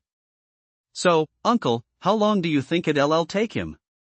Valerie didn't offer much explanation. Instead, she asked a question in return. Seeing that his niece didn't want to dwell on the topic of Yi's looks, Iron propped his chin on one hand, thought for a moment, and said, "Even if he has always chosen to keep a low profile and hidden his cultivation talent, I don't think he is that impressive. I'd guess about 3 days." 3 days? Hearing that time frame, Valerie suddenly laughed. Her dark eyes twinkled as she said, "Second uncle, how about we make a bet? If he can master the Thunder King scripture in less than 3 days, I win. You'll give him that Brigadier General tier weapon you used in your early days, the Gold Saber. How about that?" Seeing how confident his niece was in Yi, and that she was even trying to get a benefit for that kid from him, Iron became even more convinced that his suspicions might be true. The little gem his older brother had been nurturing might be snatched away. However, seeing his niece's confidence in Yi, Iron suddenly became interested as well, and immediately laughed. "Since you, Ruowu, believe in that kid so much, Uncle will take you up on this bet." "But what if you lose?" "Uncle, what do you want?" "Ruowu doesn't have any treasures on her that you'd find worth your while." As she spoke, Valerie walked over, grabbed one of Iron's arms, and began shaking it while tilting her head back to look at him, putting on a pitiful expression. Her eyes, clear as water, looked as if they were truly about to shed tears. Seeing his niece pull out this pitiful act, one he knew all too well, Iron instantly felt a headache coming on. This girl always knew how to use this trick on him, and it always cost him dearly. But Iron had no choice. He could only say helplessly, "If Uncle wins, you'll help Uncle to teach that mischievous cousin of yours a lesson, okay? That kid thinks he is invincible because his mom spoils him, but you're the one he fears most in this family." "Don't worry, Uncle too. Even if you hadn't asked, Ruowu would be more than happy to help you deal with that little rascal, Xiaochun." Hearing this condition, which entailed almost no cost to her, Valerie immediately broke into a beaming smile. Gone was the pitiful look she had just moments ago. Iron was instantly speechless, covering his forehead with his hand. He felt he shouldn't have come here in the first place. But he looked toward the room, a flash of lightning passing through his piercing gaze, as if he could see right through the thick walls to Yi inside. "Kid, I hope you really live up to Ruowo's trust and affection for you." "Never mind. Let big brother and big sister worry about this. I just wonder how those geniuses will react when they find out." Thunder Guild Elite Pavilion. Have you guys heard? The young miss brought back a teenager from outside and had him join our elite pavilion right away. Isn't that a bit too frivolous? You're telling me. When any of us joined the elite pavilion, didn't we have to pass 3 trials to earn that qualification? What gives that kid the right? I heard that kid's really handsome. Could he have charmed the young miss with his looks? Be careful what you say. The young miss isn't that shallow, and what man could be handsome enough to make her break her own rules? Then what's the real reason? Could it be that his strength is truly off the charts? I heard that kid is only 18. Even if he is a genius, he'd be at most a level 5 or 6 warrior stage, but at that level, there is no way the young lady would let him join the elite pavilion right away? Let us not speculate. I bet that guy Marcus is the one in the worst mood right now, isn't he? He just passed the 3-stage assessment right after that kid joined. But according to the elite pavilion's rules, they can only recruit 1 genius per month, so that kid Wu Ming has to wait another month before he can join. This means Marcus won't be able to cultivate the Thunder King scripture for a while, and he'll even miss out on the monthly Thunder Elixir reward. That's a real blow to his cultivation path. Thunder Guild. Outside Valerie's detached villa. Young lady, Marcus is here to see you. A burly young man, at least 2 meters tall and in his early 20s, pressed the doorbell outside the villa and immediately called out loudly. His voice was so loud that it drew the attention of many people nearby. What does that kid Marcus want with the young lady? I heard he passed the elite pavilion's 3-stage trial. He is probably here to ask the young lady for the Thunder King scripture. Your information is out of date. I heard the young lady found a prodigy from outside and brought him back. She admitted him to the elite pavilion without him having to pass the 3 trials. Marcus happened to pass the 3 trials right after that person joined. According to the elite pavilion's rule of admitting only 1 prodigy per month, that kid took the spot that should have been Marcus's.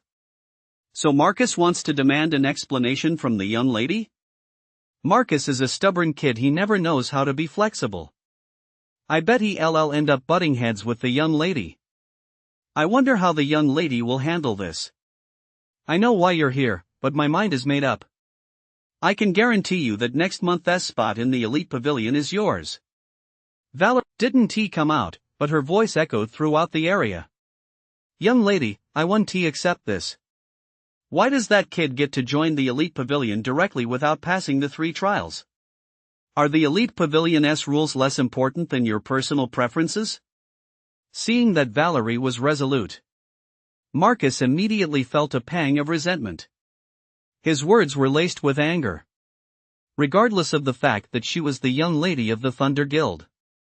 Marcus, I know you're upset, but I'll say it again, my mind is made up, and I won't change it. Go back. Valerie's voice rang out once more, but her stance remained unchanged. Seeing that the young lady was still so resolute, Marcus was furious. But he also knew that this young lady, a level 3 war general, held a very high status within the Thunder Guild. She was also the Thunder Guild's top prodigy.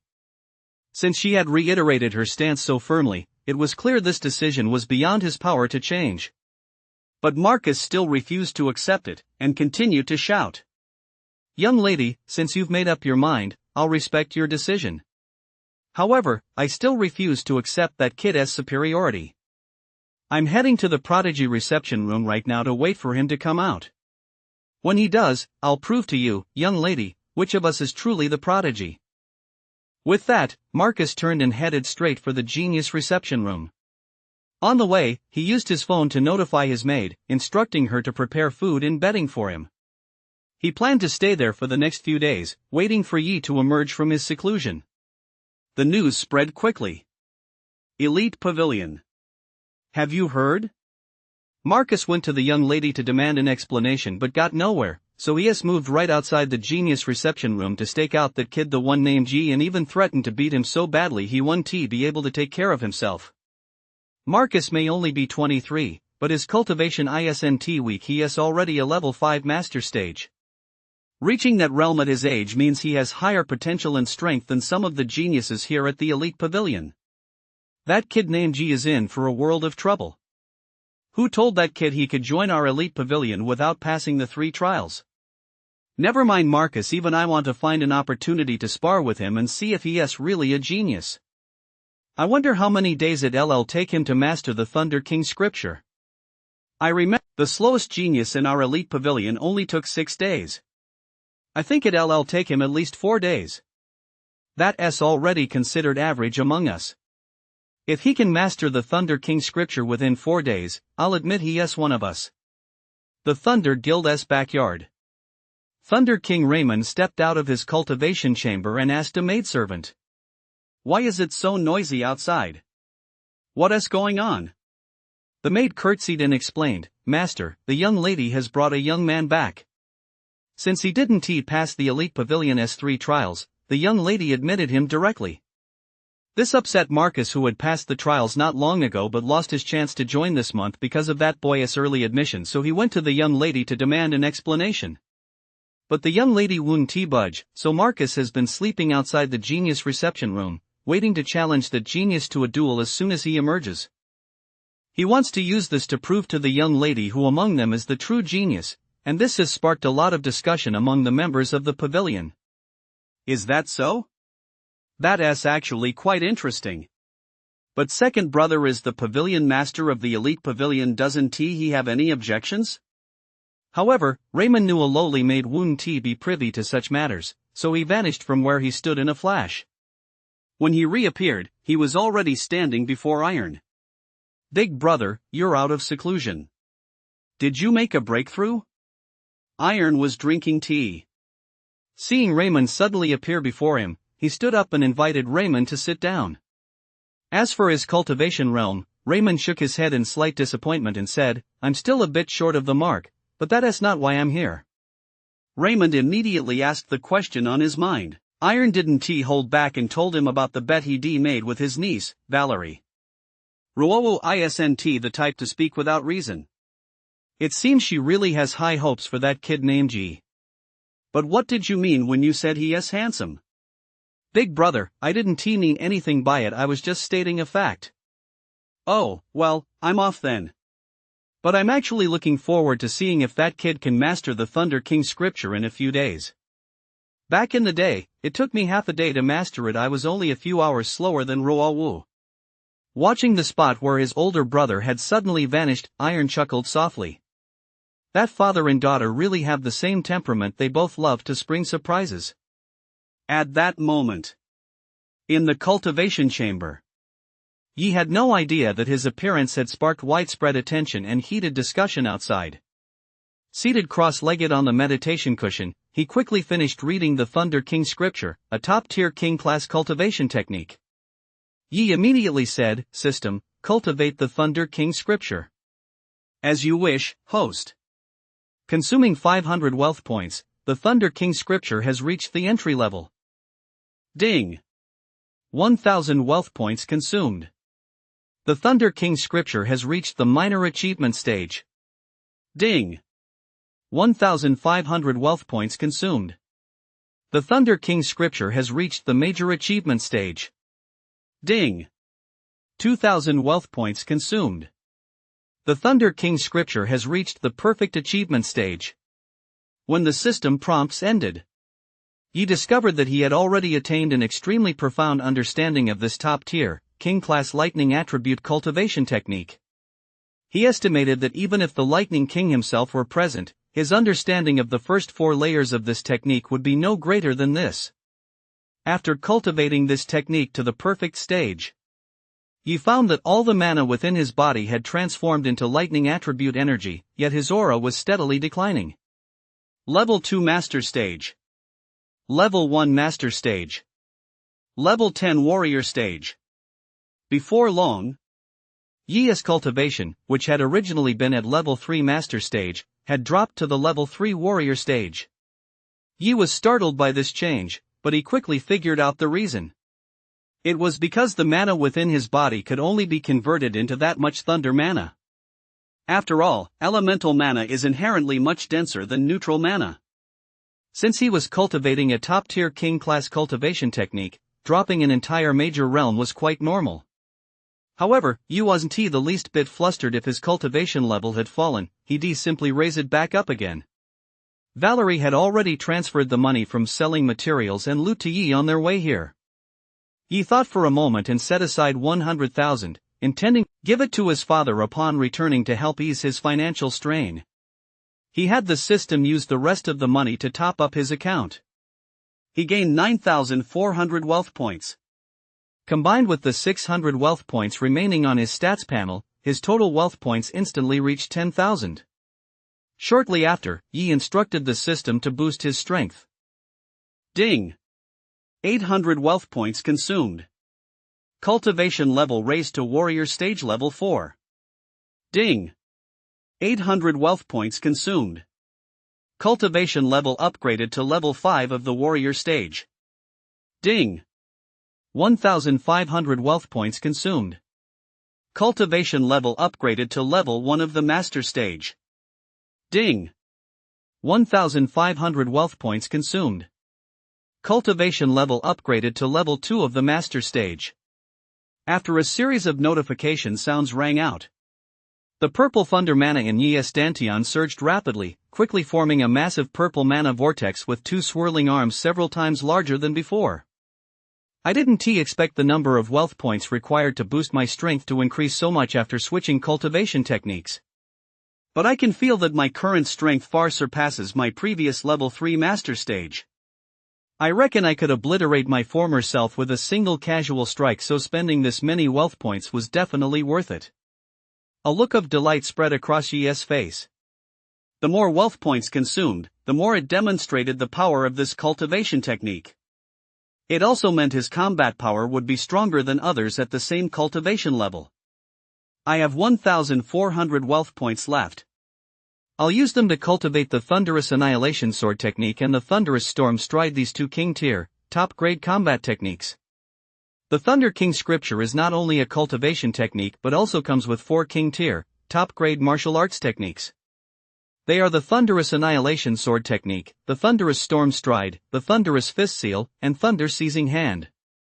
However, the latter two martial techniques are included in subsequent volumes of the scripture. The version Yi only contained introductions to these two techniques, with no actual content. Of course, even the Thunder Slaying Sword technique and Thunderous Storm Stride were not complete. Both were missing crucial technical guidelines, preventing them from unleashing the full power of top-tier royal-class movement techniques. Even so, these two incomplete top-tier royal-class martial arts were still far more powerful than ordinary lower to middle-tier royal-class martial arts. Yi wasn't a greedy person, he was already quite satisfied with having acquired these two martial arts for free. Soon, Yi spent 1,000 wealth points to cultivate both martial arts to the entry-level proficiency. He glanced at his stats panel, the information there had changed once again. Host, Yi. Strength, Level 2, Master Stage. Martial Arts, Thunder King Scripture Royal Tier, Top Grade, Perfect, Mana Attraction Technique Basic, Great Achievement. Martial Arts, Thunder/Sword Technique Royal Tier, Top Grade, Beginner, Thunderous Stride Royal Tier, Top Grade, Beginner, Wave Stacking Sword Technique Entry Level, Perfect, Spirit Sparrow Step Entry Level, Perfect Basic Fist Technique Mastery, Basic Footwork Mastery. Secret Arts, Chi Concealment Technique Intermediate, Perfect. Weapons, Beginner Tier Long Sword Intact. Wealth Points, 400. It's time to go out. Hello young Master Yi, are you going to have a meal? When Yi opened the door to the genius reception room, a pretty female attendant saw Yi, paused for a moment, and stammered as she asked what he needed. Yi shook his head and said, "I'm not hungry right now. I've just finished cultivating the Thunder King scripture. Could you please take me to see your young miss so I can return the cultivation manual to her?" "Oh, sure." "Wait, what did you say? You've already finished cultivating the Thunder King scripture? Are you sure?" The maid had grown up in the Thunder Guild since childhood and was well aware of how difficult it was to master the Thunder King scripture. She knew that even the geniuses in the elite pavilion took at most 2 days to master it. The longest it had ever taken was 6 days. Even the young miss of their own martial arts academy had taken an hour and a half. Yet this incredibly handsome young Master Yi was actually telling her he'd already mastered it. How long had he been inside? At most, probably around half an hour. He'd successfully mastered the Thunder King scripture in just half an hour? The maid, Shui covered her mouth in shock. She felt that if she spread this news, people would probably laugh at her for exaggerating. What's the matter? Is this cultivation technique that hard to master? Seeing the maid's expression turn utterly stunned the moment she learned he'd completed the Thunder King scripture. He felt as though he'd said something he shouldn't have. But he didn't realize that. He'd assumed everyone else could master this technique just as quickly. Since he'd already said it, he might as well flaunt it a bit. After all, he was a man with a cheat code. Was it really too much to be a little boastful? The maid nodded. Just as she was about to tell Yi how long it took others to successfully master this cultivation technique, Marcus, who had been waiting by the door, suddenly rushed over. He paused for a moment when he saw Yi, then assumed Yi had come out to eat. Realizing Yi was still in the middle of intensive cultivation, he didn't want to disturb him at that moment, so he simply turned away and continued meditating. But when he heard Yi say he had mastered the Thunder King scripture, he was completely dumbfounded. Who am I? Where am I? What am I supposed to do? After staring blankly for quite a while, Marcus finally snapped out of it. He immediately rushed up to Yi and said coldly, "Kid, you knew I was waiting for you here, so you deliberately bragged to try and scare me off, didn't you? How ridiculous.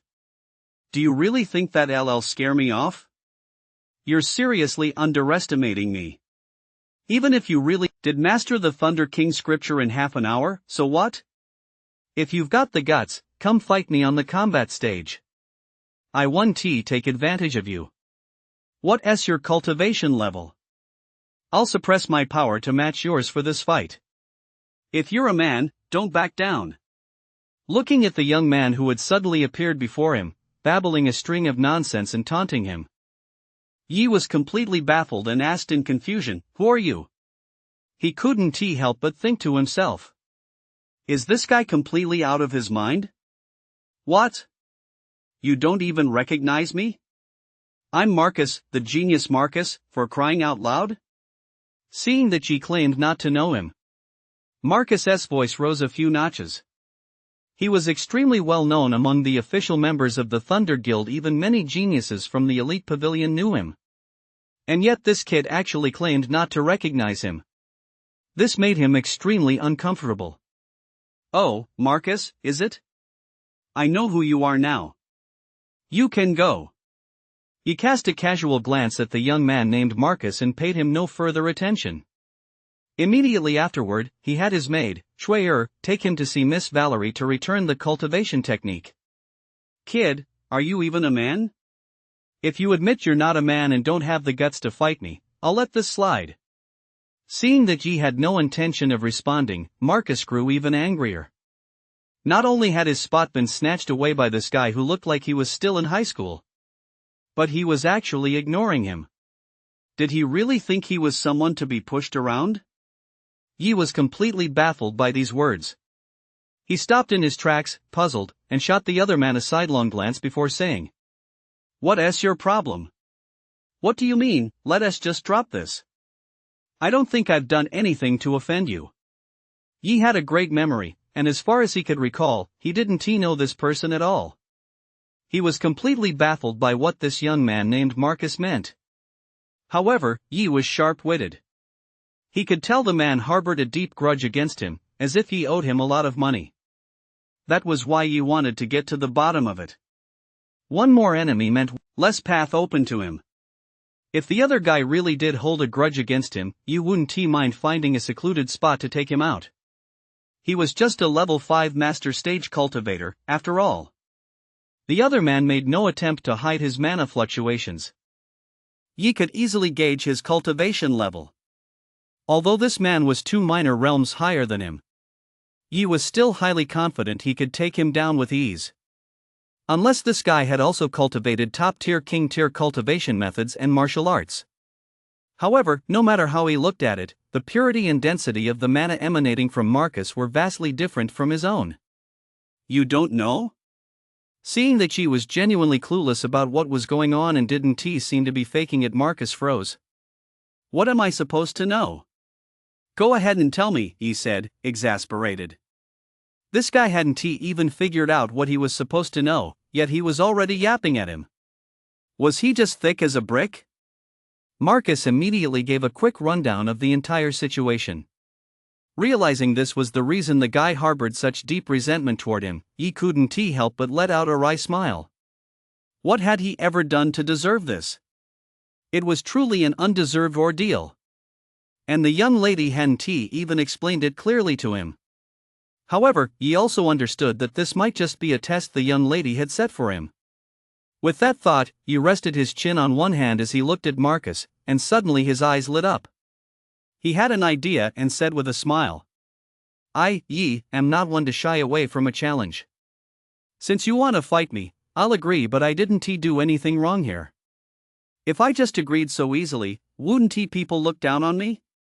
So, Yi had intended to lay the groundwork for his true purpose with a few more words, but just as he was about to reveal it, Marcus cut him off. So you're still scared, aren't you? You're afraid to fight me even when I've suppressed my cultivation to match your level? What kind of genius are you?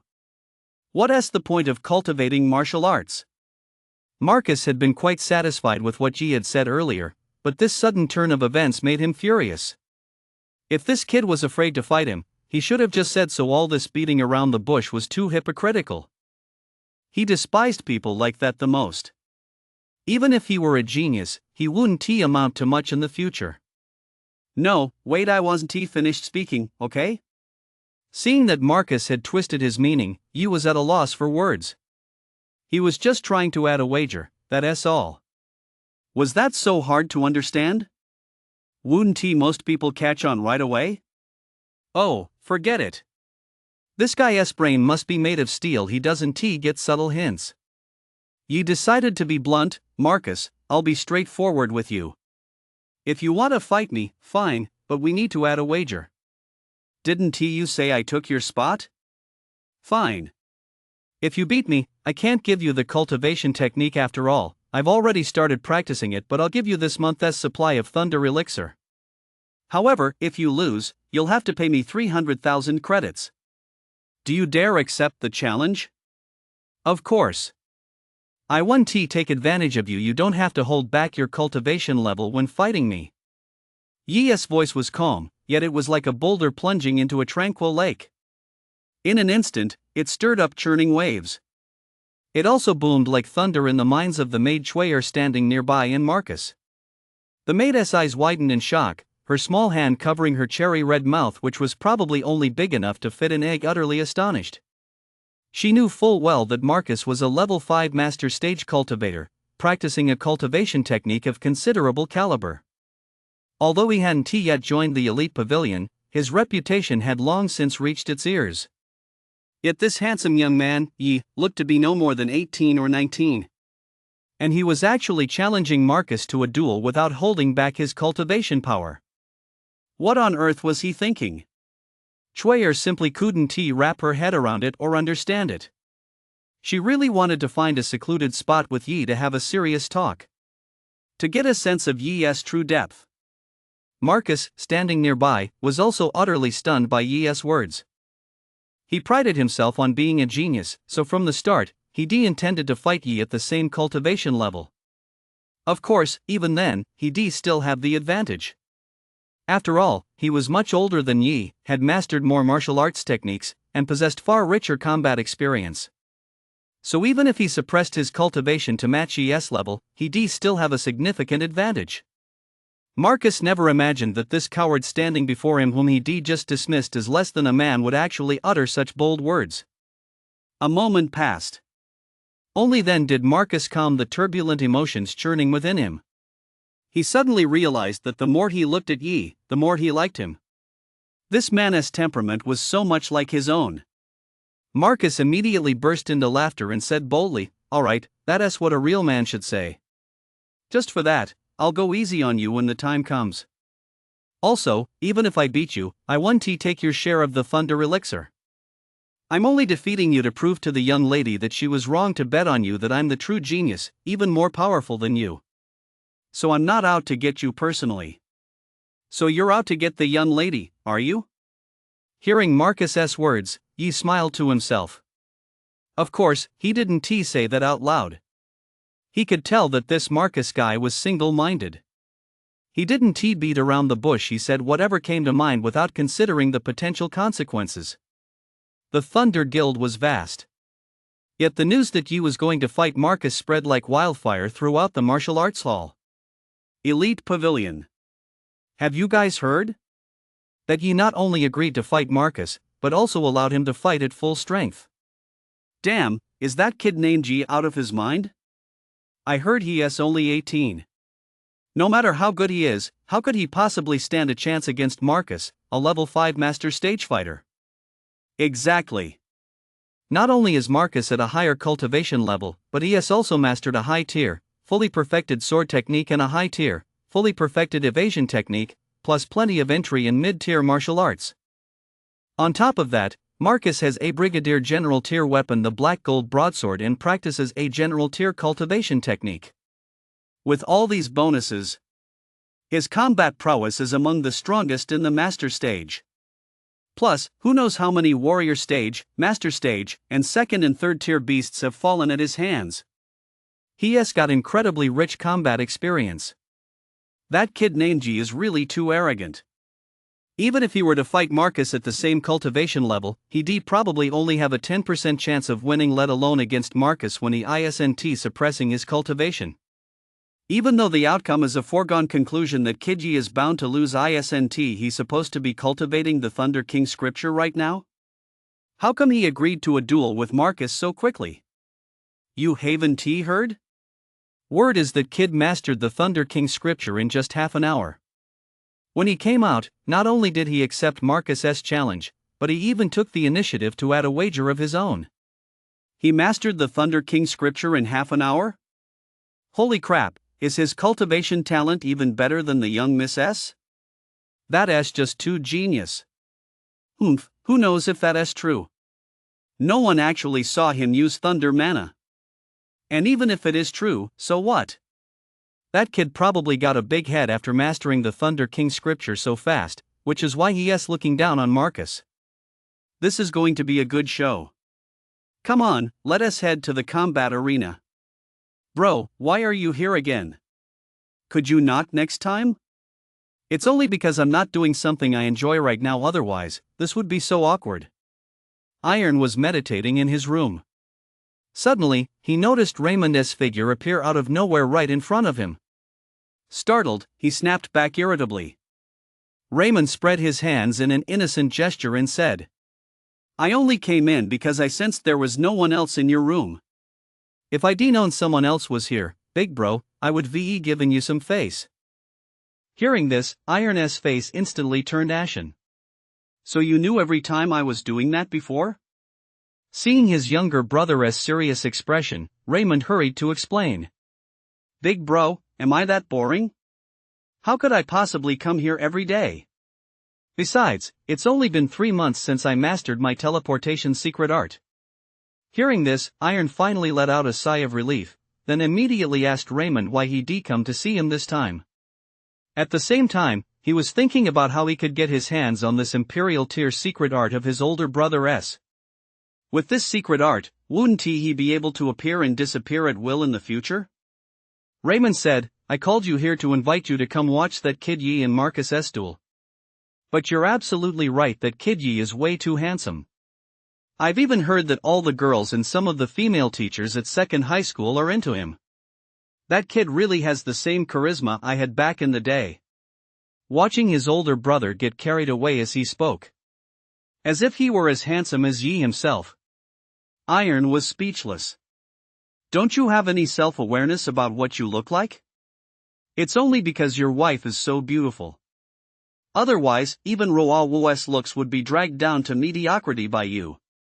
However, Iron had absolutely no interest in the duel his older brother was talking about. He shook his head and said, "What's so interesting about a junior duel? Plus, Marcus is holding back his cultivation level, so it's even less worth watching." After saying that, Iron quickly realized something. "Wait a minute, big bro. You said we're going to watch their match now, isn't that kid you supposed to be cultivating the Thunder King scripture? Has he already mastered it?" At this point, Iron's tone became quite urgent. He simply couldn't believe it. How much time had even passed? Raymond knew what his younger brother was thinking. A look of astonishment, not yet fully faded, still lingered on his face as he nodded and said, "That's right. That kid has already mastered the Thunder King scripture and it only took him half an hour." No, wait, it was actually less than half an hour. Half an hour? Big brother, are you sure? Even Ruo Wu, who showed signs of the venerable stage back then, took an hour and a half to master the Thunder King scripture. That kid only took half an hour. Doesn't that mean his cultivation talent is off the charts, that he shows signs of the Saint stage, or even the Sovereign stage? At this point, Iron suddenly recalled his older brother's remark about less than half an hour and asked in confusion, "Big bro, what do you mean by less than half an hour?" Raymond didn't answer his younger brother's question, but simply said, "If you want to know, go see for yourself." Plus, that kid actually challenged Marcus to a duel on his own initiative and even made Marcus fight him without suppressing his cultivation level. With that said, with a whoosh, Raymond's figure vanished from where he stood. "Damn it, Raymond, you're such a riddle master. Don't you know leaving people hanging like that drives them crazy?" Watching his older brother vanish the moment he finished speaking, Iron was so annoyed he hurried after him. He was determined to find out exactly what his older brother meant by less than half an hour. "You've reached level 2 master stage?" In the reception room of Valerie's villa. Led by the maid Chuyer, Yi arrived here. After announcing his arrival, he was quickly invited inside by Valerie. When Valerie first learned that Yi had mastered the Thunder King scripture in just half an hour, her expression was one of utter shock. After all, she hadn't even managed to do that back in her day. She was, after all, one of Anqing City's top geniuses, on par with Fang Hanyu, and even among the many prodigies at Longda University, she ranked within the top 300. Yet even so, it had taken her an hour and a half to successfully master the Thunder King scripture. That's why she knew just how difficult it was and what extraordinary talent it required to master this cultivation technique in under half an hour. However, upon seeing that Yi's cultivation level was at level 2 of the master stage, she was even more astonished. Valerie knew that the cultivation technique Yi had been practicing previously was of a very low level. Therefore, after switching to the Thunder King scripture, his cultivation level would have dropped significantly. Yet now, Yi had returned to the master stage level 2, no less. This showed that Yi hadn't actually mastered the Thunder King scripture in just half an hour. Instead, he had used the remaining time to raise his cultivation back to the master stage realm. Just how much of a genius was he, exactly? Did he possess the potential for the sovereign stage? Or even the more terrifying potential of a great emperor? The mere thought that her casual action had brought a man who might possess the makings of a great emperor back to the martial arts hall sent shivers down Valerie's spine. The massive mounds on her chest rose and fell ceaselessly, as if they were about to burst through her dress to pay homage. Her jet-black pupils suddenly contracted to mere pinpricks, her face filled with utter shock, disbelief, and incredulity. However, once she regained her composure, she suddenly felt like laughing. "Hanyu, do you know that Yi's cultivation talent is far from ordinary? His cultivation talent actually far surpasses ours. Even at Longda University, he would rank among the top 10. He is a true genius." Seeing Valerie's shocked expression, Yi, who had already realized he'd been too flashy, thought for a moment and said, "I just happen to have some pure thunder elixir on me. Combined with the fact that I'm retraining, I was able to raise my cultivation to level 2 master stage in a short time." "Pure thunder elixir, you say?" That does explain your cultivation level, why you recovered to the master stage so quickly, but it's still evident that your cultivation talent is truly astonishing. However, Yi, even though you're at the level 2 master stage, Marcus isn't weak either. Not to mention he is at the level 5 master stage. He is also proficient in 2 high-tier martial arts at the great achievement level, several early and mid-tier martial arts at the perfection level, and he practices a family-inherited general tier cultivation technique. If he doesn't hold back his cultivation, it'll be very hard for you to defeat him. Upon learning about the wager between Yi and Marcus, Valerie couldn't help but worry for the incredibly handsome young man standing before her. Yi remained unfazed, smiling nonchalantly. "Miss, you don't need to worry about me. Since I was the one who proposed this duel, I'm confident I can beat him." "You'll see for yourself then." "Miss, it's getting late, I should head to the combat arena."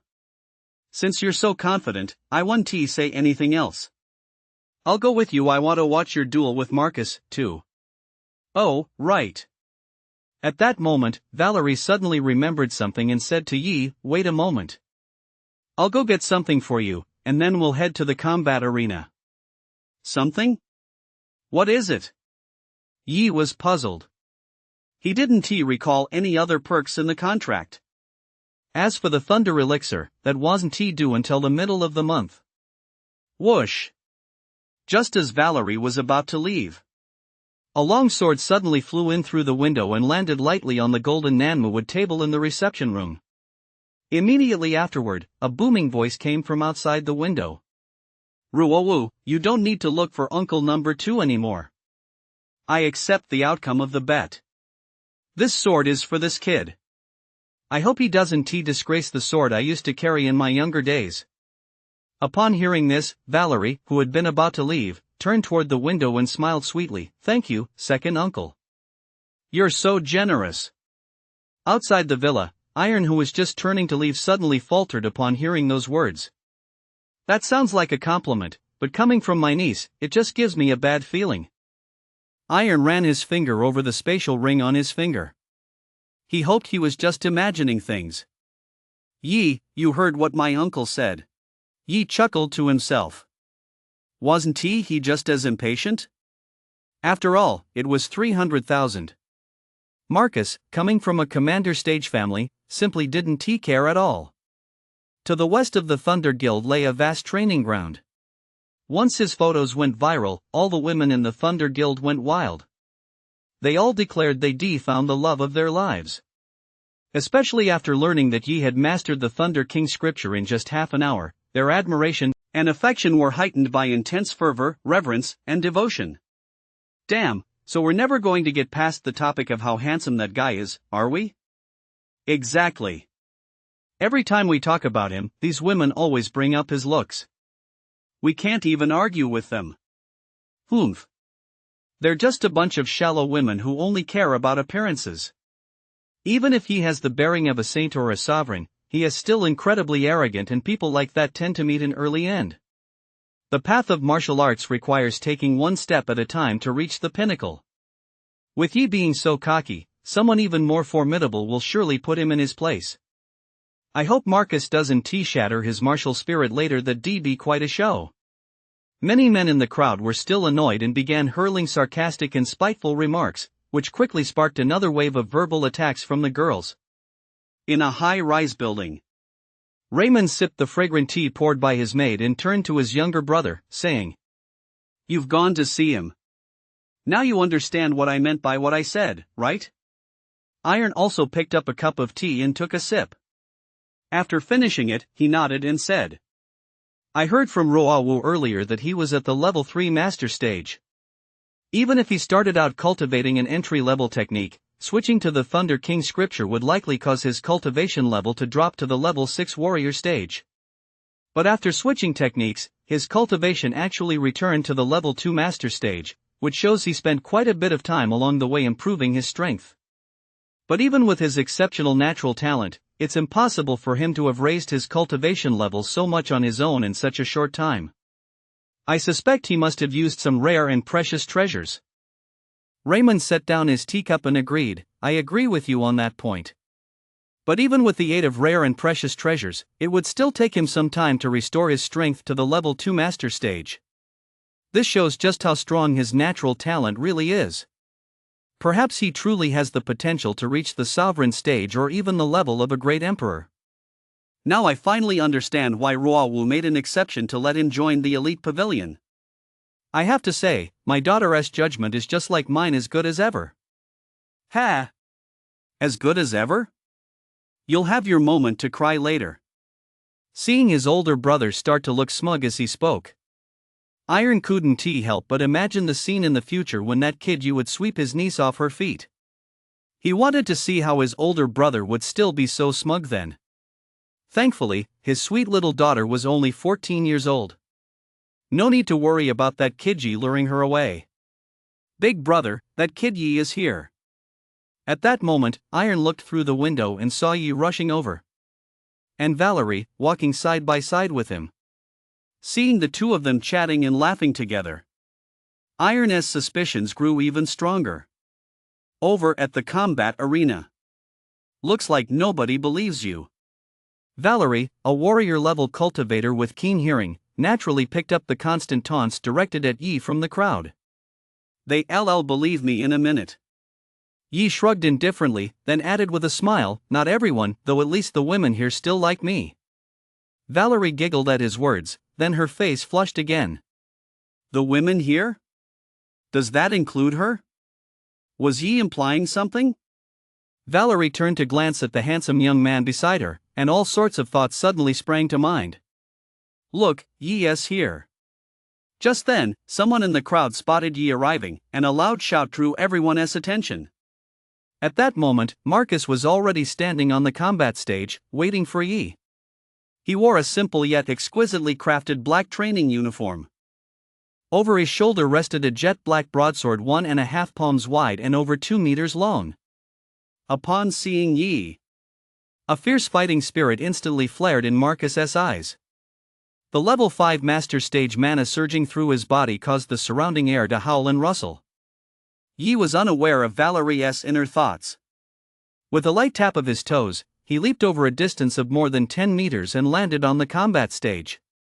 He stood 10 meters away from Marcus. Everyone says you're scared and won't dare show up, but I believe you won't back down because they don't understand what a real man is. Ever since you said that, I've known you're just like me. Though I admire you, today is my battle to prove myself and I will defeat you. Clang! Marcus pointed his broadsword at Yi, his fighting spirit growing even more intense. Yi pulled the gold saber from his spatial pouch, his expression calm as he smiled serenely. Go ahead and use all your strength, otherwise, you'll never beat me. Those words might sound arrogant, but only Yi knew just how powerful he had become. A level 2 master stage cultivator of a top-tier king-class cultivation technique, plus 2 entry-level top-tier king-class martial arts. So, how was Marcus supposed to fight him? Unless Marcus had the same setup as him. Unfortunately, Valerie had already told him that Marcus didn't have that kind of setup. Fine, I'll grant your wish and fight you with everything I've got.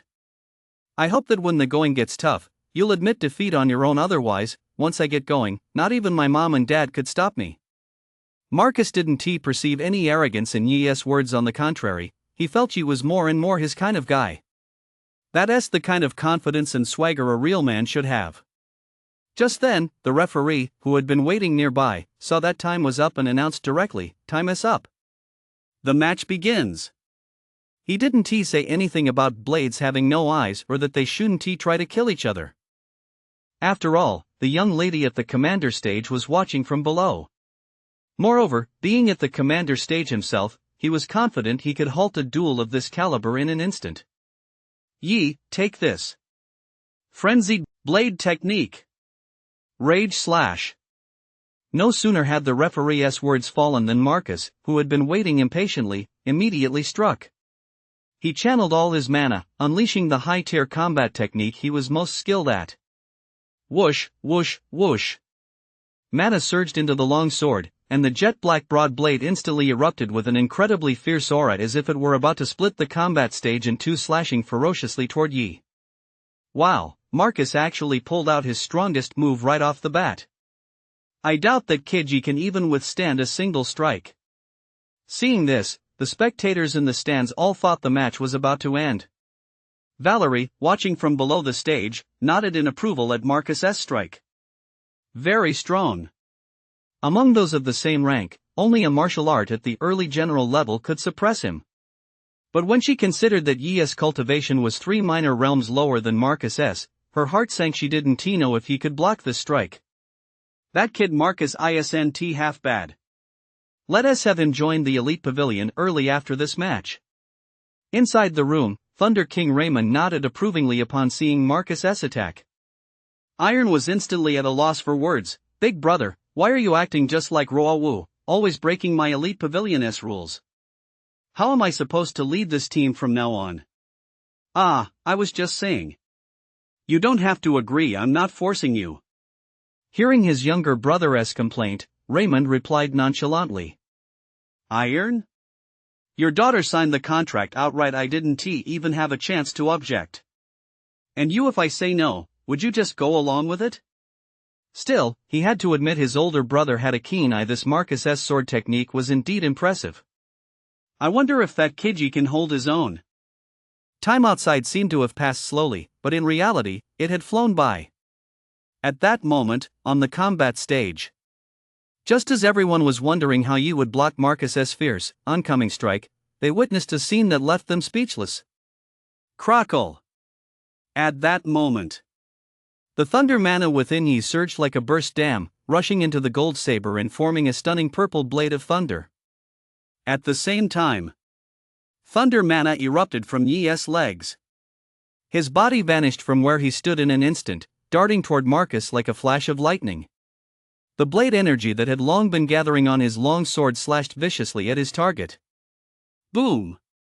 The purple thunder blade energy, carrying overwhelming power, erupted in an instant, sweeping all before it and shattering Marcus's attack in the blink of an eye.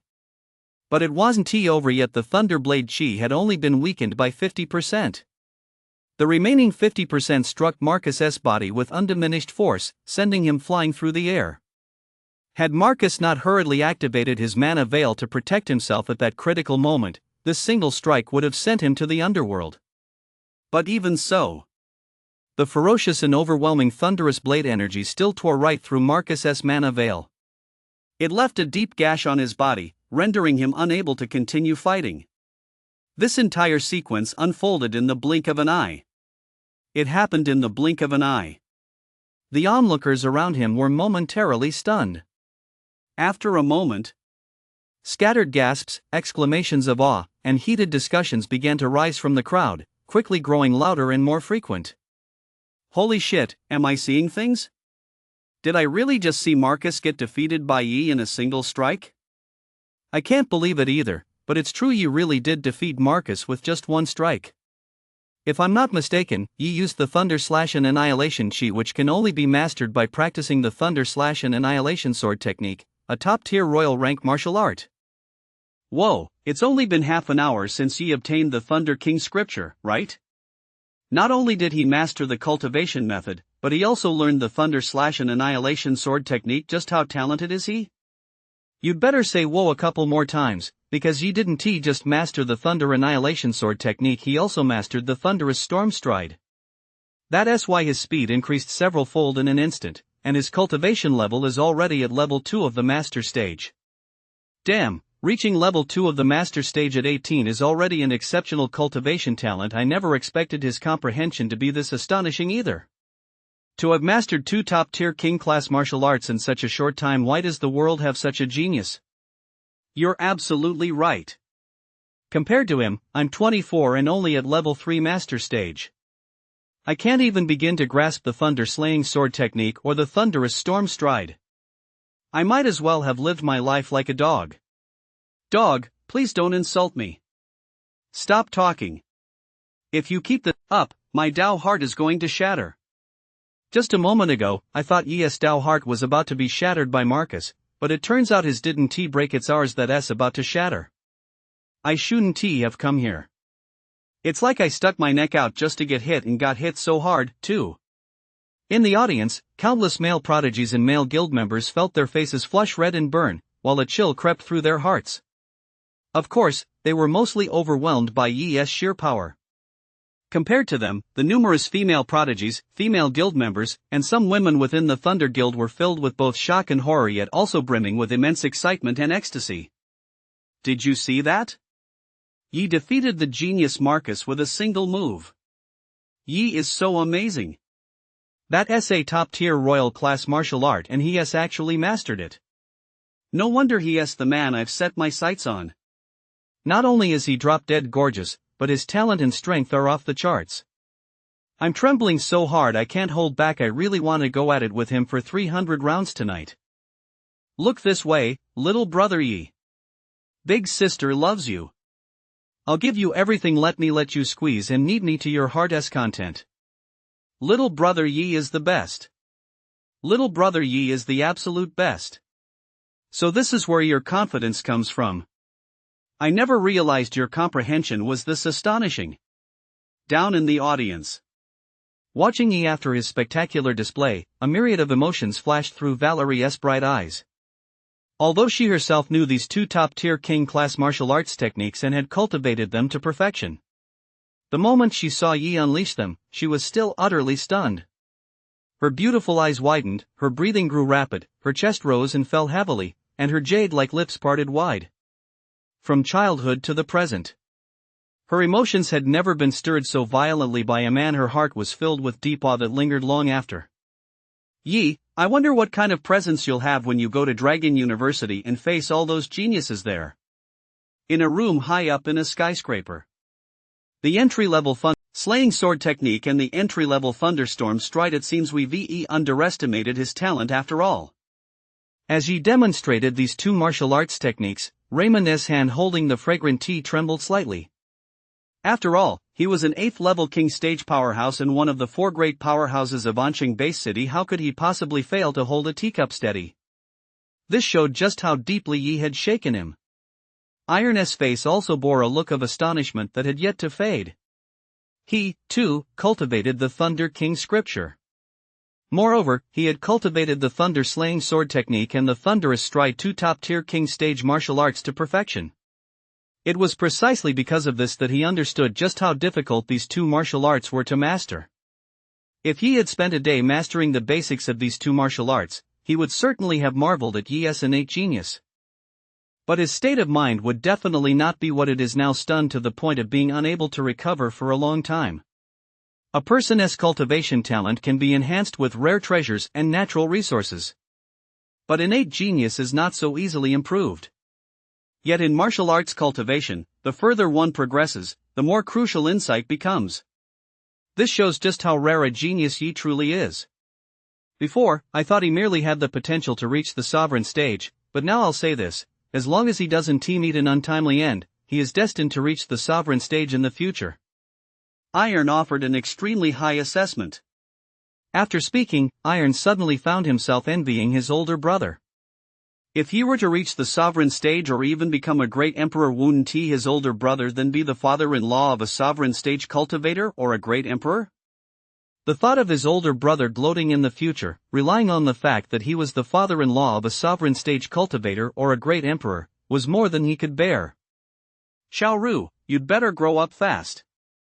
Whether or not Dad has to put up with your uncle's smugness in the future depends entirely on you. Wait, it seems like 14 is old enough. A brilliant idea suddenly popped into Iron's head. Besides, his golden blade was right there in that kid's hands. If he took the golden blade, it would naturally become his. Second brother, since he defeated Marcus, a level 5 master stage fighter, let us give him those 2 perks early. Besides, on a day like this, we should go pay him a visit. Raymond stood up to use his teleportation technique to leave, only to find his arm grabbed by his younger brother. Looking at Iron in confusion, Iron chuckled, "Big bro, let me hitch a ride too. I'd love to experience what teleportation feels like." King stage experts possess the ability to fly and move at incredible speeds, but Iron felt that the art of teleportation was much cooler. Unfortunately, his older brother had risked his life to obtain it in a secret realm, so he felt too embarrassed to ask for it. Plus, ever since mastering this secret art, his older brother had been constantly showing it off. He figured it would be nearly impossible to get it, so he could only watch with envy. I actually got defeated by Yi with a single strike? On the ground beside the combat stage, Marcus lay sprawled out in a star shape, unwilling to get up for a long time. The referee had already stabilized his injuries with medicinal pills. With a few days of rest, he would make a full recovery. But his heart was wounded. He had assumed that since he was older than Yi, his strength would naturally surpass Yi's, which was why he'd gone to the young miss to demand an explanation and challenge Yi to a duel. Yet after that battle, Marcus finally realized that his strength was actually inferior to Yi's, and by a massive margin. Although Yi's cultivation realm was lower than his own, the combat power Yi displayed sent a chill down his spine. He knew Yi had held back with that strike just now. Otherwise, he would likely already be sipping soup at Mang Paes. Although Marcus was single-minded, that didn't mean he was stupid. Upon realizing the vast gap between himself and Yi, he came to respect Yi's strength. However, Marcus wasn't the type to take a loss lying down. Moreover, he was wholly devoted to the martial arts, driven by the pursuit of strength, and brimming with fighting spirit. Soon, his fighting spirit was reignited. Yi may be strong, but the main reason I lost to him this time is that his cultivation technique is superior to mine, and he has mastered the thunder-slaying sword technique and thunderous stride. Once I've cultivated the Thunder King scripture and these two martial arts techniques, I'll definitely be able to defeat him. That's right. I'll definitely be able to defeat him. Marcus began to psych himself up. Are you okay? At that moment, Yi walked over to Marcus and reached out a hand in concern. It wasn't that he truly cared about the other's life or death, rather, he didn't want his 300,000 to go down the drain. He had indeed held back a bit with that previous strike, otherwise, it would have been enough to take out Marcus, a prodigy, in a single blow. However, Yi chose to hold back not only because he hadn't won the 300,000 bet. It was mostly because this was just an ordinary duel between him and Marcus. There was no deep-seated grudge between them. The guy was straightforward, not a bad person at all. Why would he kill someone just over a duel? It would him seem way too bloodthirsty. I'm fine. I'll transfer the 300,000 to you soon. Marcus grabbed Yi's hand and stood up. He had wanted to say something else, but didn't know what. Thinking back on all the big talk he spouted earlier, he felt embarrassed and wanted to crawl into a hole. Now, the only thing left to discuss was the wager. Alright, let us exchange contact info so we can discuss martial arts more in the future. Seeing that Marcus had brought up the wager, Yi smiled and took out his phone. The single-minded Marcus didn't pick up on Yi's subtext and genuinely believed Yi was willing to exchange martial arts insights with him in the future. Overjoyed, he exclaimed, "Alright, once I've mastered the Thunder King scripture, I'll challenge you again." Hearing Marcus say this, Yi's mouth fell open. He wanted to slap himself across the face. Damn it! How could he have forgotten that this guy was so straightforward? Why was he beating around the bush with him? But soon, what Marcus said next made Yi laugh. "Don't worry, I won't waste your time. Just like this time, I'm willing to put up a wager. If you win, I'll give you 300,000. Even if I win, I won't take your wager." What do you say? Marcus wasn't the type to take advantage of others. He spoke with genuine sincerity. How can I accept that? Yi, really enjoy sparring with the best. Even if you didn't offer any money, I'd still accept your challenge. But since you're so generous, it wouldn't be right for me to refuse, would it? Hearing Marcus's words, Yi immediately smiled. Another way to make money. Before long, Valerie walked over. She first congratulated Yi, then handed Marcus a high-grade healing pill before turning to Yi and saying, "My father and my second uncle want to see you. Of course, if you don't want to meet them, I can tell them you're unavailable." The two kings want to see me? Yi was somewhat surprised. Both of them were king stage powerhouses and the public faces of the Thunder Guild, especially Valerie's father, the Thunder King, who was one of the 4 greatest powerhouses in Anqing City. With such figures seeking an audience with him, Yi naturally dared not be disrespectful and nodded in agreement. Led by Valerie. It wasn't long before Yi arrived at a magnificent reception hall, where he met Valerie's father and second uncle. The former was tall and imposing, dressed in a purple training robe. Not a trace of energy emanated from him, yet he exuded an incredibly powerful aura. The latter was equally tall, dressed in a purple casual robe. He, too, gave off no detectable aura, yet his presence was equally formidable. They were seated in the seat of honor. Upon seeing Yi, they both stood up. With warm smiles on their faces, they walked toward Yi and extended their hands to shake his. Yi hesitated for a moment, then immediately understood why the two were being so warm toward him.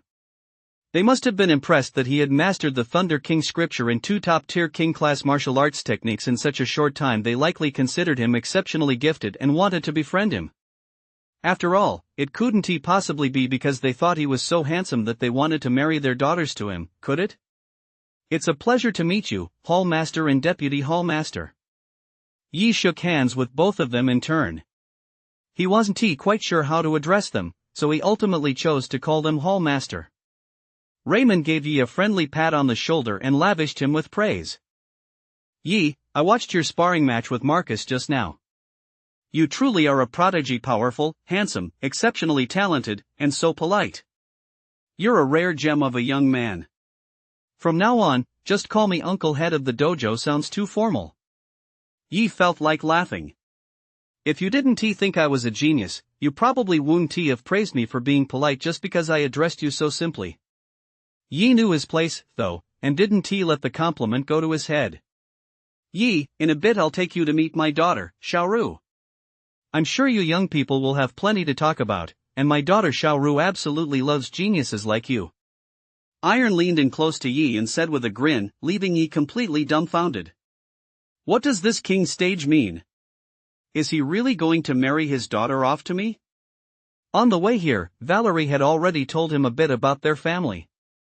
Yi knew Iron had only one daughter, who was apparently just 14 years old. My king stage, do you think I'm that impressive? Yi was at a loss for words and could only avoid the topic. Fortunately, the 2 king stage cultivators were only there to meet him. After offering a few words of encouragement to keep up his cultivation efforts, they left. However, before leaving, Raymond gave him a volume of general rank secret arts. Iron gave him 2 perks available only to those who had reached level 5 of the master stage, as well as some elemental stones and thunder elixir. The elite pavilion offered certain perks that required meeting specific cultivation realm requirements, such as the mana training room and the gravity training room. The former accelerates cultivation, while the latter strengthens the physique. However, even these free perks come with time limits. Generally, Master Stage cultivators are allowed only 3 days of training per month, while Grandmaster Stage cultivators can train for a week. The perks Iron granted Yi early access to were the Mana Training Room and the Gravity Training Room. After parting ways with the 2 kings, Yi became curious about these 2 perks and, led by Valerie, arrived here. Is this the Mana Training Tower? Even before going inside, I can feel that the mana here is much denser than elsewhere. Feeling the vibrant mana in the air, Yi exclaimed in wonder. The mana training chamber is located within a tower-like structure over 20 meters tall. The tower's surface was covered in shimmering runes. Valerie thoughtfully explained to Yi, the mana training tower is equipped with a king-tier mana gathering formation, which draws mana from the air.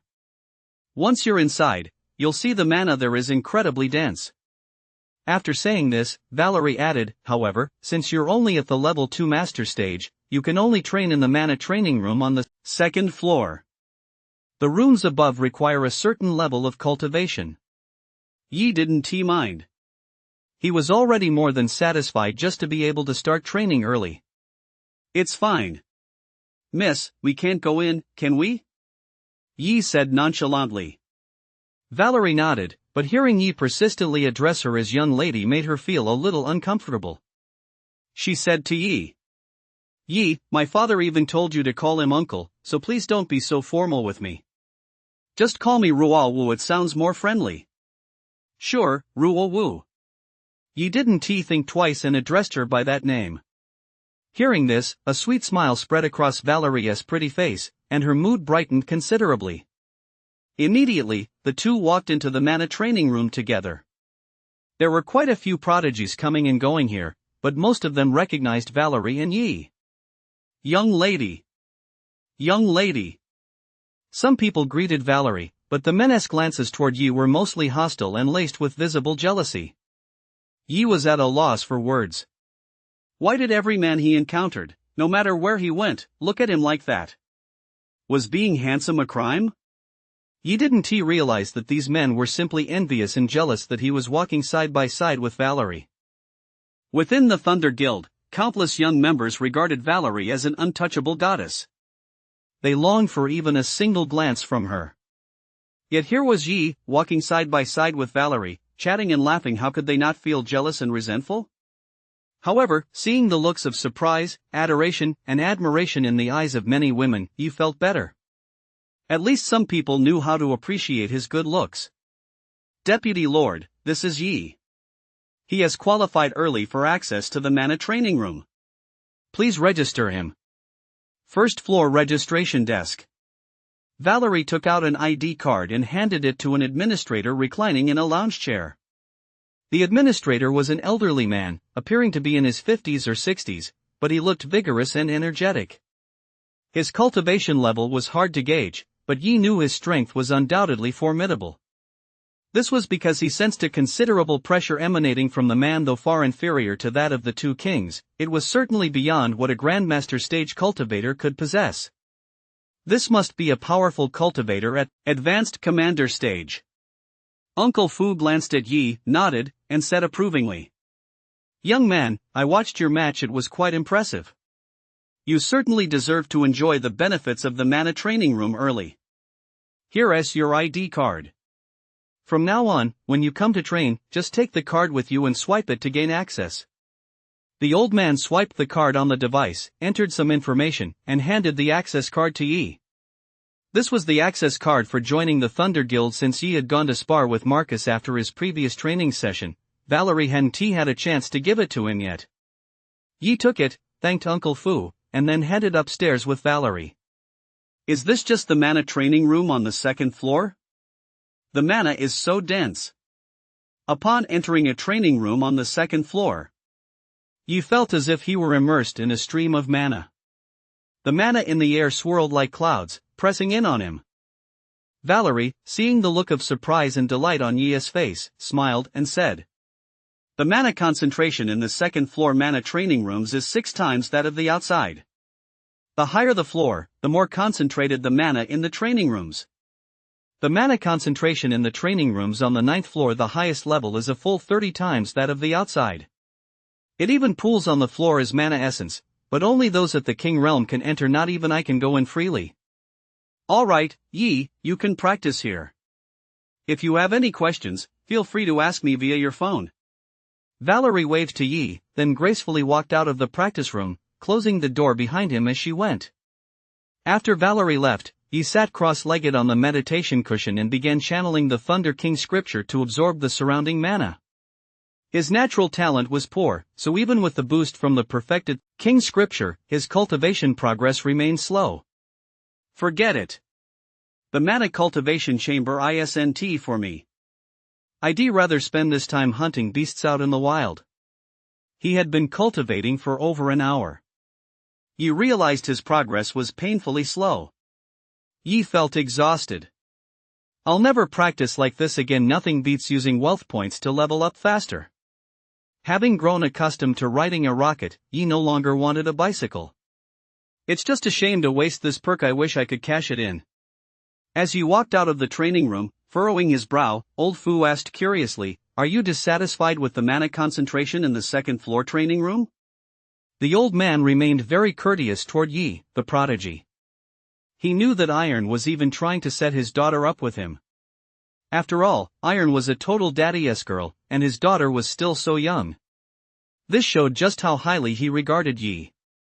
As a veteran of the martial arts hall, Uncle Fu naturally hoped the hall would thrive, attracting more geniuses, true geniuses who would stay here for the long term. Yi was undoubtedly a true genius.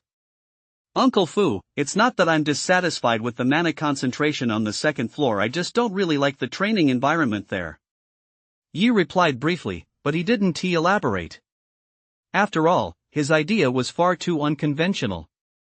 Sure enough, upon hearing this, The corners of Uncle Fua's mouth twitched uncontrollably. Just listen to that. Is that even human speech? Is there a cultivator in the world who doesn't tea like the training environment in a mana training room? If word of this got out, those geniuses who kill to get in would probably all spit blood in unison. He really is a true genius. His way of thinking is just unique. Since the mana training room was like that, Yi didn't bother going to the gravity training room either. Afterward, Yi contacted Val and asked him to take him to the residential area within the Thunder Guild. The area was vast, with many high rises and several detached houses. Members of the elite pavilion could choose a residence here, but depending on their genius rank, the benefits and perks they enjoyed varied. A genius like Yi could live in a detached house. He found a quiet detached house to serve as his home within the Thunder Guild. Seeing that it was getting late, he saw Valerie off and went straight to bed. He'd been through so much that day that he was mentally and physically exhausted. He hadn't even checked the items the two kings had given him. The next day, Yi didn't wake up until late afternoon, feeling refreshed and invigorated. He planned to go home today. However, before leaving, he thought of his mother, who was suffering terribly from the venom of a blood poison python, so he sought out Valerie to ask if there were any elixirs that could completely neutralize this poison. 10 years ago, Anqing City was hit by a beast tide. Many beasts stormed into the city, slaughtering humans. During that disaster, his mother had both legs bitten off by a second-tier, level 5 blood poison python over 10 meters long while trying to save him. Fortunately, a master stage expert appeared at that moment and killed the blood poison python with a single strike. Otherwise, his mother would have been swallowed whole by that blood poison python. Although his mother received timely medical treatment, a significant amount of blood poison had already infiltrated her body. Over the years, it has now spread throughout her internal organs and flesh, clinging to her like maggots in bone, extremely difficult to eradicate. Although Yi is confident he will eventually obtain the holy tier elixir, the rejuvenation elixir, it's too little, too late. He hoped to first neutralize the poison in his mother's body so she wouldn't have to suffer the torment of the blood poison every day. Yi had previously searched online, but aside from the sacred healing elixir, the rejuvenation elixir, he hadn't found any other leads. Since Valerie was a descendant of the king stage and had even been to Dragon City, she must be well-traveled and knowledgeable. She knew things he didn't. Valerie took Yi's situation very seriously and pondered for a moment. Her beautiful eyes lit up, and she smiled at Yi, saying, "Yi, based on your description, your aunt has been tormented by blood poison for 10 years. I suspect the poison has become deeply ingrained in your mother's body. Therefore, to completely eradicate this poison without harming your aunt's body, it would be best to use the Bai Luo pill." Bai Luo pill? What kind of elixir is that? Yi had never heard of this elixir and asked about it. Valerie explained patiently, it's a high-grade elixir refined primarily from the Bai Luo fruit, combined with 13 other potent herbs that detoxify and heal wounds. It can neutralize all kinds of poisons without causing harm. Neutralizing the venom of a second-tier blood poison python is a piece of cake. Even if Auntie has been poisoned for 10 years, it can still be neutralized without harming her body. Hearing about the effects of the Bai Luo pill, Yi was overjoyed. Moreover, since it was only a high-grade elixir, even if it was very expensive, he believed he could earn enough money to buy it in a short time. Ru, hurry up and tell me where I can buy this elixir? Learning that his mother could be saved, Yi excitedly grabbed Valerie's hand to ask, instantly feeling its softness and warmth. However, Yi quickly realized how rash his action had been. Embarrassed, he pulled his hand back, scratched his head, and laughed awkwardly. "Ruowo, I'm sorry I got a little carried away." "It's okay, I understand," Valerie said with a gentle smile, showing great thoughtfulness. Although she had been taken aback for a moment when he grabbed her hand and felt a bit of embarrassment herself, seeing Yi's shy and flustered expression made her chuckle. So this prodigy had such an adorable side after all. Immediately, Valerie's face lit up, but then she seemed to think of something and her expression clouded as she said, "Yi, since the biluo fruit is so rare, this kind of elixir is hardly ever sold anywhere. But don't worry too much, my martial arts school happens to have one, though it's already been set aside as the reward for the medicine guarding mission a week from now." Hearing what Valerie had said earlier, Yi was still extremely worried. But upon hearing her next words, Yi's mood immediately brightened, and he quickly asked Valerie what the herb guarding mission entailed. Valerie, sensing Yi's eagerness, explained quickly. The Thunder Guild owns many businesses, the largest of which is the primordial herb base. Every year at this time, the herbs at the base reach maturity, and the Thunder Guild dispatches people to harvest and bring them back. However, the Thunder Guild's primordial herb base is located outside the city, and whenever the herbs ripen, they emit powerful mana fluctuations. Beasts are extremely sensitive to these rare, natural treasures. Not to mention that the mana fluctuations emitted when large quantities of primordial herbs ripen at the base radiate over a vast area. Therefore, every time the Thunder Guild harvests the herbs, it attracts numerous beasts to invade. The herb guarding mission is designed to recruit warrior stage practitioners to fend off the beasts. This time, the Billowoden is the top prize, awarded to the cultivator who performs best during the mission. The criteria for evaluation are simple, it comes down to who kills the most beasts and those of the highest levels. After fully understanding the mission, Yi smiled to himself. This kind of mission was perfect for him. Not only does killing beasts yield beast cores and beast materials, but it also earns contribution points, and there is no cap on the contribution points for this mission. It all depends on the number and level of beasts slain. Ruowo, I'm taking this mission, Yi said decisively. For him, whether it was to kill beasts to earn money and boost his strength or to secure the Billowoden for his mother, he had to go. After speaking, Yi asked Valerie to explain how to proceed. All right, I'll help you, Valerie replied. Knowing how determined Yi was to obtain the Billowoden, she didn't try to dissuade him. Although the medicine guarding mission was dangerous, how could one walk the path of martial arts for the long haul without facing storms? Although Yi was exceptionally gifted, reaching the sovereign stage or even the great emperor realm was certainly not something that could be achieved by training in a sheltered environment. Besides, this Billowoden could help Yi's mother. Valerie didn't tell Yi that she was trying to find a way to swap this pill for another reward. She could tell that although Yi usually spoke in a laid-back manner, deep down he was very competitive and had a strong sense of pride. Otherwise, with his breathtaking good looks, he would have long since become the favorite of countless powerful female warrior stage practitioners. Even if she were willing to do so, Yi would surely refuse. After helping Yi accept the mission, Valerie reminded him that the medicine guarding mission was dangerous and advised him to spend the next few days training in the mana training room to further enhance his strength. In response to Valerie's concern and advice, Yi nodded solemnly and expressed his gratitude. There was still a week left before the mission. Yi planned to visit his parents first, then head to the Fallen Leaves forest to hunt beasts and boost his strength. He had to get his hands on that Billuo pill. Anqing City is divided into the inner city and the outer city. The inner city is primarily inhabited by warrior stage practitioners, and the wealthy it is safe and has a pleasant environment. The outer city, by contrast, is home to ordinary people, and the living conditions there are much poorer. However, public safety and the business environment in the outer city remain generally stable. That is, except during beast tides. The outer city is far more dangerous than the inner city during such times. Among the several beast swarms that Anqing City has throughout its history, the most dangerous one only saw the beasts advance as far as the inner city walls. But during most beast swarms, the inner city remained as steady as a rock, suffering no impact whatsoever. Yet every time a beast swarm struck, the outer city would face massive attacks from beasts, resulting in heavy casualties. Anqing City's high schools and martial arts universities are all located in the inner city, which is why Yi has always lived in the school dorms.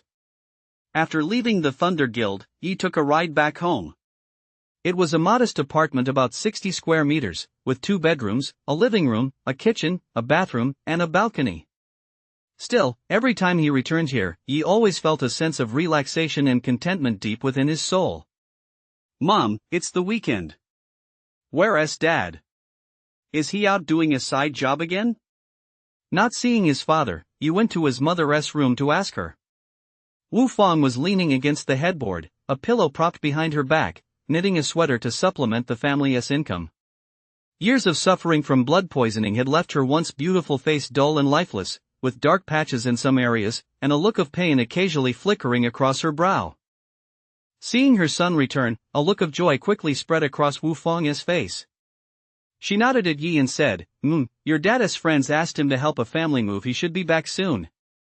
Hearing this, Yi's heart sank. Moving was back-breaking work. Over the years, his father had overworked himself to cover the family's expenses. His health had been declining day by day, and doing such heavy labor would only harm him further. He decided to give his father the money later and tell him to stop working. He should just stay home and take care of his mother. Yi then took a basic detoxification pill from his spatial pouch and handed it to his mother, saying, "Mom, I bought a pill that will help with your illness. Take it right away." Although the basic detoxification pill wasn't as effective as the biluol pill, it could still alleviate his mother's suffering to some extent. When Wu Fang saw the pill Yi had taken out, a look of surprise flashed across her eyes. She wondered if her son had been up to no good. Such a basic detoxification pill cost several thousand per pill. How could her son possibly afford it? Noticing his mother's confusion, Yi knew that to dispel her doubts and worries, he had no choice but to demonstrate his strength. However, Yi didn't intend to reveal everything at once. His current cultivation level was far too high for his mother to comprehend all at once. It would be better to reveal it gradually. So Yi released a surge of cultivation energy corresponding to the level 4 warrior stage. Xiao Tian, you have actually reached the warrior stage and level 4 at that? Wu Fang had once been a cultivator herself. Her talent was decent, and before her injury, she had reached level 9 of the apprentice stage. Had her cultivation not steadily declined after the injury, she would have long since become a true warrior stage cultivator. Wu Fang could naturally gauge Yi's cultivation level. A look of shock instantly flashed across her pale, virus-ravaged face. However, once she regained her composure, Wu Fang was also puzzled. Wasn't her son's strength at level 2 of the apprentice stage? How had he suddenly reached level 4 of the warrior stage? Shocked as she was, Wu Fang quickly regained her composure. Yi had already prepared an explanation for his mother's questions when he decided to reveal his true strength. Yi immediately broke into an excited and thrilled smile and said, "Mom, you don't know this, but I'm actually very talented. It's just that my constitution is unique. I needed a spiritual artifact to activate it. Before, since I didn't have that artifact to activate it, my cultivation had always been mediocre. But not long ago, I was lucky enough to meet a powerful being who helped me activate my constitution, so my cultivation has been growing rapidly, and I've made a lot of money. Plus, I've joined the Thunder Guild. I'm a prodigy in the Thunder Guild's elite pavilion. There isn't a parent in the world who doesn't believe their son." Although such a story might raise suspicion if told by someone else, after hearing Yi's explanation, Wu Fang believed him and kept saying, All right. I knew my Tianer wasn't just an ordinary person. After all, he is so handsome. How could his cultivation talent possibly be lacking? But Tian, even though you're exceptionally gifted and your cultivation has improved so much, you must never become arrogant. The more arrogant and self-satisfied a person is, the harder it is to see themselves clearly. Sooner or later, you'll run into big trouble. Do you understand? Also, once you've achieved greatness in the future, you must be sure to repay that powerful entity, okay? We must always be grateful in life. Mom, don't worry. I won't get arrogant, and I know the importance of repaying kindness. So, can you take this pill now? Yi nodded repeatedly in response to his mother's admonition, indicating he had taken her words to heart. In fact, his answer wasn't exactly a lie to his mother. The powerful being was, of course, the system. And the spiritual treasure was wealth points. All right.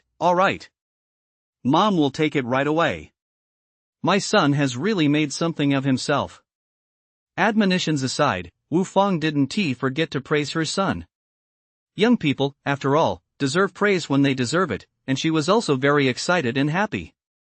What parent in this world doesn't hope their son will become a dragon or their daughter a phoenix?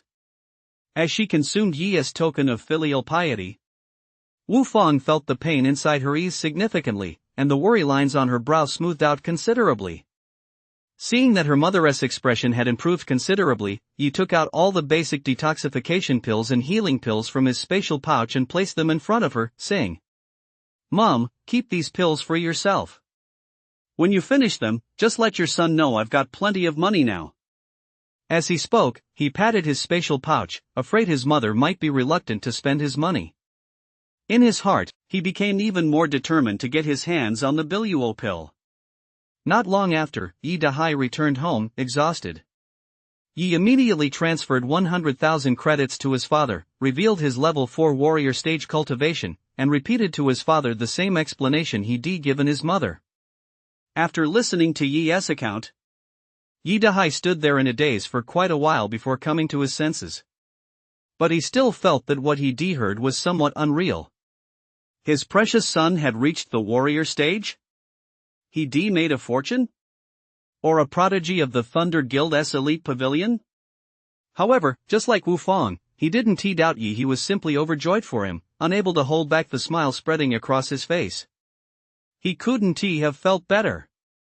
His son had made something of himself. He'd really made it big. As a father, he was naturally overjoyed. That evening, Yi returned to his room and took out the gifts the two kings had given him. A general tier secret art, 50 low-grade yuan stones, and a bottle of low-grade thunder elixir. The secret art was given to him by Raymond. It was called the Great Concealment Chi art. After familiarizing himself with the contents of this secret art, a look of joy spread across Yi's face. The Great Concealment Chi art, as the name suggests, allows one to conceal one's aura so that others cannot detect it. This secret art for concealing one's aura was an advanced version of the hidden Chi formula he had been cultivating, and the two were essentially of the same lineage. Once he perfected this general tier secret art, he would be able to conceal his aura even more thoroughly, to the point where even a king stage expert standing right in front of him wouldn't be able to detect it. Such a secret art was undoubtedly perfect for him. Yi understood that the Thunder King's purpose in giving him this secret art was to protect him.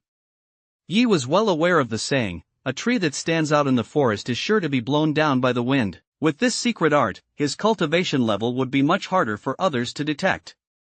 It would save him a lot of trouble. Yi immediately had the system top up his account with yuan stones and thunder elixir, earning a total of 8,000 wealth points. Seeing so many wealth points, "I'll just have to grit my teeth and go meet his daughter sometime. After all, I'm in his debt. She's only 14, isn't she? As long as I don't get too involved, it'll be fine. I'm sure I won't have to." System, cultivate the Great Concealment Chi art. Ding! 2,000 wealth points consumed. The Great Concealment Chi art has been cultivated to perfection. As soon as the system prompt faded, you received a vast amount of knowledge on how to cultivate this secret art. He immediately activated the technique. As the mana within his body began to circulate along a specific meridian path, Yi's aura steadily diminished. When he pushed the technique to its absolute limit, his aura vanished without a trace. Even without seeing him, no one would know Yi was there. A smile played at the corner of Yi's mouth. He was extremely satisfied with the effects of this secret art. Next, Yi spent 5,000 wealth points to elevate both Thunderous Stride and Thunderous Annihilation Sword technique to the Great Perfection cultivation level.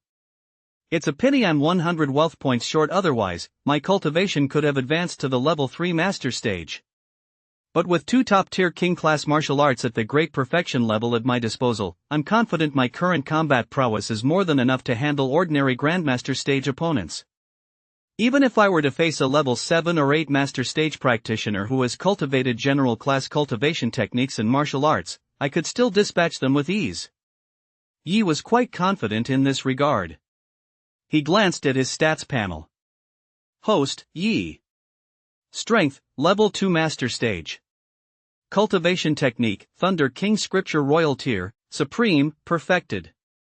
Martial arts, Thunder Slash and Annihilation Sword technique Royal Tier, Supreme, mastery, Thunderous Storm Stride Royal Tier, Supreme, mastery, Wave Stacking Sword technique Beginner Tier, perfected, Spirit Sparrow Step Beginner Tier, perfected. Secret arts, Great Concealment Chi art General Tier, perfect concealment Chi art intermediate tier, perfect. Weapon, gold saber near general tier. Other items, spatial bags 2, elixirs, basic combat gear, etc., food, water. Wealth points, 1400. The next day, after saying goodbye to his parents, Yi returned to the Fallen Leaves Forest. The Fallen Leaves Forest is roughly divided into 3 areas, the outer perimeter, the inner perimeter, and the depths.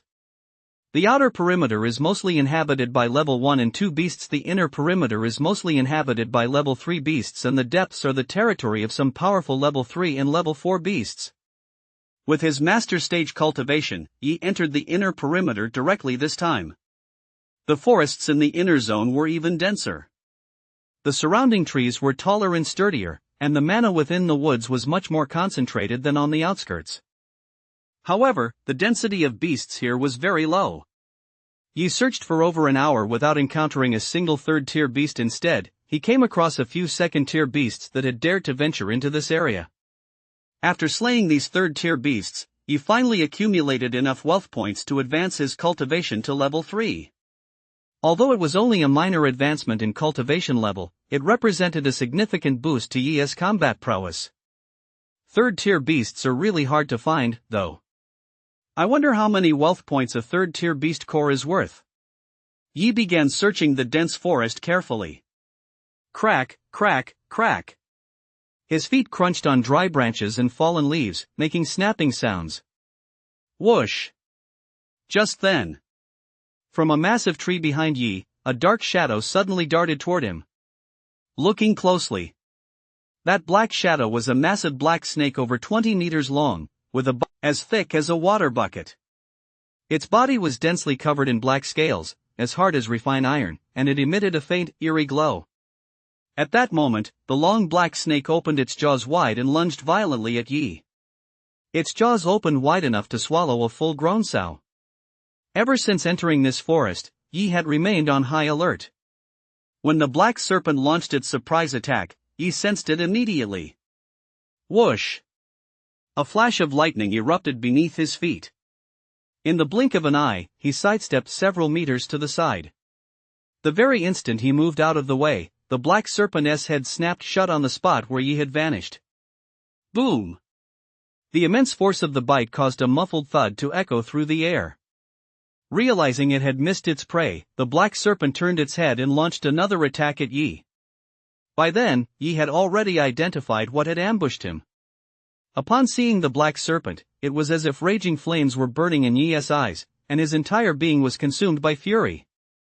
Blood poison python. Die. Indeed, the creature that had ambushed him was a blood venom python, a third tier, level 5 beast.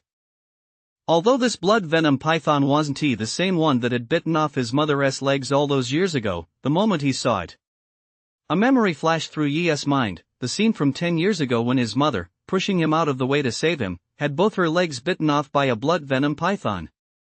Clang! The gold saber was drawn from its sheath. Crackle, crackle. The sound of thunder erupted, instantly forming a thunderous, battle-destroying blade aura. Yi immediately slashed at the blood poison python. His blade aura was extremely powerful, further enhanced by the power of a brigadier general's troops. Although the physical defense of a tier 3, level 5 blood poison python was formidable, especially its scales, which were far stronger than the defense of some master stage mana robes. Under Yi's fierce and powerful attack, that layer of defense crumbled as easily as paper. Rip! A hideous snake head flew off, and the long snake body crashed heavily to the ground. With the blood poison python dispatched, Yi quickly retrieved an egg-sized beast core and a fist-sized clump of essence blood from its head. He stored the essence blood in his spatial pouch and had the system convert the beast core into wealth points. He gained 1,300 wealth points. After stowing the blood poison python's corpse in his spatial pouch, he continued his search through the mountains and forests. His luck held, and in just over half an hour, he spotted a target. It was a third-tier, level 2 silver spine porcupine. It was the size of a full-grown cow. The spines on its back, each over a chi long, were as dense as arrows forged from refined iron, a sight that sent a chill down one's spine. the moment Yi spotted the silver-spine porcupine. It spotted him as well. The silver-spine porcupine mistook Yi for prey and immediately fired a barrage of quills at him. Whoosh! The silver quills moved so fast they cut through the air with a piercing whistle. Clang! While an attack of this magnitude might still be intimidating to an ordinary master stage practitioner, it posed no threat whatsoever to Yi. Yi then parried the hurtling quill with a single slash, immediately activating the Spirit Sparrow step. In the blink of an eye, he was right in front of the silver-quilled porcupine. Swoosh! The gold saber came down, effortlessly severing the silver-quilled porcupine's head. Apart from its beast core, the most valuable part of the silver-quilled porcupine was its silver quills, which could fetch a hefty price. He retrieved only the beast core and the essence blood, and was just about to stuff the entire silver-spine porcupine into his spatial pouch when four men and women wearing mid-tier combat suits emerged from the dense forest ahead. They glanced at the silver-spine porcupine's corpse on the ground, then at the uncharacterably young Yi, and a look of incredulous surprise flashed across their eyes. Leading the group was a middle-aged man. He wore a black combat suit and carried no weapon on his back. He must have been equipped with a spatial pouch or a spatial ring. His eyes darted about, and he immediately walked up to Yi with a smile, clasping his fists in a warrior stage bow and saying, "Young man, to have single-handedly slain a third-tier silver-spine porcupine, that's truly impressive skill." "I, Wu, am in awe. Allow me to introduce myself. I am Wu Zongming, a level 6 master stage. These are the teammates I recruited." As he spoke, Wu Zongming beckoned to the 2 men and 1 woman behind him. Upon seeing his gesture, the 3 of them walked up to Yi together, seemingly understanding Wu Zongming's intention. The 2 men were in their early 30s, twins who looked very much alike and were both heavily built. One wore a blue combat suit, the other a light blue one. Judging by the numerous bloodstains on their suits, they must have slain quite a few beasts. Their names were Wu Daming and Wu Xiaoming, both level 4 master stage. However, the 2 clearly weren't particularly hostile toward Yi. After simply stating their names, they paid him no further attention. The only woman was named Wu Rong, around 30 years old. A level 4 master stage, she wore a pale red combat suit. With a graceful figure and slender build, she exuded the aura of a heroic woman. She was also very attractive, with a heroic spirit radiating from her brow, and she carried a long, heavy sword on her back. Perhaps because Yi was so handsome, or perhaps because of her own friendly nature, she smiled and greeted Yi. Yi nodded to the group, then quickly stowed the porcupine into his spatial pouch. Turning to Wu Zongming, he clasped his fists in a bow and replied, "Hello, Brother Wu. My name is Tian Yi. May I ask what brings you here?" Since the other party had taken the initiative to greet him, it was clear they had business to discuss. However, in the wild and environment fraught with danger, Yi remained on guard. He did not sheath the long sword in his hand. Seeing Yi's cautious demeanor, Wu Zongming kept a smile on his face as he said, "To be honest, brother, I discovered a valley earlier where many medicinal herbs grow. If we could take them out to sell, it would certainly bring in a very substantial income. But there are many beasts guarding that valley. I'm no match for them, so I had no choice but to turn back. On the way back, I happened to run into the Wu brothers and sister Su Rong. We plan to return to that place, slay those beasts, and harvest the medicinal herbs. However, the beasts there are all very agile, and we're missing a teammate who is just as agile. If someone could hold off some of the beasts to take the pressure off us, I'm confident we'll be able to slay them this time and obtain all the medicinal herbs in that valley. Brother, since you can kill a silver spine porcupine, a beast with attacks coming from every angle, you must be highly skilled in agility. Would you be interested in joining us to hunt those beasts together?" Wu Zongming came across as very approachable. After just a few sentences, he was already calling Yi old brother. However, after hearing Wu Zongming's explanation, Yi became very interested. He'd been here for quite some time and had only managed to kill 2 third-tier beasts. Yi wasn't afraid of being unable to defeat the beasts, he was afraid there wouldn't be any beasts left to kill. Yi understood that third-tier beasts were already quite powerful. They had begun to establish territorial boundaries and required a lot of food, so naturally, they couldn't be too densely concentrated in one area. Now that he learned from the middle-aged man that there was a place teeming with beasts, he was naturally tempted. However, Yi didn't let on, he merely showed a hint of interest and asked, I wonder what kind of beasts are in that valley. How many are there? And how will the final proceeds be divided? He asked these questions primarily for safety's sake. Moreover, since he had only revealed his level 2 master stage cultivation, he naturally had to act in a manner befitting that level. Seeing the expression on Yi's face, Wu Zongming's heart leapt with joy, knowing he had a chance to invite Yi along. He didn't hold anything back and explained, to be honest, that valley is home to a group of Ironclaw monkeys. There are roughly 30 or so of them. But rest assured, brother, most of those Ironclaw monkeys are Tier 1 and Tier 2. There are only 7 Tier 3 Ironclaw monkeys, 2 at Tier 3, Level 1, 3 at Tier 3, Level 4, and 2 at Tier 3, Level 5. Brother, just leave those 3 Tier 3, Level 4 Ironclaw monkeys to the Wu brothers and sister Su Rome. I'll handle the 2 Tier 3, Level 5 Ironclaw monkeys myself. If you're willing to join us, all you need to do is tie up those 2 Tier 3, Level 1 Ironclaw monkeys, as well as the Tier 1 and Tier 2 ones. Once we've dealt with our respective opponents, we'll rush to your aid immediately. After we've wiped out all the Ironclaw monkeys, we'll divide the spoils according to our contributions. If there are any valuable treasures, the one with the most merit gets first pick. What do you think? Dealing with the 2 Tier 3, Level 1 Ironclaw monkeys and the Tier 1 and Tier 2 ones was certainly within Yi's capabilities given his cultivation level. In fact, he could have wiped out that entire group of Ironclaw monkeys all by himself. However, since Yi was presenting himself as a Level 2 Master Stage cultivator, he naturally had to act in a manner befitting that rank. Yi immediately furrowed his brow, looking as though he were struggling with a difficult decision. Seeing this, Wu Zongming grew concerned that Yi might be afraid. However, he had to say this: he'd already agreed on a battle plan with the other 3, and naturally, he couldn't change it now.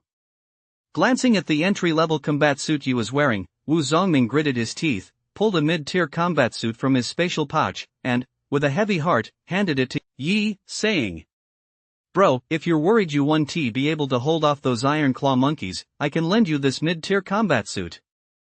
Of course, even if you damage the suit during the fight, I won't make you pay for it. What do you say? Wu Zongming felt this should sway Yi. As for what would happen after they dealt with the Ironclaw monkeys, well, that remained to be seen. Seeing this, Yi pretended to be tempted.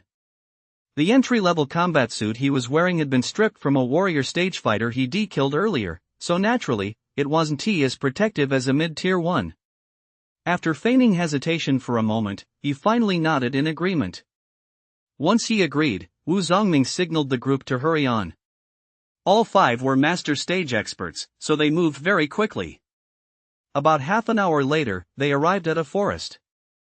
A few dozen meters ahead of the forest lay a valley over 100 meters deep and 20 to 30 meters wide. The trees within the valley were all very tall and sturdy. The largest, an unidentified tree at the very back, stood over 30 meters tall, with a trunk 5 or 6 meters in diameter. Its branches were dense and lush, blocking out the sky. There were many hollows in the tree, and every now and then, monkeys covered in gray fur could be seen coming in and out of them. The smaller monkeys stood over 1 meter tall, with builds similar to ordinary gray apes.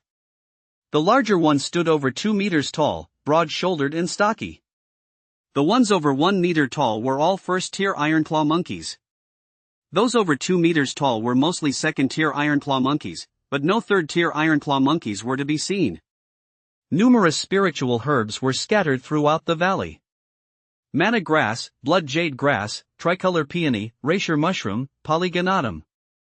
Most were basic spiritual herbs, though there were also quite a few entry-level spiritual herbs. What caught everyone's attention most was a single green tree standing over 1 meter tall among the many medicinal plants, bearing 3 egg-sized and 1 fist-sized green fruits. Green yuan fruit. There's actually a green yuan fruit that's nearly on par with a high-tier yuan fruit. Upon seeing the fist-sized fruit, Wu Daming, one of the Wu brothers, let out a cry of astonishment. His gaze was fixed intently on the fist-sized fruit, and his breathing grew rapid. Standing nearby, Wu Xiaoming and Su Rome also saw the fist-sized green yuan fruit. Their eyes, too, filled with surprise and astonishment, which quickly gave way to intense eagerness and longing. This fruit contains pure Qingyuan mana, making it ideal for cultivation or breaking through cultivation barriers. Moreover, it allows one to advance in cultivation without any side effects. In addition to this advantage, the Qingyuan fruit also has excellent healing properties. Even a single one can fetch a high price on the market. Thinking of the Qingyuan fruit's benefits, Yi's heart stirred. If I gave Mom the Bai Luo pill and that fist-sized Qingyuan fruit, she might just be able to fully recover from her injuries. Once I get my hands on the rejuvenation elixir later, I'll help Mom regrow her severed limbs. Then she'll be able to walk around like a normal person, and who knows, maybe this misfortune will turn into a blessing, and her cultivation will skyrocket.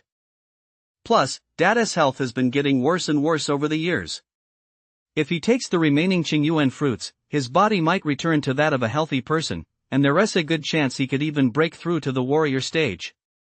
These are all amazing treasures. Thinking of the benefits of the Qingyuan fruits, a glimmer of joy flashed in Yi's eyes. However, he could tell that everyone else was eager to get their hands on them as well. I hope I'll have earned enough merit by then to get first pick. Although rewards are distributed according to contribution, there is still an order of priority when it comes to choosing them. Seeing the eager expressions on everyone's faces as they looked at the Qingyuan fruits, Wu Zongming couldn't help but smile with satisfaction. With such precious Qingyuan fruits right before their eyes, there is no way you won't give it your all. Brothers of the Wu family, Sister Su Rong, and Brother Tianai, you seen the spiritual herbs and fruits for yourselves. I wasn't lying. Now all we need to do is kill those iron claw monkeys, otherwise, those spiritual herbs and fruits will remain nothing but a pipe dream.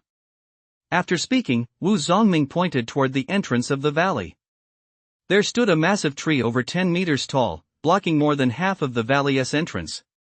Perched atop that tree were 6 second-tier ironclaw monkeys and 2 third-tier, 4th-level ironclaw monkeys, each over 3 meters tall. Their pairs of gray eyes constantly scanned the surroundings. Clearly, these beasts were quite intelligent and knew how to divide tasks. They were standing guard. Actually, I have a good idea. Send one person over to lure those ironclaw monkeys over and kill them. It would be even better if we could lure those 2 third-tier, 4th-level ironclaw monkeys over. Then we could deal with the rest much more easily. What do you all think? Wu Zongming glanced at the group, then turned his gaze to the Wu brothers. He clearly wanted the Wu brothers to speak first. The Wu brothers understood Wu Zongming's intention and didn't shy away from it. The eldest brother, Wu Daming, spoke up first, looking directly at Yi and saying, "Since Brother Tianai was recruited into our team by you, old Wu, specifically for his agility, let him be the one to lure those iron claw monkeys." Seeing that his older brother had spoken, Wu Xiaoming chimed in, nodding. A task like luring the iron claw monkeys is perfect for Brother Tianai. We're all too strong to willingly act as bait. Those iron claw monkeys might not even chase after us. After the two finished speaking and Wu Zongming remained silent, he turned to look at Su Rong standing nearby. Su Rong thought for a moment and said, "Iron claw monkeys are beasts renowned for their agility, especially now that we're in the woods. Those second-tier ironclaw monkeys aren't a problem, but Brother Tianai is only at level 2 master stage. How is he supposed to escape from those 2 third and 4th-tier ironclaw monkeys? My suggestion is that the Wu brothers act as bait. Not only are they both at level 4 of the master stage, but they're also proficient in a combined martial art. Dealing with those 2 third and 4th-tier ironclaw monkeys shouldn't be a problem. As for the concern that someone too powerful might fail to lure them in, we can feign weakness at first. And even if the Wu brothers can't draw them in, there is no need to worry about them not making it back. Of course, if the Wu brothers aren't willing to act as bait, that is fine too. We could actually charge in together quickly and kill those ironclaw monkeys. As long as we're fast enough, we can do it without alerting the army of ironclaw monkeys on the main tree. Su Rong's analysis was well reasoned and made perfect sense. Even if the Wu brothers wanted to argue, they couldn't find a reason to do so. However, upon hearing her words, Yi was taken aback. He couldn't understand why a complete stranger would speak up for him, but, acknowledging his current status as the weakest among them, he cast a grateful glance her way. After listening to Su Rong, Wu Zongming chimed in, "Sister Su Rong has a point, but it's better to be safe than sorry. Those two tier 3, level 5 Ironclaw monkeys are very fast. If we don't take them out in time, we'll end up surrounded by the other two tier 3, level 4 Ironclaw monkeys. In this environment, once we're surrounded by those Ironclaw monkeys, it'll be very disadvantageous for us. After weighing the pros and cons, Wu Zongming slyly shifted the question to Yi, asking, "Young brother Tian Yi, what do you think?" Yi didn't answer immediately. Instead, he first scanned the faces of the four of them carefully. When the brothers Wu Daming and Wu Xiaoming heard Wu Zongming mention being surrounded, their expressions both changed slightly. Clearly, they, too, were worried about being surrounded by Ironclaw monkeys in this situation. When Rong saw Yi looking at her, she smiled and nodded. Wu Zongming's face still bore a seemingly sincere smile, but behind it, Yi saw hypocrisy and cunning. He stared into Wu Zongming's eyes and said with a half-smile, "Brother Wu, just a moment ago you treated me like a brother, telling me all I had to do was hold off two tier 3, level 1 Ironclaw monkeys and a few other tier 1 and tier 2 ones. But now you're asking me to be bait to lure those Ironclaw monkeys, especially with two tier 3, level 4 ones still out there. Your inconsistent attitude makes it hard for me to believe in your sincerity from the start. I'm really worried that once we've actually killed those Ironclaw monkeys, you'll go back on your word and refuse to pay me. You might even withhold the spoils from the Wu brothers and sister Su Rong. After all, you're the strongest here. Even if we didn't want to agree, we probably wouldn't have a choice. Don't you think so?" Yi wasn't about to go easy on Wu Zongming. Never mind those two third tier, 4th level Ironclaw monkeys. Even if every Ironclaw monkey in the valley attacked him at once, he wouldn't care. He could wipe them all out in a matter of minutes.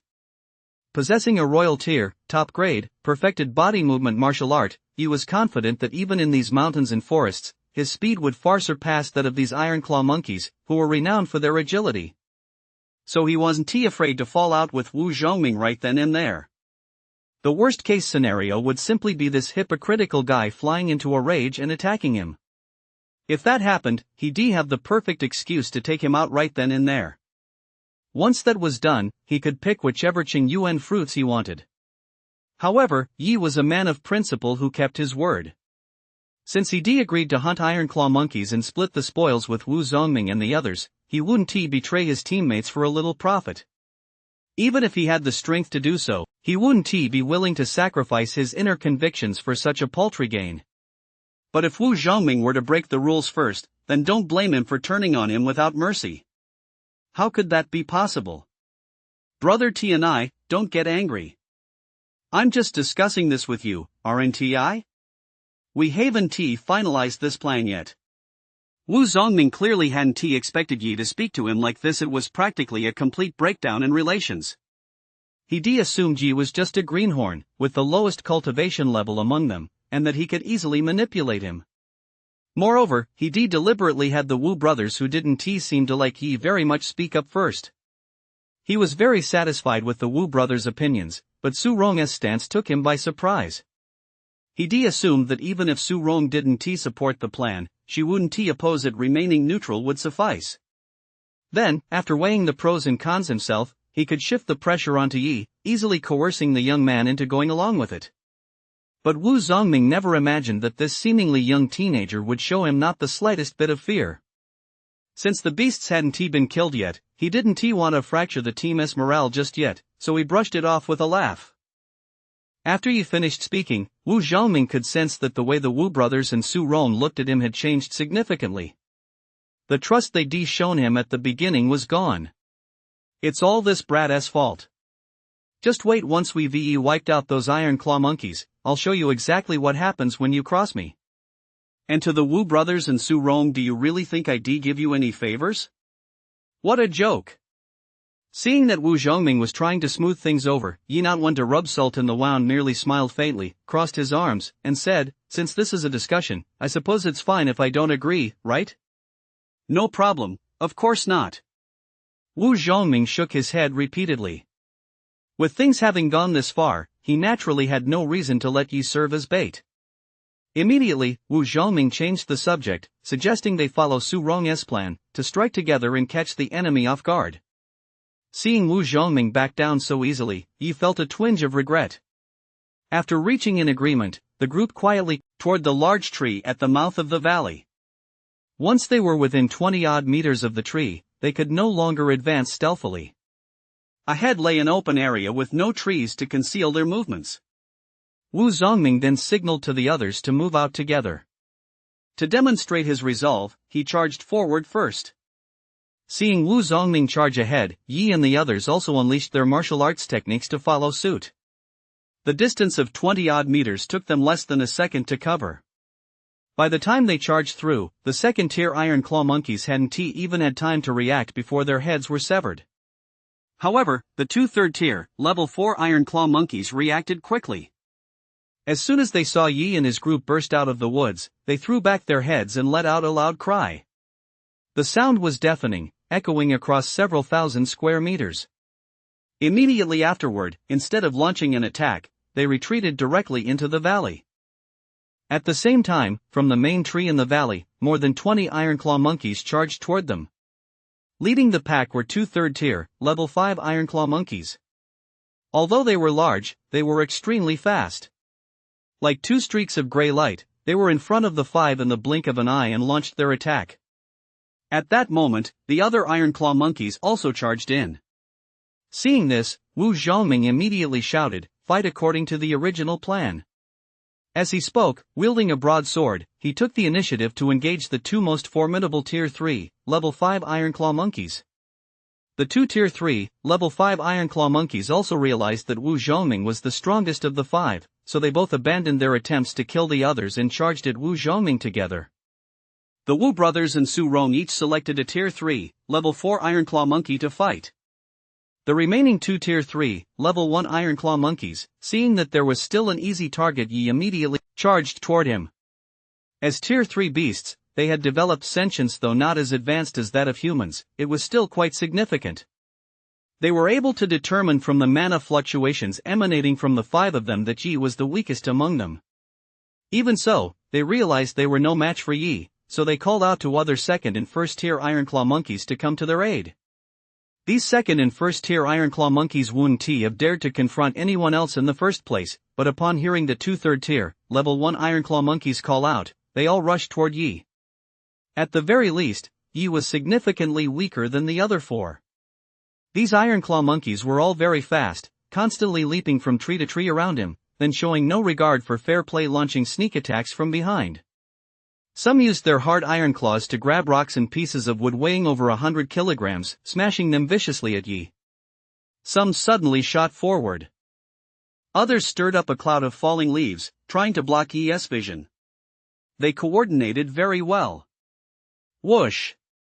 However, facing attacks of this caliber, Yi activated the Spirit Sparrow step and easily dodged them all. Immediately, he swung the gold saber and charged forward, beheading one after another of the Level 1 and Level 2 Iron Claw monkeys. Two third tier, Level 1 Iron Claw monkeys witnessed their offspring being effortlessly slain by Yi. Their inner beastly nature was fully unleashed. Their eyes turned blood red. They transformed into two gray shadows and charged at Yi. Their claws, capable of withstanding ordinary mid-tier weapons, slashed fiercely through the void, creating a violent whistling sound as they cut through the air, their power extraordinary.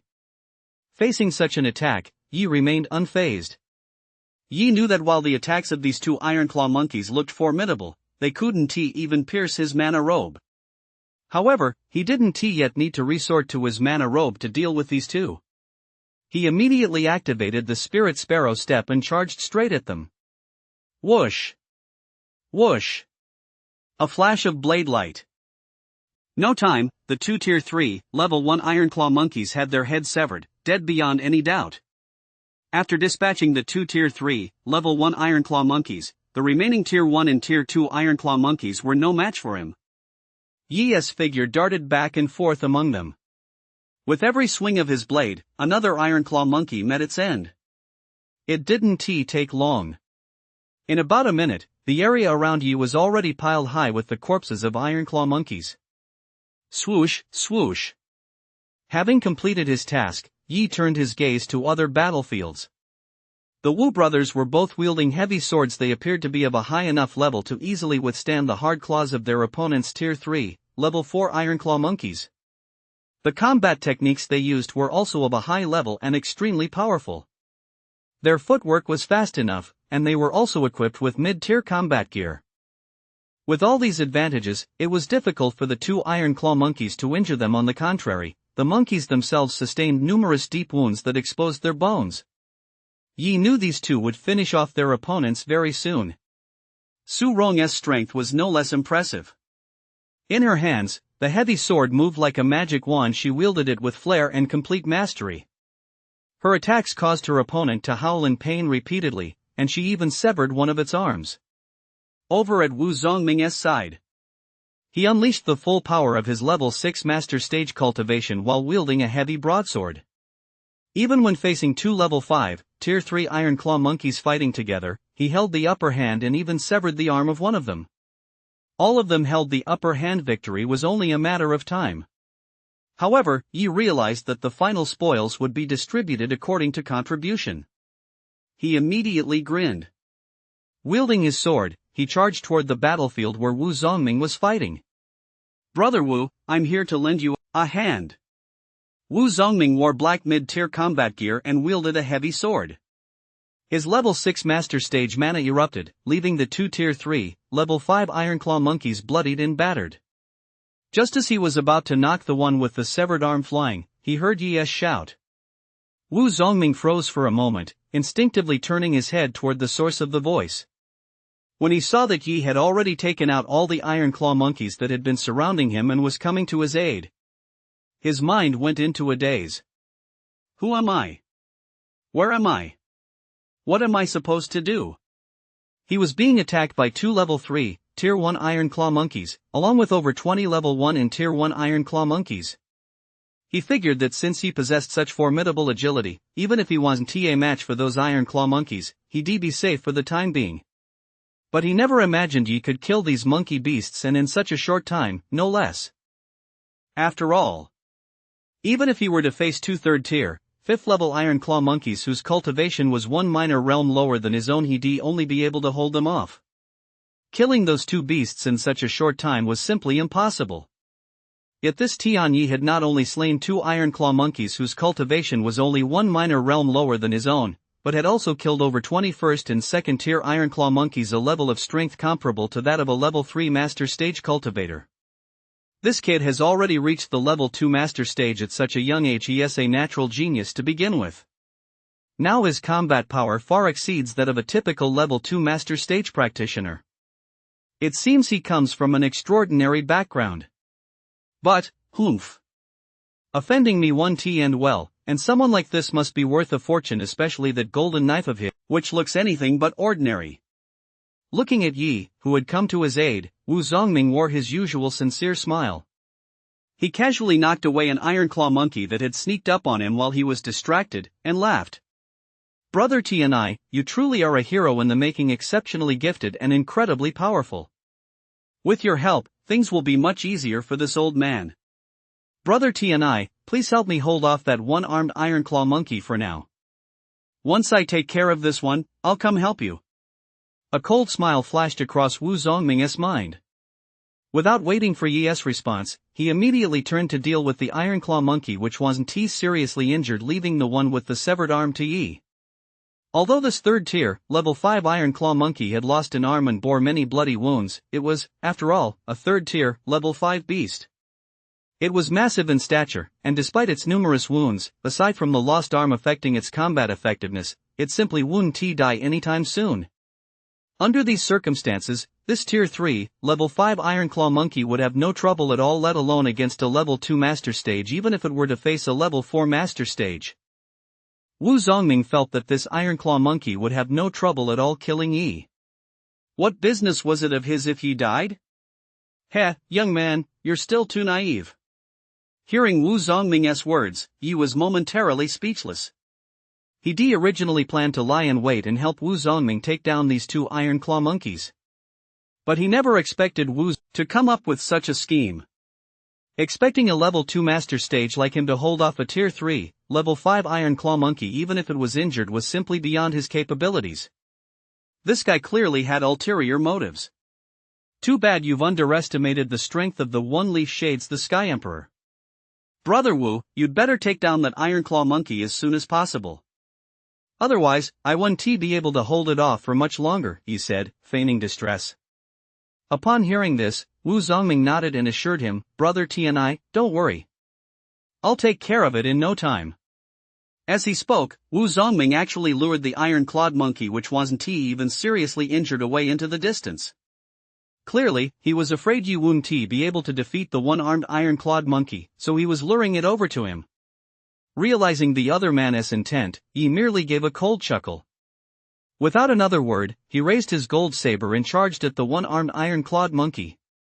Roar! The massive beast had now noticed the offspring Yi had just killed. Rage boiled within it, its eyes turned blood red. If looks could kill, you wouldn't know how many times he'd already be dead. Mana surged through its body, and in an instant, it swung its massive iron claw at Yi. The claw was wrapped in a thick layer of grey mana, exuding overwhelming power. Seeing this, Yi immediately used the spirit sparrow step to dodge to the side. He did not use the thunderous stride. To deal with a wounded third tier, level 5 Iron Claw monkey, Yi simply had no need to resort to this top-tier king-class agility martial art. Whoosh! After successfully dodging, Yi swung the gold saber, slashing at the Iron Claw monkey's neck. Clang! The long sword, shrouded in thunderous mana, slammed violently into the Iron Claw monkey's outstretched claw, producing a sound like the clash of refined steel. However, the gold saber was ultimately of a higher grade and managed to sever one of the Iron Claw monkey's fingers. It really is a fine weapon. If I could get my hands on it and then consume those Qingyun fruits and Yuan herbs, who in the master stage could possibly be my match? In the distance, while battling the Iron Claw monkey, Wu Zongming kept part of his attention focused on the fight where Yi was. When he saw Yi's weapon sever one of the Iron Claw monkey's fingers, a flash of greed crossed his eyes, which he immediately concealed. Little brother Tianai, your older sister is here to help you. Just then, in the battle on the other side, Su Rong swept her heavy sword in a single strike, severing the head of her opponent, a third-tier, 4th-level Iron Claw monkey. After killing her opponent, Su Rong immediately looked toward the direction of Yi's original battlefield. When she saw the ground littered with the corpses of Iron Claw monkeys, Su Rong visibly froze for a moment. She could hardly believe that Yi had already killed all of his opponents. When Su Rong first faced the Tier 3, Level 4 Iron Claw monkey in front of her, she had intended to finish the fight quickly so she could help this incredibly handsome, courageous, and intelligent younger brother. After all, Yi had dared to openly confront Wu Zongming, causing the Wu brothers and Su Rong herself to become even more wary of him. She thought this ridiculously handsome younger brother was quite impressive, so she didn't want anything to happen to him. However, Su Rong hadn't expected that Yi wouldn't need her help at all. In fact, he had already taken out his own group of opponents before she could even kill the Iron Claw monkey. Not seeing Yi, Su Rong looked elsewhere and spotted him locked in battle with the one-armed Iron Claw monkey. A flash of concern crossed her pretty face when she realized Yi was no match for this Iron Claw monkey. She quickly activated her martial arts techniques and charged over. Sister Rong, let us kill it together. Seeing Su Rong come to his aid, Yi feigned a look of delight, then immediately pretended to breathe a sigh of relief. In reality, he had planned to spar with the Iron Claw monkey for a while before finishing off the one with the severed arm. That probably wouldn't arouse anyone's suspicion at worst. He could just say his weapon was exceptionally powerful. After all, his long sword was of a high grade, so it made sense. But seeing Su Rong rush over to help him, Yi felt a bit reluctant, yet he was still very grateful. After all, he wasn't very familiar with this woman, yet she was willing to risk her own safety to help him. She was definitely someone worth befriending. With Su Rong's assistance, Yi decided to step up his attack. The already injured, one-armed Iron Claw monkey was quickly overwhelmed by their combined efforts, and Su Rong then severed its other arm with a single sword strike. Roar! It let out an agonized scream to the heavens, and the mana surging through its body fluctuated once more, but this time, it all concentrated in its legs. Third tier, level 5 beasts possess considerable intelligence. Realizing it was no match for the two of them, it attempted to flee. But at that moment, Yi charged forward decisively. Empowered by thunder mana, his sharp gold saber sliced through the creature's neck in a single stroke. Boom! With a thunderous crash, the Ironclaw monkey's massive body crashed heavily to the ground. Ah! Ah! As you finished off this Tier 3, Level 5 Ironclaw monkey, on the other 3 battlefields. The Wu brothers had successively defeated their opponents, leaving only Wu Zongming yet to kill his foe. Brother Wu, do you need my help? Seeing this, Yi let out a derisive snort. Wu Zongming, noticing this, cast an imperceptibly brief glance at Su Rong, quickly suppressing the rage smoldering deep in his eyes. He immediately channeled his mana and severed the head of his opponent, that 3rd tier, Level 5 Ironclaw monkey, with a single stroke. Wu Zongming was already 1 minor realm higher than this iron-clawed monkey, and he had a weapon in hand. If he hadn't been trying to use the severed arm of the iron-clawed monkey to take out Yi, he could have ended his own battle very quickly. But events had taken an unexpected turn, so he could no longer delay. Those others weren't stupid either. Brother Tianai, don't say that. I have no problem killing a 3rd tier, Level 5 Ironclaw monkey. It's just that I used up a lot of mana when I severed the arm of the Ironclaw monkey that you and Sister Su Rong killed earlier. Otherwise, I would have taken down this 3rd tier, Level 5 Ironclaw monkey long ago. Wu Zongming wiped the blood off his heavy sword with the Ironclaw monkey's fur, then walked over to Yi and Su Rong to explain. In his explanation, he made sure to let the two know that the main credit for killing this one-armed Ironclaw monkey went to him. Just then, the Wu brothers arrived as well. They noticed Yi's achievements, and the coldness that had previously been in their eyes toward him had faded, replaced by a touch of solemnity. Seeing that all the Ironclaw monkeys had been killed, the eldest Wu brother spoke up. Now that all the troublesome Ironclaw monkeys have been killed, let us divide the spoils. Does anyone have any objections? Everyone had been waiting for this, so naturally, no one objected. The distribution of the spoils was quite simple. First, the carcasses of the Ironclaw monkeys each had killed belonged to them. As for those killed with assistance, primarily the one-armed Ironclaw monkey. Since Yi, Su Rong, and Wu Zongming had all participated, they needed to be divided equally among them. Finally, there were the yuan herbs and Qingyuan fruits in the valley. The yuan herbs were easy to divide since their values were fairly similar. The hardest part was dividing the Qingyuan fruits. Everyone wanted them. However, following the principle of distribution according to contribution, the person with the greatest merit got to choose first. Among the group, the obvious candidate for the first pick was Wu Zongming, who had contributed the most and was the first to discover the valley. But in the end, he had only killed 1 3rd tier, Level 5 Ironclaw monkey, while Yi and Su Rong had also contributed to taking down the other one. This made it difficult to determine who deserved the most credit. At that moment, Wu Zongming spoke up. The smile on his face remained unchanged, and he spoke with an air of magnanimity. Everyone, let me say this, first of all, I'm very grateful to you all for teaming up with me. Otherwise, even if I had discovered this valley, I wouldn't have been able to kill the Ironclaw monkeys here, let alone have the chance to share in these yuan herbs and yuan fruits. To show I'll voluntarily step aside and forego my share of the green yuan fruit. As for who deserves the most credit, I think Brother Tianai and Sister Su Rong are pretty much on par. It's actually really hard to say who deserves the most credit. After all, the Wu brothers took down 2 3rd tier, 4th level Ironclaw monkeys. If they were to give their credit to each other, who could possibly match their brothers' contributions? In that case, their contribution is the greatest, so they can choose first. Wu Zongming spoke in a slow, measured tone. His words seemed uncontroversial and fair, yet they were laced with sinister intent, aimed at driving a wedge between Yi, Su Rong, and the Wu brothers. Sure enough, upon hearing this, the Wu brothers, who had already felt their own contributions weren't the greatest and that they wouldn't receive a green yuan fruit, immediately lit up. Wu Xiaoming said directly, Brother Wu is right. Actually, I've wanted to give my contribution to my eldest brother from the very beginning. After all, he helped me a lot during the battle just now. If we're going to count it that way, then I'll give my contribution to my eldest brother. That way, my eldest brother's contribution will be the greatest, and he can choose his reward first. Hearing the Wu brothers speak this way, Su Rong shot a meaningful glance at Wu Zongming, casually putting some distance between herself and him, while a deep sense of disgust toward him welled up inside her.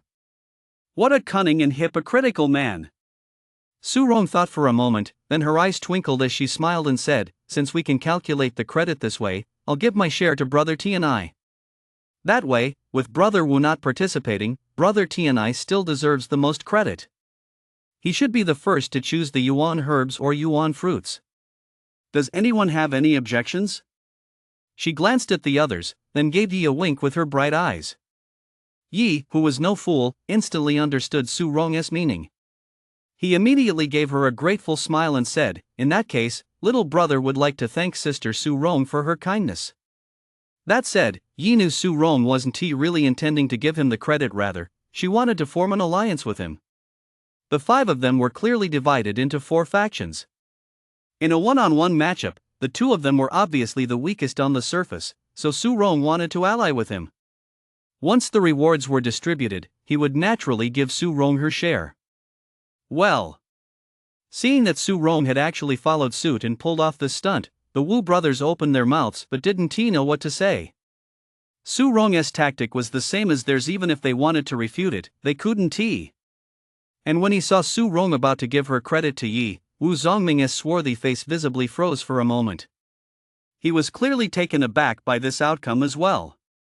Immediately, Wu Zongming shot Su Rong a cold, hostile glance, seething with anger. "That damn woman, she has ruined my plans twice already. Fine, once we get back, I'll make sure you know exactly what regret feels like. Still, this woman has a truly perfect figure and is exceptionally beautiful, especially that heroic spirit she exudes. Subduing her beneath me would certainly be a rare pleasure in life. When the time comes, I'll press down on this woman's beautiful yet arrogant head and let that slut know just how powerful I really am." With these thoughts in mind, Wu Zongming began to calm the emotions churning within him. Yet his face still bore his trademark, good-natured smile, as if he didn't care at all about the others' discussion. Then, Wu Zongming settled the matter definitively, "Since no one has any objections, let Brother Tianai choose first. Since old Brother Wu has put it that way, I'd be rude to refuse. I'll take the largest Qingyuan fruit." Seeing that Wu Zongming had spoken, Yi politely thanked him and decisively claimed the Qingyuan fruit that everyone else had been eyeing. When they saw which fruit Yi had chosen, a hint of regret flashed across the faces of the Wu brothers. But there was nothing they could do. However, the two exchanged a glance, then casually glanced at Yi, their minds lost in thought. Of the remaining 3 egg-sized Qingyuan fruits, one was chosen by the Wu brothers, and another by Wu Zongming. When it was Yi's turn, Yi selected the last egg-sized Qingyuan fruit. Finally, only the yuan herbs in the valley remained. These yuan herbs were all quite valuable. Looking at these yuan herbs, delight flashed across the faces of all present. Then the 5 of them moved together. They harvested all the yuan herbs. They placed them on a large rock and began to divide them up. It was the Wu brothers' turn to choose first. The Wu brothers set their sights on a mid-tier blood jade grass. Excitedly, they stepped forward, intending to claim this herb. But just then, an unexpected turn of events occurred. Just as the Wu brothers had their full attention fixed on this herb, Wu Zongming quietly slipped behind the group. The honest smile that had always graced his face instantly turned into a menacing expression. In an instant, a large black broadsword appeared in each of his hands, and he struck first at the completely defenseless Wu brothers. Wu Zongming, a level 6 master stage cultivator, struck suddenly while the Wu brothers had let their guard down. Whoosh! Whoosh! The Wu brothers didn't even have time to react before Wu Zongming's sharp, heavy blades sliced their bodies in half from head to toe. Wu Zongming, you. Half of the Wu brothers' bodies were cleaved open, their blood and internal organs splattering in all directions. Their faces were frozen in expressions of disbelief and shock. They tried to say something, but their eyes closed before they could finish their words. They were as dead as could be. The sudden turn of events startled Su Rong. She immediately activated her movement technique and dashed away.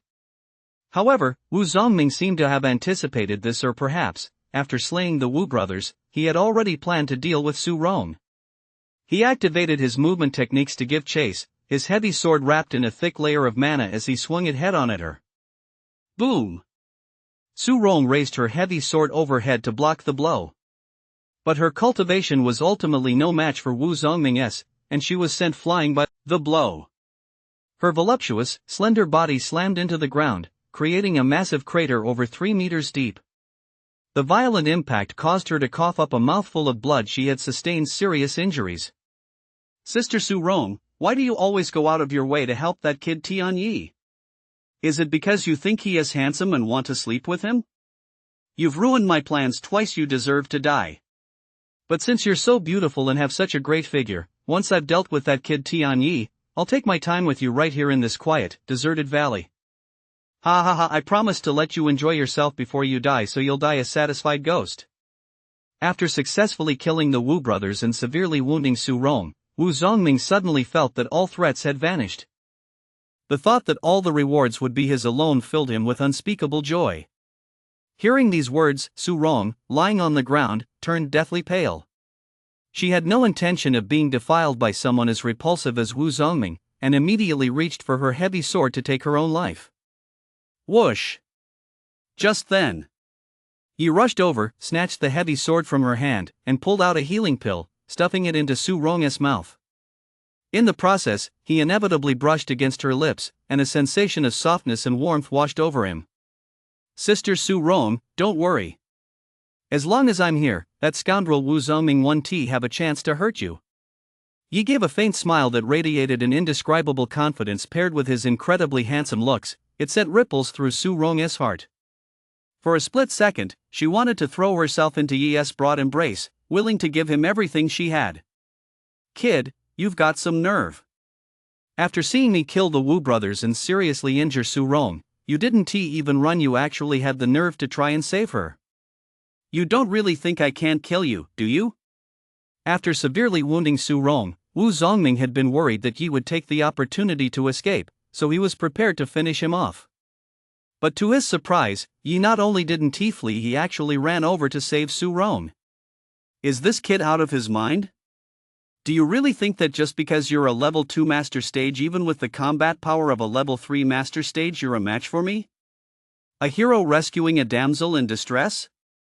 You'd better have the skills for it. Wu Zongming, I'm afraid I'm going to disappoint you. Not only will you fail to kill me, but I'll be the one to kill you. Hearing Wu Zongming's words, Yi let out a cold laugh. Immediately, Yi pulled the gold saber from his spatial pouch, gazing at Wu Zongming as if he were looking at a clown. Yi knew the saying, villains die from talking too much. As he spoke, he activated his movement technique and charged toward Wu Zongming. Whoosh! This time, he unleashed thunderous uprising. His entire body transformed into a purple streak of light as he charged forward, moving at a speed countless times faster than before. At the same time, his thunder mana coalesced into a thunderous, annihilating blade aura, enhanced by the power of a brigadier general, radiating an utterly staggering aura. Die, Wu Zongming! He appeared before Wu Zongming in the blink of an eye, the blade-esque glow descending with ferocious force. How could this be no? Wu Zongming froze for a moment upon hearing Yi's words, then found it amusing and wanted to mock Yi. But the very next second, he witnessed Yi's terrifying speed and astonishing attack. The shock was so great that his brain short-circuited in an instant. He simply couldn't wrap his head around it. Why was Yi suddenly radiating such a terrifying aura? It seemed as though even an ordinary level 8 or 9 master stage practitioner would have no chance of survival against this single strike. Wasn't this kid a level 2 master stage practitioner? How had he suddenly become so strong? But no one answered the question in his mind. Whoosh! With a flash of the blade, Wu Zongming was split in two from head to toe before he even had time to react. Those who kill will be killed. Such a person deserves to die. You're actually this strong? Seeing Yi kill Wu Zongming, a level 6 master stage cultivator, so effortlessly, Su Rong's pretty face was filled with disbelief. When she first met Yi, aside from being drawn to his stunning good looks, she was also amazed by his talent. For someone so young to already be at level 2 of the master stage proved he was a genius, which was why she wanted to befriend him. Later, she saw Wu Zongming bullying Yi and trying to use him as bait. She was both worried about Yi's safety and couldn't stand by and watch, which is why she had objected earlier. when she saw Yi fighting the one-armed, stage 3, level 5 Iron Claw monkey. She felt not only concern but also a sense of personal principle, so she rushed over to help. Although Yi had just stopped her from committing suicide, Su Rong didn't believe Yi could save her from Wu Zongming. She assumed that Yi, that foolish boy, would also die at the hands of Wu Zongming, that hypocritical and vicious man. She felt sorry for Yi. A genius like him should have had a bright future. He shouldn't have died here all because he wasted time trying to stop her from killing herself. She felt terribly guilty and wanted to tell Yi to run away. But by then, Yi had already caught Wu Zongming's attention. Even if she had spoken up, it would have been useless. Yet Su Rong never could have imagined that the final outcome would take such a dramatic turn. Wu Zongming, who had been the strongest among them, was actually taken down in an instant by a single stroke from Yi, the one with the lowest cultivation level. Wu Zongming himself probably never imagined that after outmaneuvering everyone, he would ultimately be killed simply because he wasn't strong enough. "Sister Su Rong, are you okay?" Yi walked over and helped Su Rong to her feet. Accidentally, his index finger brushed against her chest. Even through her combat suit, Yi could feel its astonishing softness and suppleness. "I'm fine now. Thank you for the elixir." Su Rong felt the change in her chest and blushed slightly. Although she was 28 years old, she had never had this kind of physical contact with a man before. Having been touched in such an intimate area by Yi, she couldn't help but feel embarrassed. "That's good to hear, Sister Su Rong. Let us divide up these yuan herbs." Noticing the change in Su Rong's expression, Yi scratched his head awkwardly, then quickly changed the subject. The yuan herbs, originally meant to be divided among 5 people, were now left for just the 2 of them. Yi was also very eager to see how many wealth points he would receive this time. There were a total of 24 yuan herbs, including the mid-tier blood jade grass that the Wu brothers had wanted. Yi was very generous and gave half to Su Rong. "Little T and I, if you hadn't killed Sister Wu Zongming, I'm afraid. She was too embarrassed to finish the sentence, feeling ashamed, so she skipped ahead and said, "You saved my life, how could I possibly ask for anything more?" Yi didn't dwell on it. He was a man of principles and integrity, and since Su Rong had helped him time and again, he wouldn't take what rightfully belonged to her under any circumstances. Without further ado, Yi shoved a pile of medicinal herbs into Su Rong's hands and said earnestly, "Sister Su Rong, you deserve all of this. If you don't want it, I'll just leave it here to feed the beasts. I certainly won't keep it. But you're giving me far too much. Even if we were to divide it based on merit, I wouldn't be entitled to this many yuan herbs." Su Rong continued to refuse, feeling that Yi had given her too many yuan herbs and wanting to return some to him. However, Yi had made up his mind. He refused to take them back, his stance unwavering. Seeing this, Su Rong had no choice but to stow the yuan medicine into her spatial pouch. Although she hadn't been able to return any to Yi, Su Rong still felt very happy inside. Little brother T and I isn't just handsome, he also has principles and boundaries, and he is kind to me. He really is a great man. Plus, with all this yuan medicine, my cultivation will improve significantly. Unaware of Su Rong's thoughts, he was already excitedly rummaging through the loot. He found a spatial pouch on each of the Wu brothers and another on Wu Zongming. He stored Wu Zongming's 2 heavy swords in his spatial pouch, then began collecting the corpses of the Iron Claw monkeys one by one. These Iron Claw monkey corpses were all quite large, but fortunately, the internal capacities of the Wu brothers and Wu Zongming's spatial pouches were quite spacious.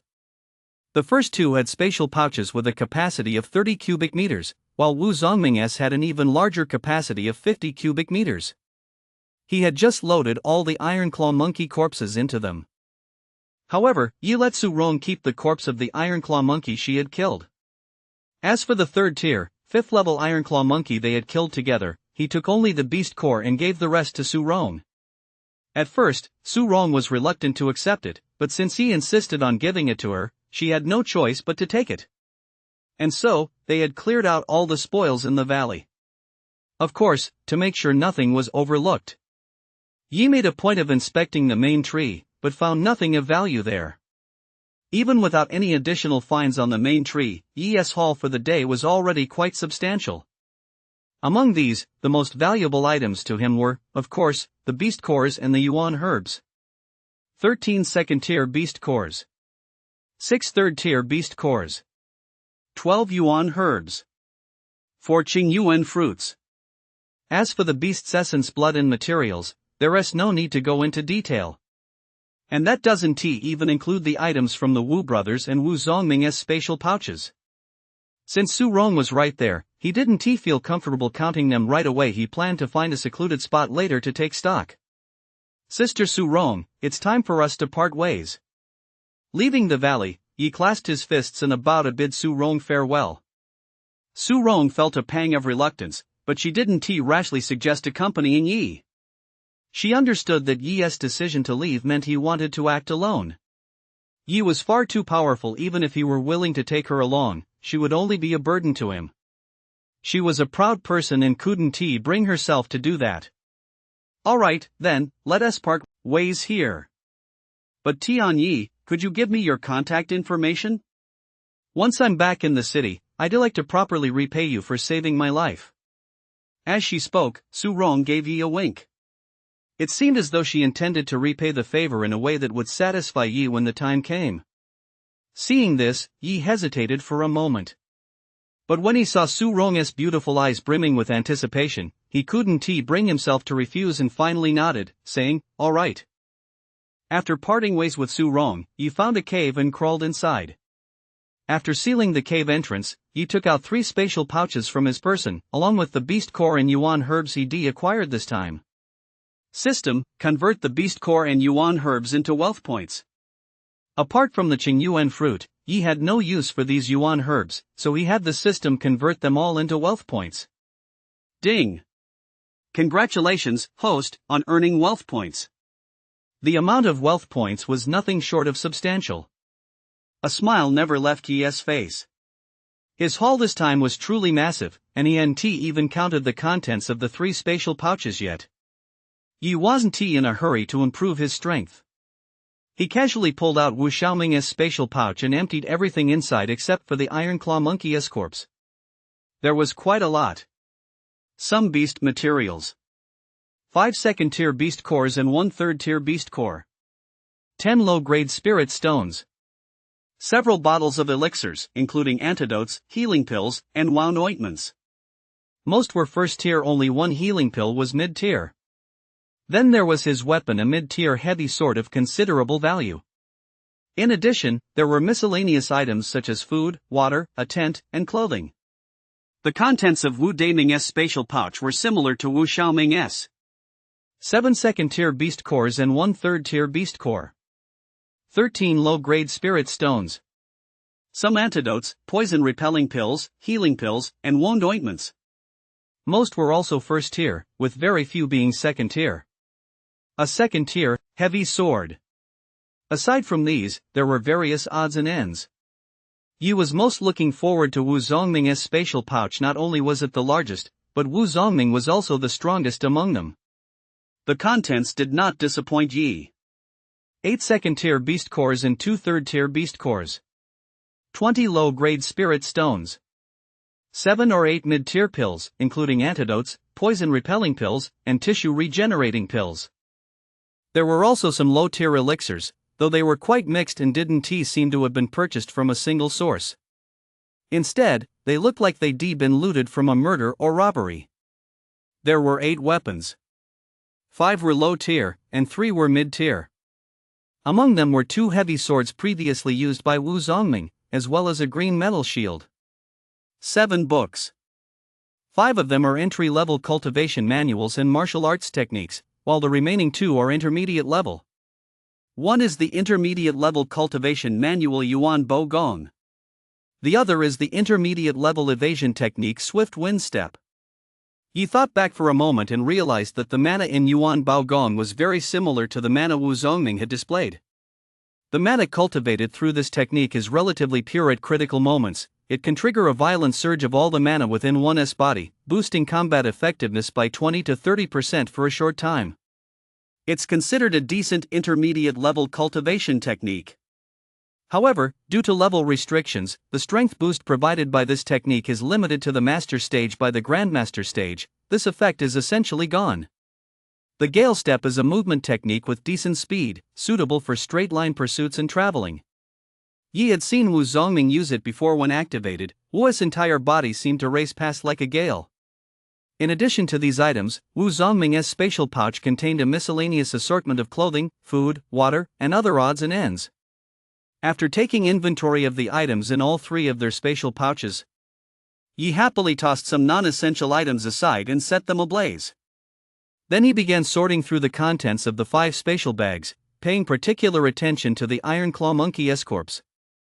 Yi designated the largest 50 cubic meter storage bag as his primary one, using the others to store beast materials. Soon, Yi had sorted through all the items and immediately recharged all his yuan stones and beast cores. He earned some wealth points this time. With this, Yi had accumulated a total of wealth points, in addition to the wealth points he already had on him. His wealth points reached. Now that he had money, naturally he had to spend it. Yi first used 4,000 wealth points to elevate both the Thunder/Sword technique and the Thunderous Storm Stride to the perfect cultivation level. He spent 500 wealth points to cultivate the Gale Step to the perfect level. This movement technique was suited for straight-line pursuit and escape, and Yi felt it was a perfect fit for him. It wasn't that the Thunderous Storm Stride was inadequate, it was mainly that he couldn't rely solely on it during combat. Who starts a fight by unleashing their ultimate move right away? It's not like every battle is a peak-level tournament, after all. There are always times when he encounters stubborn bronze tier or orderly silver tier opponents. He certainly doesn't need to use a sledgehammer to kill these low-level Karami. Most importantly, he has money now. Next, Yi began to boost his strength. After spending some wealth points, Yi raised his cultivation to level 10 of the master stage. Each advancement from the master stage to the grandmaster stage requires 4,000 wealth points. Yi went all in with his remaining wealth points. After spending some wealth points, Yi's cultivation reached level 3 of the grandmaster stage. Upon reaching the grandmaster stage, a large amount of liquid lightning attribute mana appeared within the mana vortex in Yi's dantian. Having reached this stage, the mana within Yi's body had become extremely robust, and the martial techniques he unleashed would be even more powerful. Those at the grandmaster stage do not emit a mana veil, but rather a much more substantial mana armor. Feeling the surge of power within him, Yi had the sensation that he could shatter this cave with a single punch. However, Yi knew this was an illusion caused by the sudden, massive increase in his strength. Immediately, Yi channeled his mana. Soon, a layer of mana an inch thick emerged on his body, covering him as if he were wearing a set of hard armor. With this layer of mana armor, even if a boulder weighing 10,000 jin were to crash down on me from dozens of meters up, it would only meet its own destruction. Feeling the power of the mana armor, Yi was suddenly filled with a sense of security. With my current strength, I can venture into the depths. I hope to boost my power a bit more before the medicine guarding mission. The medicine guarding mission involved the Biluo pill, so he couldn't afford to be careless. Yi knew that for every medicine guard mission, the Grandmaster Stage Hall of the Thunder Guild would dispatch several Grandmaster Stage members, and even the Commander Stage Pavilion would send Commander Stage members to oversee operations. Unlike the Elite Pavilion, the Grandmaster Stage Hall and the Commander Stage Pavilion were the true backbone of the Thunder Guild. The Elite Pavilion was, at best, merely a reserve force for these two. However, Commander Stage experts do not compete with others for the top prize, otherwise, they might as well just award it directly to the Commander Stage. No one else stands a chance against them. In order to secure the Biluoden, he had asked Valerie about the strength levels of the personnel dispatched for each medicine guarding mission. Last year alone, 7 or 8 Grandmaster Stage experts participated, including 2 at the 7th or 8th rank. These individuals had all cultivated the Thunder King scripture and 2 top-tier king-level martial arts techniques, and their cultivation levels were quite advanced. If he wanted to win the top prize from them, he would naturally need to further improve his strength. A little over an hour later, he arrived at the entrance to the depths, where many cultivators had gathered. Have you heard? A cave residence suspected to belong to a Commander Stage cultivator has appeared at the very deepest part of the depths? What do you mean suspected? It's obviously one, isn't it? But the Wu family is so despicable they've actually sealed off the area and won't let us in. Why should they be the only ones to reap the rewards? You're not the first to know the Wu family is used to being domineering, are you? But I heard there are 5 layers of death traps surrounding that commander stage cave. A city defense force unit that tried to break in earlier suffered heavy casualties. Apparently, several Grandmaster stage cultivators were killed. Forget it. It's too dangerous over there. Even if the Wu family weren't hoarding that commander stage cave, we couldn't break through those death traps anyway. It's just that their blockade of the depths is preventing me from hunting beasts. Commander stage cave? Looks like I've come to the right place. Hearing the news from those around him, Yi, who had just arrived, let a curious smile curve his lips, then immediately headed deeper into the cave. As for the Wu family's blockade, Yi merely smiled indifferently.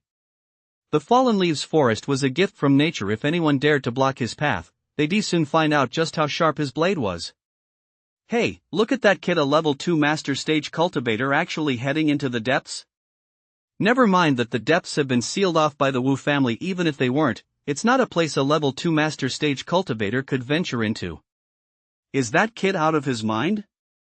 I remember that area is cordoned off by the 3rd Squad of the Wu Clan's Quajin 3rd Division.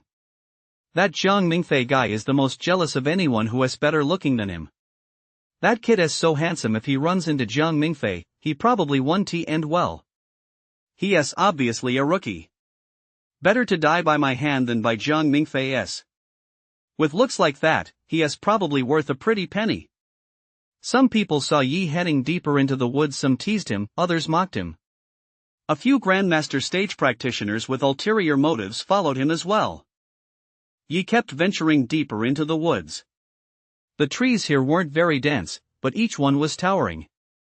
30 to 40 meters tall, 5 to 6 meters in diameter, with lush foliage. Each tree stood alone yet formed a forest. The dense foliage blocked out the light, allowing only scattered rays to filter through, making the woods appear rather dim and the ground even more damp. Am I being followed again? I don't recall provoking these people, and I've only revealed my level 2 master stage cultivation. That's low-key enough, isn't it? Why are there still such clueless people following me? Not long after setting off, Yi realized he was being followed. Their intentions were clear. Even after Yi changed direction several times within the woods, they kept following him. This convinced Yi that these people were after him.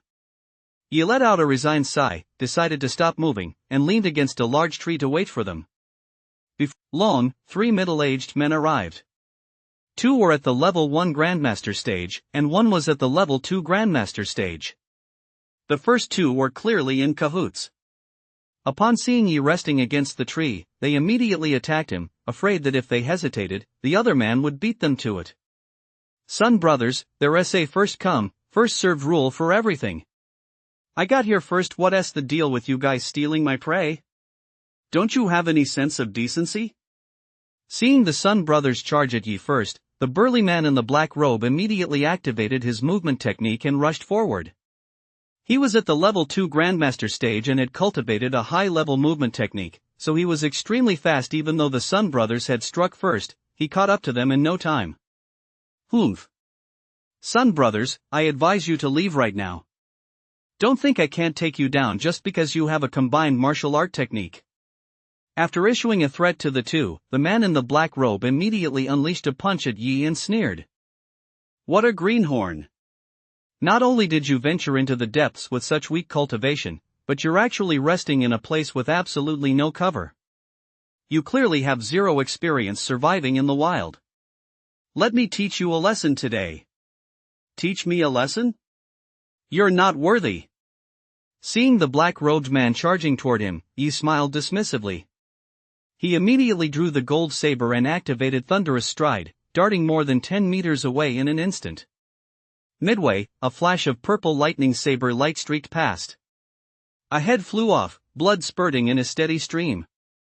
The black-robed man, a level 2 Grandmaster stage cultivator who had intended to teach Yi a lesson, was dead as a doornail.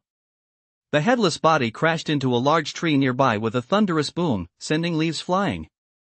Level 3 Grandmaster stage. Number 2, let us get out of here. The Sun brothers, who had been threatened by the man in black, paid no heed to his words. They intended to snatch the prize from the jaws of danger, confident that their combined strength would allow them to stand up to the man in black. But because they were just a fraction slower than the man in the black robe, he managed to get there first. They had assumed Yi would be instantly killed by the man in the black robe, who then snatch his storage pouch. Yet the scene that unfolded next made their hearts skip a beat as if they were being gripped tightly by a pair of giant hands. The lamb they thought they could slaughter it will suddenly erupted with the overwhelming aura of a level 3 Grandmaster stage cultivator, wielding 2 martial arts techniques that were clearly of the highest caliber. In the blink of an eye, he beheaded the man in black, a foe who would have required the brothers to join forces to defeat. Witnessing this, they were completely dumbfounded, their heads spinning. It was as if they suddenly lunged forward and slammed into a table. They simply couldn't understand it. The kid standing before them was clearly just a teenager of 17 or 18. Possessing a level 2 master stage cultivation level would already make him a genius, yet his true cultivation level was actually as high as level 3 grandmaster stage. Damn it! With that level of cultivation, he was already qualified to apply to the 2 top martial arts academies. And he even knows 2 extremely high-level martial arts techniques. Are all young people these days this formidable?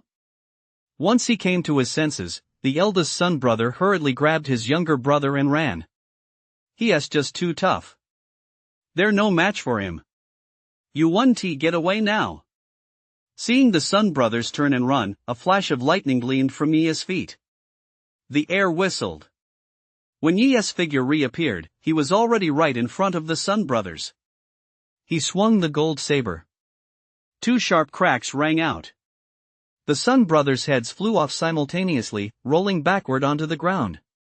The expressions of terror and resentment on their faces lingered for a long time. Those who kill will be killed. If you hadn't come to kill me, none of this would have happened. Why did you have to come after me?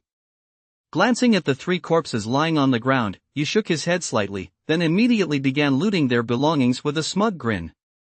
He came away with 3 spatial pouches. 3 complete sets of combat gear, though all were mid-tier. Clearly, these 3 Grandmaster stage practitioners were used to raiding and looting, but they weren't exactly wealthy. Presumably because they thought Yi was a rookie, none of them had used weapons. After killing the 3, Yi left the area immediately. As for their corpses, he naturally left them for the beasts.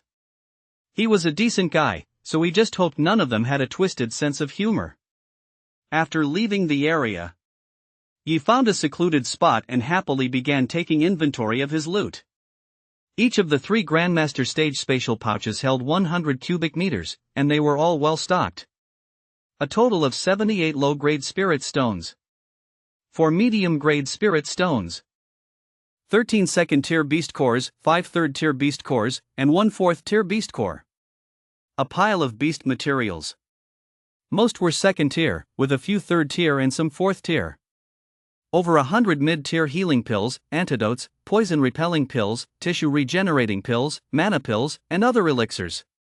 There were also more than a dozen high-tier elixirs suitable for Grandmaster stage experts. 6 weapons.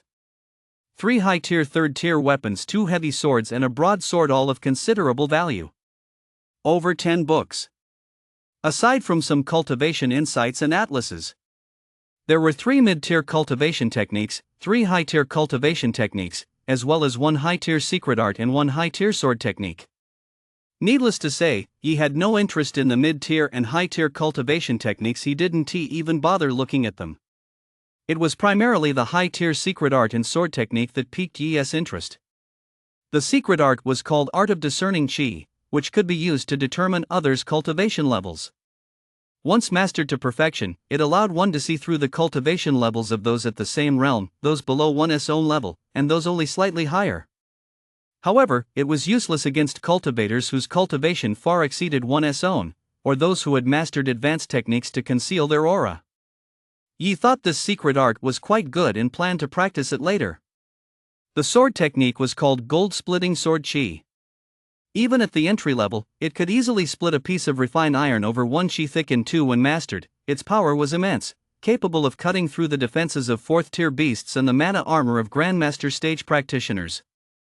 Yi was also quite fond of this martial art and planned to cultivate it. He couldn't keep relying on the thunderous annihilation blade chi forever. Not only did it consume a lot of mana every time he used it, but it was also easy for powerful cultivators to recognize its origin. System: top up all beast cores and yuan stones. Ding!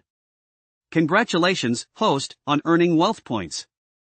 As the system's pleasant notification sounded, another large sum of wealth points was credited to his account. Yi immediately spent 1,000 wealth points each to cultivate Chi discernment technique and gold severing blade Chi to the perfect stage. He allocated the remaining wealth points entirely to his cultivation level. Ding! 4,000 wealth points consumed. Hostess cultivation level has risen to level 4 of the Grandmaster stage. Ding! 4,000 wealth points consumed. Hostess cultivation level has risen to level 7 Grandmaster stage. As the system's voice faded, Yi discovered that the thunderous liquid mana in his dantian had increased by more than several times. His own strength had once again received a massive boost. He looked at his stats panel. Host, Yi. Strength, level 7 Grandmaster stage. Technique, Thunder King Scripture Royal Tier, top grade, perfect. Martial Arts, Thunder Slash and Annihilation Sword Technique Royal Tier, top grade, perfect. Thunderous Storm Stride Royal Tier, top grade, perfect. Gold Severing Sword Chi High Tier, perfect. Gale Step Mid Tier, perfect. Spirit Sparrow Step Beginner Tier, perfect. Wave Stacking Sword Technique Beginner Tier, perfect.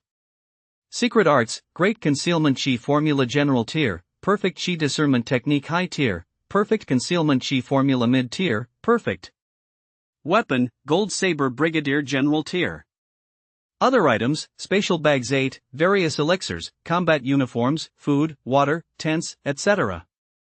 Wealth points, 1,400. Kid, you've got some nerve. Don't you know the depths here are sealed off by my Wu clan?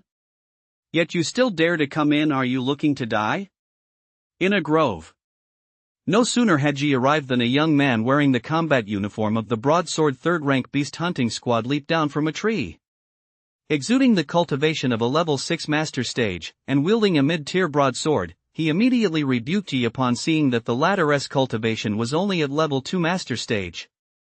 However, after his gaze swept over Yi, he suddenly held out his hand and said, "Kid, hand over your spatial pouch, and I'll spare your life. Otherwise, don't blame me for being ruthless." Though the man spoke these words, he was secretly channeling his mana. Clearly, he had no intention of letting Yi off the hook. Seeing the young man who had leaped in front of him to block his path, berating him and attempting to rob him, Yi's gaze grew icy as he sneered, "Since when did the Fallen Leaves Forest belong to your Wu family? You just go ahead and seal it off? How ridiculous! Besides, are you sure you want to rob me? Not long ago, 3 Grandmaster stage cultivators tried to rob me, and I took them all down." Yi's voice was calm, and he was speaking the truth, but the young man clearly didn't take Yi's words seriously. He didn't believe that Yi, a level 2 master stage cultivator, could kill Grandmaster stage cultivators, let alone 3 of them. However, seeing that Yi didn't even regard the Wu clan with any respect, the young man was immediately filled with rage and roared. "You little bastard! You dare to look down on the Wu clan? Then go to your death." No sooner had the young man finished speaking than he swung his sword at Yi. But in the very next second, a streak of purple blade energy flashed by. The young man's sword had barely extended halfway when his entire body was sent flying by the blade energy. He crashed heavily to the ground, blood gushing from his wounds, his face deathly pale, and barely clinging to life. With Yi's cultivation level, he could have easily killed this man with a single strike, but he spared his life in order to extract some information.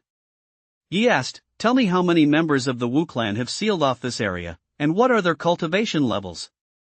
"Kid, you're actually a Grandmaster stage cultivator, but you actually dared to set your sights on a cave residence. You're truly audacious." Severely wounded by Yi's strike, the young man was shocked to discover that Yi's cultivation level was not master stage but Grandmaster stage. However, upon learning what Yi wanted to know, he immediately saw through his intentions. The young man sneered inwardly, a Grandmaster stage cultivator daring to set his sights on a Commander stage cave residence? It was nothing short of courting death. But the young man had no intention of speaking. He knew Yi Wun-ti let him off the hook. If he told Kid about the security forces and their strength deployed by his clan, what if the kid got scared and backed down? He immediately let out a cold laugh and said firmly, "Kid, do you really think I'd tell you? If you've got the guts, go ahead and kill me. In that case, I'll grant your wish." Seeing the young man's resolute stance, Yi simply snapped his neck. If he wouldn't talk, you would just have to question someone else. After taking the young man's spatial pouch, weapon, and the mid-tier combat suit he was wearing, Yi thought for a moment, then dug a hole and buried the young man's body to prevent the Wu family from discovering it and alerting them. However, Yi didn't know that shortly after he left, several people wearing the combat uniforms of the 3rd Beast Hunting Squad of the Quajin 3rd Division arrived at the scene. Holding an unidentified tool, they quickly pinpointed the spot where Yi had buried the body and dug up the corpse of the young man Yi had killed. The group swiftly carried the body away. After passing through a grove of trees, they approached a young man of about 27 or 28 and respectfully reported, "Captain, number 4 has been killed. Someone broke in. Should we report this to the 3rd young master?" Jiang Mingfei, captain of the 3rd squad, pondered for a moment before saying, "The 3rd young master is currently leading the team and breaking through the formation. Let us not disturb him over such a minor matter for now. You continue to seal off that area. Remember, if anything goes wrong, send a signal immediately. I'm going to coordinate with the nearby squad leaders right now." As soon as Jiang Mingfei finished speaking, he strode away. His expression was grave. It was clear he was in a very bad mood. "I hope this person just stumbled upon 4th brother by accident, and isn't after the Commander stage cave residence." Rustle, rustle, rustle. In a grove of trees, Yi swung his gold saber, successively, 5 members of the Wu family's Beast Hunting Squad. These men were all quite powerful. The weakest was at the 6th level master stage, while the strongest had reached the 10th level master stage. They were a 3rd-class heavy axe squad patrolling the area when they happened to run into Yi. Upon seeing Yi, they attacked him without a word. Faced with this, Yi had no choice but to fight back. He first severely wounded all 5, rendering them incapable of further combat, then began questioning them. One of the 5 was particularly stubborn. No matter what methods he employed, the man refused to reveal the number of blockade personnel or their cultivation levels. Nor would he disclose the situation regarding the personnel at the Commander stage cave residence. Fortunately, one of the 5 was a coward. After Yi broke his first finger, he spilled everything. The Wu family had mobilized a total of 13 teams to seal off the deep regions of the Falling Leaves Mountains. Among them were 8 3rd-class beast hunting squads, primarily responsible for the relatively low-risk outlying areas. The remaining 5 teams were all 2nd-class squads, comprised entirely of Grandmaster stage experts, with their captains being Grandmaster stage practitioners at level 8 or above. 3 of them were stationed at the front lines. 2 were near the Commander stage cave residence, working alongside the Wu family's 3rd young master and another Commander stage expert to break through the formation. However, this man did not know the exact strength of the Wu family's 3rd young master or that Commander stage expert. Yi didn't fully trust all of this information either. He took out the tracking device he'd seized from this squad leader, then strided confidently over to another 3rd-class squad. It had to be said that the Wu family was truly overbearing. The moment they saw him, they attacked without a word, intent on subduing him. Yi had originally intended to question them properly. If these men had cooperated, he wouldn't have minded merely knocking them unconscious and sparing their lives. Yi wasn't a bloodthirsty man. If others showed him an inch of respect, he would return a foot. But if anyone so much as scratched him, he would repay them 100-fold. Since these men had chosen to attack him, they had no right to blame him for being ruthless. Yi easily wounded all 5 of them, then interrogated them, extracting some more information. This time, he learned that the Wu family had 8 second-tier squads. 5 of them were stationed at the War General's cave residence. Yi also learned that the Wu family's third young master was a level 10 Grandmaster stage cultivator, while the Commander stage cultivator was a level 3 Commander stage cultivator. Yi believed the information he obtained from this squad. This was because he had employed the prisoner's dilemma method, interrogating the 5 men separately, and the information they provided was largely consistent. The only discrepancy was that several team members were unaware of the cultivation levels of the Wu family's third young master and the Commander stage cultivator. After questioning them, Yi decisively took the lives of all 5 and once again obtained 5 spatial pouches. Since spatial pouches cannot be placed inside other spatial pouches, Yi had no choice but to carry them on his person. He now had a total of 18 spatial pouches on him, a fact that would likely make many people green with envy if they heard about it. Even the most basic 10 cubic spatial pouch comes at a hefty price. These spatial pouches represented a substantial sum for Yi. Not to mention, they were filled with all sorts of items. If the information these people provided is true, I'll need to further strengthen my abilities before I stand a chance of competing with the Wu family for the treasures in that Commander stage cave residence. Naturally, Yi was very interested in the cave residence left behind by a Commander stage expert. He didn't know about it before, but now that he did, he naturally had to go take a look. I also need to figure out the cultivation technique, martial arts, and weapons used by that Commander stage cultivator. Only then can I more accurately assess his combat strength. Yi pondered as he took out the spirit stones and beast cores from the spatial pouch. Before long, a pile of beast cores and spirit stones, all emitting mana fluctuations, lay before him. Yi had the system convert them all into wealth points.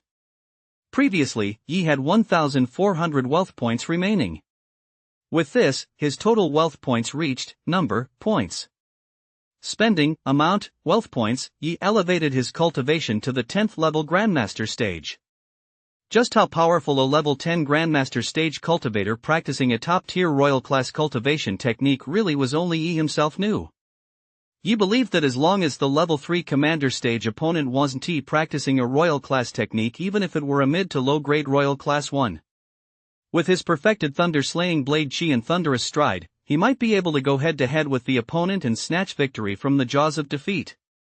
Of course, if I really can't beat him, I'll just get some more wealth points and boost my cultivation directly to the Commander stage. Although Yi had only obtained the cultivation techniques for the first 4 realms of the Thunder King scripture, that didn't mean he couldn't continue to improve his strength. It simply meant that his mana purity would decrease significantly after advancing to a higher realm. It wasn't as if there were no solutions. He could simply make up for it once he obtained the cultivation techniques from the later sections of the Thunder King scripture. This might be a major hurdle for others, but for Yi, it was nothing at all. Whoosh! Seeing that it was getting late, he rushed toward the inner perimeter, intending to find a place to rest there. The beasts there were relatively weaker, making it much safer to sleep at night. Have you heard? A killing demon king has appeared in the depths, specifically targeting the Wu clan's beast hunting squads. Rumor has it he has already wiped out 5 of the Wu clan's third-tier squads and 1 second-tier squad. The Wu clan's second-tier squads are made up of at least Grandmaster stage experts, and the squad leaders are usually at the 8th or 9th level of the Grandmaster stage. Is that guy really that powerful? How else would they call him the murderous demon king? But apparently, the Wu family's third young master was furious when he heard about this. He has already sent several second-tier squads to search for the guy and posted a bounty, a huge reward for anyone who provides a lead on him. That's a joke. If even the Wu family doesn't know who killed their people, how are we supposed to find any clues? You're right. It's that kid from before he actually made it back alive? At that moment, someone spotted Yi returning from the depths, and a look of surprise and shock flashed across their face. He remembered that the Sun brothers and Zhang Laosan had gone after that teenager. All 3 of them were Grandmaster stage, albeit low-tier Grandmaster stage, but Grandmaster stage nonetheless. How on earth did this level 2 Master stage kid manage to survive against them?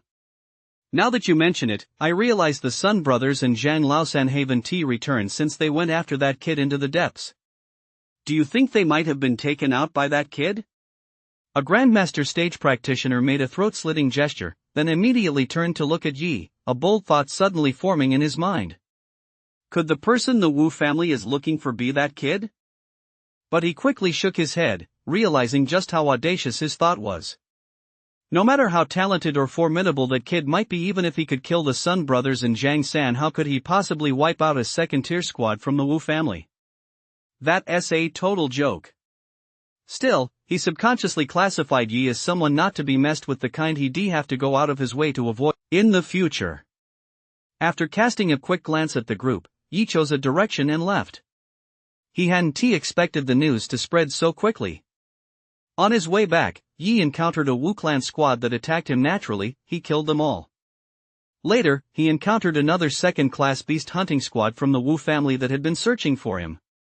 Relying on their superior strength, these men would rather kill the wrong person than let a single one slip away. The moment they saw him, they moved to kill him. Yi had no choice but to kill them, looting 5 spatial pouches.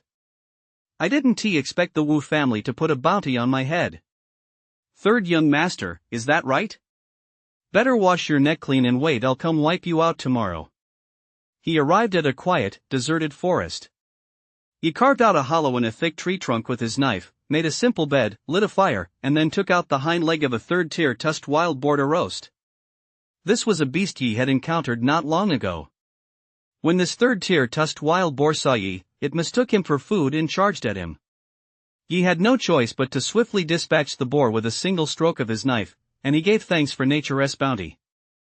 Although his storage pouch was well stocked with food, Yi decided to switch things up a bit. Nothing beats the comfort of eating grilled meat on a night out in the wild. As he grilled the pork leg, Yi sprinkled it with spices, cumin, and salt. After grilling for a while, a tempting aroma began to waft through the air. Seeing that the meat was ready, Yi happily took it off the fire and was about to eat. Rustle, rustle. Just then, faint sounds of an animal moving came from the woods not far away.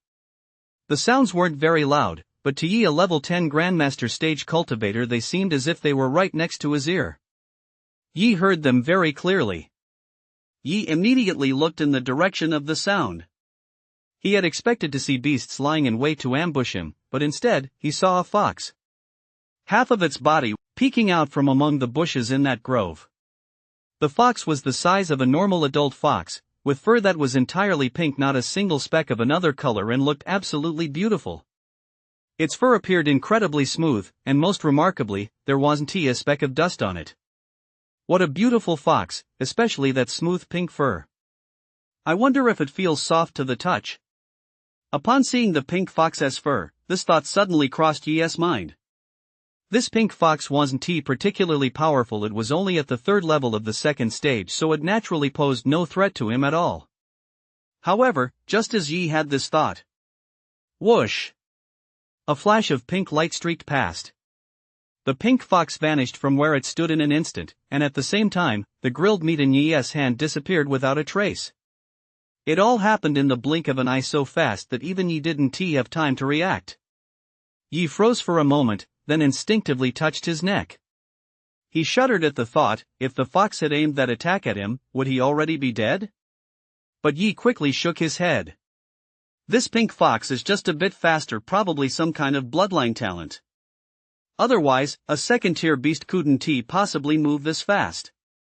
The teacher in the beasts class had mentioned that some beasts, due to exceptional or unique talents, are born with a special ability. Since this ability is passed down through bloodlines, it's called a bloodline talent. In fact, aside from beasts, humans also possess bloodline talents. Such individuals are often the pride of the heavens. Almost all are destined to become kings or emperors, and they have a high chance of breaking through to the venerable stage, saint stage, or even the sovereign stage. Even though the pink fox was extremely fast, its cultivation level was too low to stand a chance of killing Yi. Yi was confident that in a life or death situation, he could instantly activate his mana armor. The defensive power of his mana armor, cultivated using a top-tier king-tier cultivation technique, was likely impenetrable even to an average commander stage expert. Let alone a 2nd or 3rd-tier beast. An interesting beast. With his food snatched away, Yi had no choice but to take out another pork leg and start roasting it. After about half an hour, the leg was roasted to perfection. He finally sat down to enjoy it to his heart's content. The pink fox from earlier never reappeared. Presumably, it had eaten its fill as well. The next day, Yi stepped out of the tree hollow and headed deeper into the forest. Upon reaching the entrance to the depths, Yi discovered a roadblock had been set up, with many people waiting in line to enter. At the roadblock stood a second-class squad from the Wu family broadsword unit.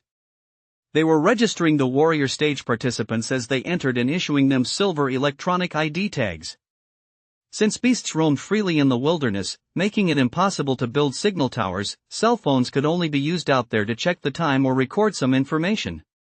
Unless you have a specific hobby, it's not a big deal after all. Modern phones have plenty of storage and can hold a lot of learning materials. One feature of these digital tags is that they allow communication over a short distance. They're perfect for use in the wilderness. Yi didn't know what the Wu clan members were up to, so he listened carefully to the sounds coming from that direction, hoping to catch something. What exactly is the Wu clan up to? Why are they suddenly letting us into the depths again? Bro, Haven T, you heard? The Wu family said they won't seal off the inner depths anymore, as long as no one sets their sights on the commander stage cave. They also told us to keep an eye out for people without digital codes and notify them if we come across any. Got it. So they're letting us in for free to help them find people, right? The Wu family sure knows how to play their cards. Bro, keep your voice down. Don't let the Wu family hear you, or you'll be in for it. After hearing what he wanted to know, Yi smiled. The Wu family probably still thought he was in the depths, unaware that he'd already come out.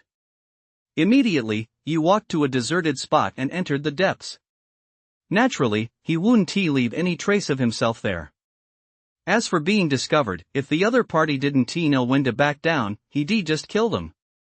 However, to avoid unnecessary trouble, Yi planned to knock out a lucky candidate and take their tag. Not long after venturing deep into the inner realm, Yi spotted a middle-aged man with a level 4 Grandmaster stage cultivation level. The man saw that Yi wasn't wearing a numbered tag on his chest. He froze for a moment, then turned and ran toward the exit. As he ran, he tried to signal with his tag while shouting, "It's with me, it's with me." Seeing this, Yi shook his head in exasperation. He'd only intended to knock the man unconscious and take his tag, but he hadn't expected the guy to give away his whereabouts. Crack! A flash of lightning danced at Yi's feet, and in an instant, he was behind the man.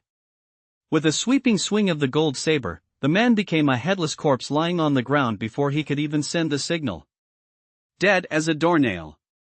Yi picked up the number plate, confirmed no signal had been sent, set the man's body ablaze, scattered the ashes, and left the area. The depths of the Falling Leaves Mountains were vast, and it wasn't until Yi had walked for over an hour that he finally found his target. Just outside the nearby woods stood a green mountain over 100 meters high. At the foot of the mountain was a cave 3 or 4 meters high. A second-tier beast hunting squad from the Wu family was stationed at the cave entrance. This was a second-rank broadsword squad. The squad members' cultivation levels generally ranged from the 7th to 8th Grandmaster. Most of his cultivation had been boosted by consuming elixirs. It was quite superficial and completely incomparable to Yi's own. The main focus, however, was Wang Jinglin, a level 3 commander stage cultivator.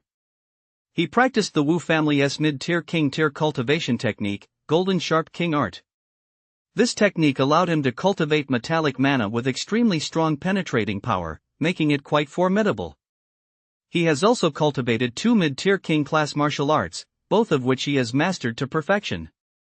One is the Sharp Metal Heavy Fist, and the other is the Vajra Great Strength Sword technique. In addition, Wang Jinglin has mastered a low-tier king-class evasion technique, which he has cultivated to perfection. The weapon he wields is a genuine general-class weapon. With these abilities, Wang Jinglin is extremely powerful and ranks among the top contenders within his tier. For Yi, facing an opponent who was 1 major realm and 3 minor realms above him was indeed a challenge. However, Yi was not afraid of him. Having eliminated so many of the Wu family's teams, Yi had accumulated a great many wealth points and was ready to step into the commander stage at any moment. By then, he would naturally have no reason to worry about Wang Jinglin. Time flew by. As the sun set, the mountains and forests quickly grew dark. Just then, 2 figures holding flashlights emerged from the cave entrance. The 5 guards on duty saw the pair and immediately bowed in respectful salute. Third young master. Senior Wang. The two walked one in front of the other. The one in front was about 23 or 24 years old, dressed in luxurious clothes. He wasn't particularly handsome, and his demeanor was slightly menacing. He was Wu Xianming, the third young master of the Wu family. The man behind him was about 45 or 46 years old, tall and imposing, with skin that looked as if it were gilded, shimmering with a golden glow in the dim light. He was Wang Jinglin, a level 3 commander stage cultivator. If one looked closely, it was clear that both men's auras had been reduced by more than half. Clearly, their attack on the 5th layer of the death trap that day had drained a great deal of their mana. Wu Xianming glanced at the squad leader, Sun Tao, and asked, "Any news on that villain?" Sun Tao replied immediately, reporting to third young master, "We haven't received any reports from other teams about capturing or spotting that villain. However, we didn't lose any team members today either. I suspect that person may have been intimidated by the bounty you issued and has already fled the area out of fear." Sun Tao voiced his speculation. Upon hearing this, Wu Xianming snorted coldly. After killing so many of our Wu Clan's teams, how could we let him get away so easily? Have the teams continue the search, and notify the Clan's intelligence division to gather information on everyone who has entered the Falling Leaves forest during this period. No matter who he is or how deeply he is hiding, I will track him down and punish him severely. Sun Tao stood at attention and replied respectfully, "Yes, sir." Having said that, Wu Xianming took a large tent out of his spatial ring. Seeing this, the others nearby hurriedly carried the food they had prepared earlier into the tent. Wang Jinglin, who was standing nearby, was just about to follow Wu Xianming into the tent when he suddenly stopped in his tracks and whipped his head around to look in Yi's direction. Noticing that his bodyguard's demeanor was off, Wu Xianming stopped and asked, "What's wrong?" Wang Jinglin shook his head and said, "Young master, just now I sensed a pair of prying eyes coming from that direction, but they're gone now." "Prying eyes, you say?" Wu Xianming immediately grew alert and glanced at Sun Tao and the others. Whoosh, whoosh, whoosh. Seeing this, the group quickly dashed toward the direction Wang Jinglin had been looking. Before long, they returned to where they were, but team leader Sun Tao was now holding the corpse of a dead 4th tier, level 3 beast, a tree-colored python. Sun Tao dropped the tree-colored python's carcass over 20 meters long onto the ground and reported, "Young master, I found no signs of anyone over there, but I did find this beast, which I've already killed." Wu Xianming looked at Wang Jinglin and asked, "Was that its aura?" Wang Jinglin looked at the tree-colored python, thought for a moment, and said, "Perhaps it was. That gaze only lingered for an instant. I didn't sense any aura, but if it was the tree-colored python, it's possible. After all, this beast can perfectly conceal all its aura. It's only natural that it didn't let me detect it." "So that's the alertness of a commander stage expert?" I only glanced at him and nearly got caught. Luckily, I was fast enough, and thanks to the grand concealment chi technique of the Jiang stage, he didn't detect my aura. In a grove of trees, he found a tree hollow, lit a fire, and muttered to himself while roasting meat. Earlier, while hiding in that tree, he had spotted a 4th tier beast, a tree-colored python lurking there. To avoid alerting it, he hadn't killed it but had merely stunned it unconscious. Little did he know it would end up doing him a favor. "It smells so good. I bet that pink fox won't be coming tonight." Looking at the grilled meat in his hand, which was giving off waves of aroma, Yi's mouth watered, and he couldn't help but think of the pink fox he'd encountered last night. Whoosh! Just then, Yi suddenly felt a void in his hand. The fragrant grilled pork leg had vanished without a trace. Yi immediately looked around. Soon he spotted a pink figure perched on a thick tree branch, taking small bites of the grilled meat that had once belonged to him. That pink figure was none other than the little pink fox. She stuck out her rosy little mouth and, just like a little lady, took small bites with her pearly white teeth. Whenever it was too hot, she'd blow on it just like a human would. It noticed Yi watching it. This time, the pink fox didn't run away. Instead, it stared at Yi with its pink eyes, as if it wasn't afraid of him at all. Yi was instantly curious and instinctively asked, "Aren't you afraid of me?" As soon as he said this, Yi couldn't help but chuckle. This little fox was so weak it probably wasn't very intelligent to begin with, so how could it possibly understand his words? But to Yi's surprise, the little pink fox seemed to respond by shaking its small, pink head. Then it twitched its tiny nose, clearly drawn once again by the aroma of the delicious grilled meat. It lowered its head and began eating in small, ladylike bites. Seeing the little pink fox shake its head at him, Yi paused for a moment, then chuckled. It must have been a coincidence. It's just a beast, how could it really understand what I said? If it did, that would be strange. After saying that, Yi took another pork hind leg out of his storage pouch and continued grilling. Before long, the enticing aroma wafted out once more. Yi noticed that the little fox had just finished eating the grilled meat it had snatched from his hand. Smelling the aroma drifting over from Yi's side, it sniffed the air, then in a very human-like manner looked down at its own little pink belly before finally looking away. This time, however, it didn't leave. Instead, it walked toward Yi, though it kept pacing back and forth about 3 or 4 meters away, as if wanting to get closer but too afraid to do so. Could it be that this fox is highly intelligent? Seeing this, Yi couldn't help but wonder. Although second-tier beasts aren't typically very intelligent, that doesn't mean there aren't exceptions. The world is vast and full of wonders. There are always some extraordinary beasts that possess high intelligence from the very beginning. Yi knew of some offspring of imperial tier and higher beasts that could take human form from birth. This was related to their parents. Beasts generally gain the ability to take human form once they reach the imperial realm. Therefore, their offspring could usually take human form and possessed intelligence no less than that of humans. But this little pink fox. After glancing at it, he shook his head. The strongest beasts near Anqing City are no more than level 10 beast kings. There isn't a single imperial tier beast, let alone 2 and a male and a female who mated, no less. If beasts of that caliber existed near Anqing City, the city would have been wiped out by them long ago. Besides, never mind imperial tier beasts, there aren't even any king tier fox beasts near Anqing City. However, the thought that this pink fox might possess a bloodline talent, perhaps even being a mutant, explained why its intelligence surpassed that of other beasts of the same tier. If that were the case, it would all make sense. Seeing this, Yi suddenly became deeply intrigued. If he were to tame this fox, it might prove to be a great asset to him in the future. With that in mind, Yi decisively pulled out a third-tier beast core and tossed it toward the little pink fox. The little pink fox froze for a moment, not understanding Yi's intention. It didn't reach for the beast core at all, but simply let it fall to the ground. This behavior puzzled Yi as well. Don't all beasts love things like beast cores or yuan herbs that contain mana? Logically speaking, since he produced a third-tier beast core, this little pink fox should have excitedly bitten into it and refined the mana inside. Could it be a stupid fox? All it knows is how to eat grilled meat? With that in mind, he decided to try again. This time, he produced a 4th-tier beast core. He had found it in the spatial pouch of a Grandmaster stage beast, one of the wood attribute variety. The mana within this beast core was relatively pure and gentle, meaning it would be easier to absorb. This time, the little pink fox didn't take it either. It seemed to have seen through Yi's intentions, and a hint of disdain flickered in its pink pupils. A 2nd-tier beast actually turning its nose up at a 4th-tier beast core?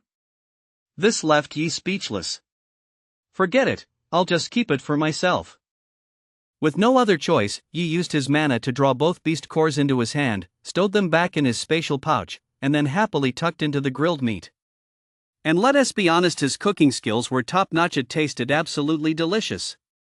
After finishing his meal, Yi entered the tree hollow, lay down on a comfortable blanket. Since the spatial pouch had heat retention capabilities, the food was still steaming when he took it out, just like it had just come out of the pot. As soon as the delicacies appeared, the little pink fox's eyes lit up, and a glistening trail of boom, boom, boom. It seemed the final moment had arrived. Violent rumbling echoed from the cave at intervals. At times, the noise was so loud that the entire hill shook, as if it might collapse at any moment. The members of Quojian's second squad were still on duty, chatting idly from time to time, which allowed Yi to gather some information. So Yi and the little fox kept their watch in the woods, and when noon rolled around, they brought out a pile of delicious food to eat. As soon as the little fox saw the food, its eyes lit up as if it hadn't eaten in ages. It was practically drooling. Go ahead, eat up. This is all yours, and there's more if you need it. Yi generously placed a pile of delicacies in front of the little fox. He also took out some treats for himself and began eating at a leisurely pace. After finishing, Yi and the little fox continued to keep an eye on the activity near the cave entrance. Although the members of the Broadsword Squad had said it would take about 3 days for the third young master of the Wu family and that commander stage named Wang Jinglin to break through the final layer of the death trap, no one could guarantee that their estimate was accurate. To prevent the third young master of the Wu family from breaking through the final layer of the death trap early and taking whatever was inside, Yi had no choice but to stay here, watching and waiting. Just like that, the afternoon passed, the sun set once more, and the activity inside the cave came to a halt. Wu Shenming and Wang Jinglin emerged again, shining their flashlights. This time, both of them scanned the surrounding woods, their eyes searching intently. But after looking for a while and finding nothing, they turned their attention back and went into the tent to eat, drink, and rest. Seeing that both men had entered the tent, Sun Tao and the others continued to stand guard at the cave entrance. He suddenly had an idea. Should he go inside and take a look tonight? Know your enemy and know yourself, and you will win 100 battles. He still didn't know what the situation was like inside the cave, and now that the third young master of the Wu family and Wang Jinglin were both gone, this was the perfect opportunity to go inside and take a look. The challenge, however, was to avoid being noticed by the guards. He thought it over, and decided to stay there a little longer to see if Sun Tao and the others would take a break during the night. The sky grew darker and darker. It was almost midnight, the time when people are most prone to drowsiness. The lights inside the tent had been turned off, and Sun Tao and the others were all dozing off. Before long, Sun Tao assigned 2 team members to continue the watch, while he and the remaining 3 leaned against the rocks to rest. Seeing that only 3 were resting, Yi knew he wouldn't have a chance tonight.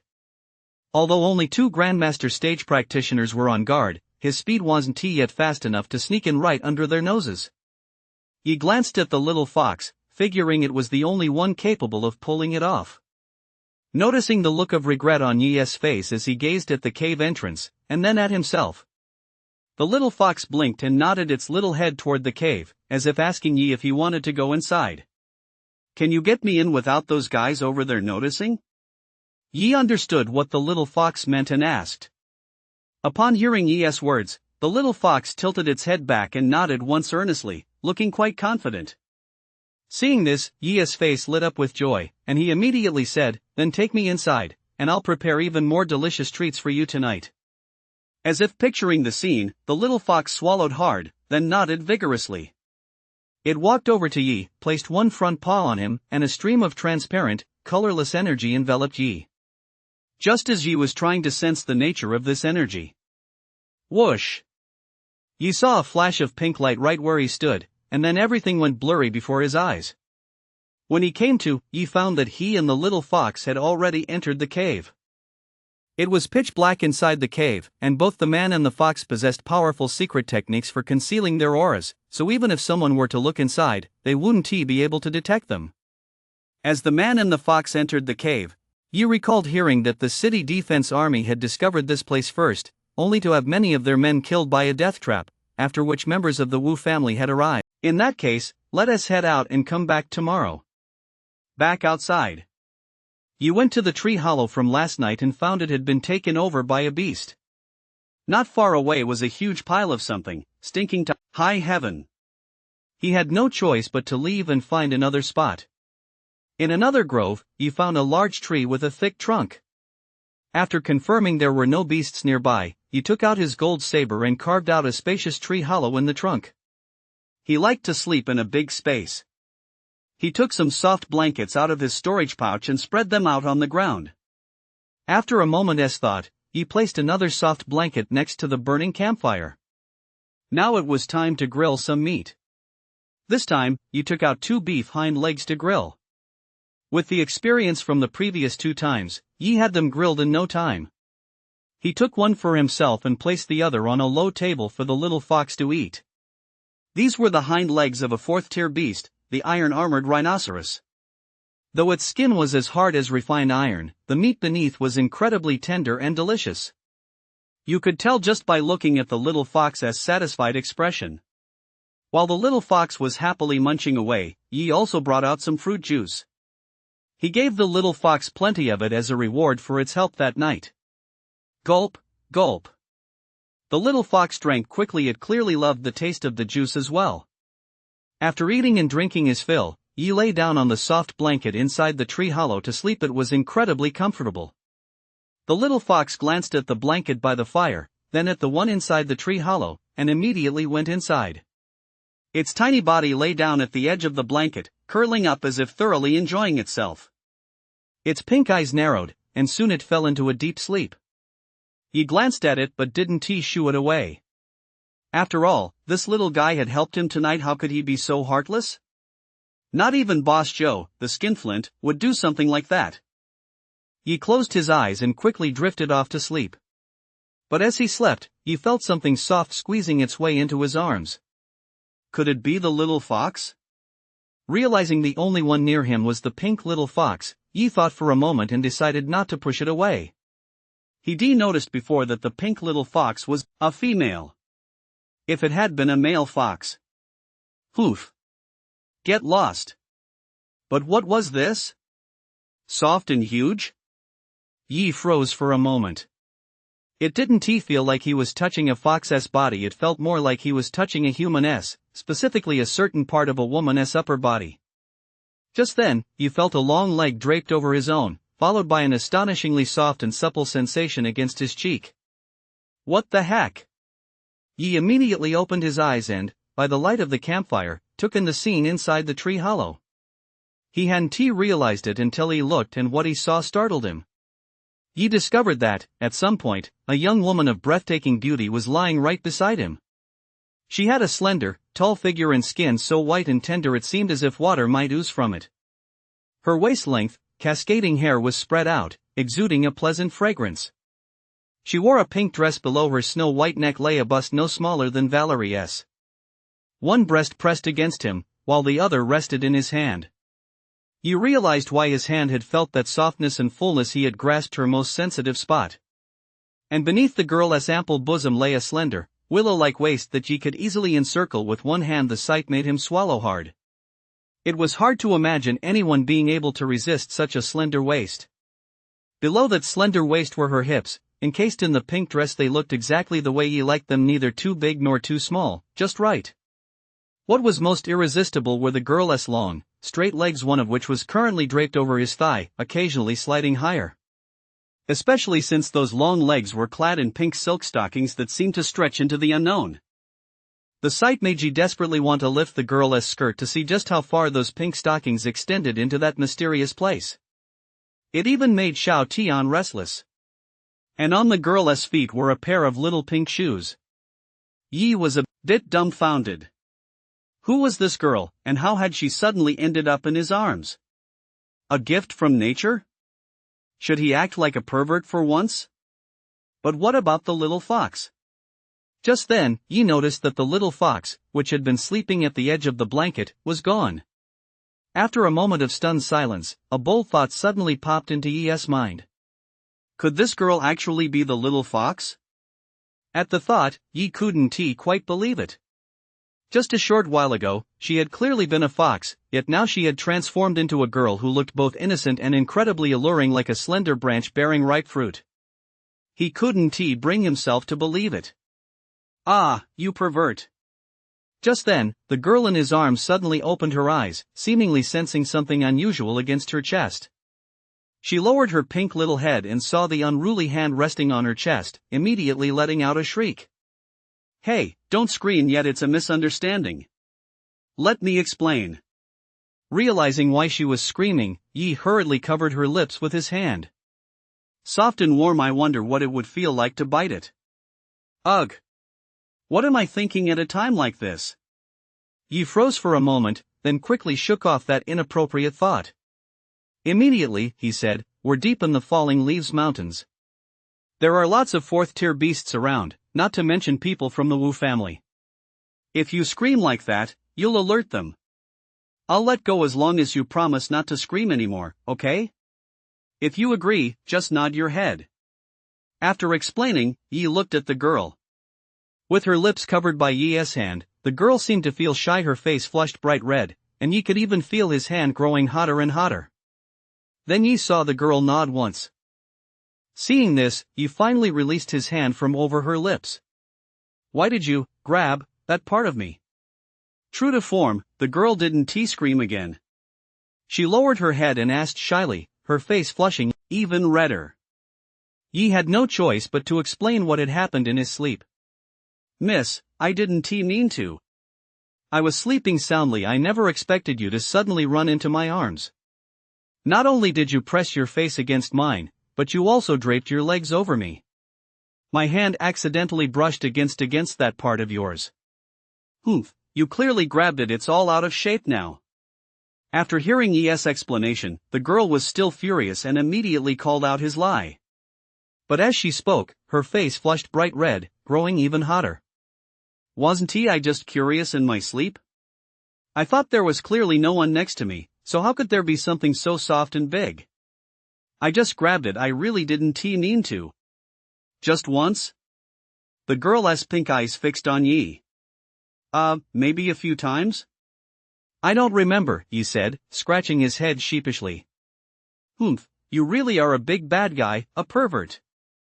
You have to take responsibility for this. The girl glanced at Yi, perhaps because he was so incredibly handsome, and suddenly changed her tone mid-scolding. Take responsibility? Are you sure you want me to take responsibility?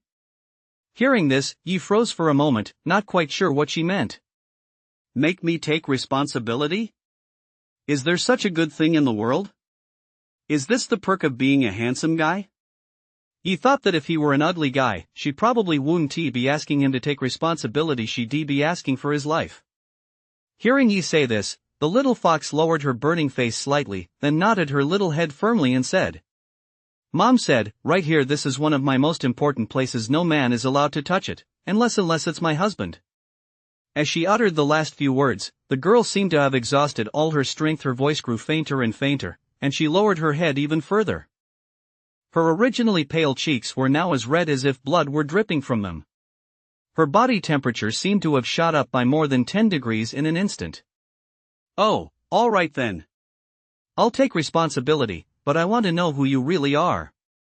Why did you suddenly run into my arms? And did you see the little fox next to me? Seeing the girl looking so fragile, adorable, and innocent, he couldn't help but feel a surge of tenderness toward her, especially since she was so beautiful. Even if he took responsibility, he wouldn't be at a loss. Ah, the little fox actually. When the girl heard Yi mention the little fox, her voice grew softer and softer, as if she didn't know how to explain. He chuckled. Seeing this, he laughed. By now, he had naturally figured out that the little fox was actually the girl herself. If I'm not mistaken,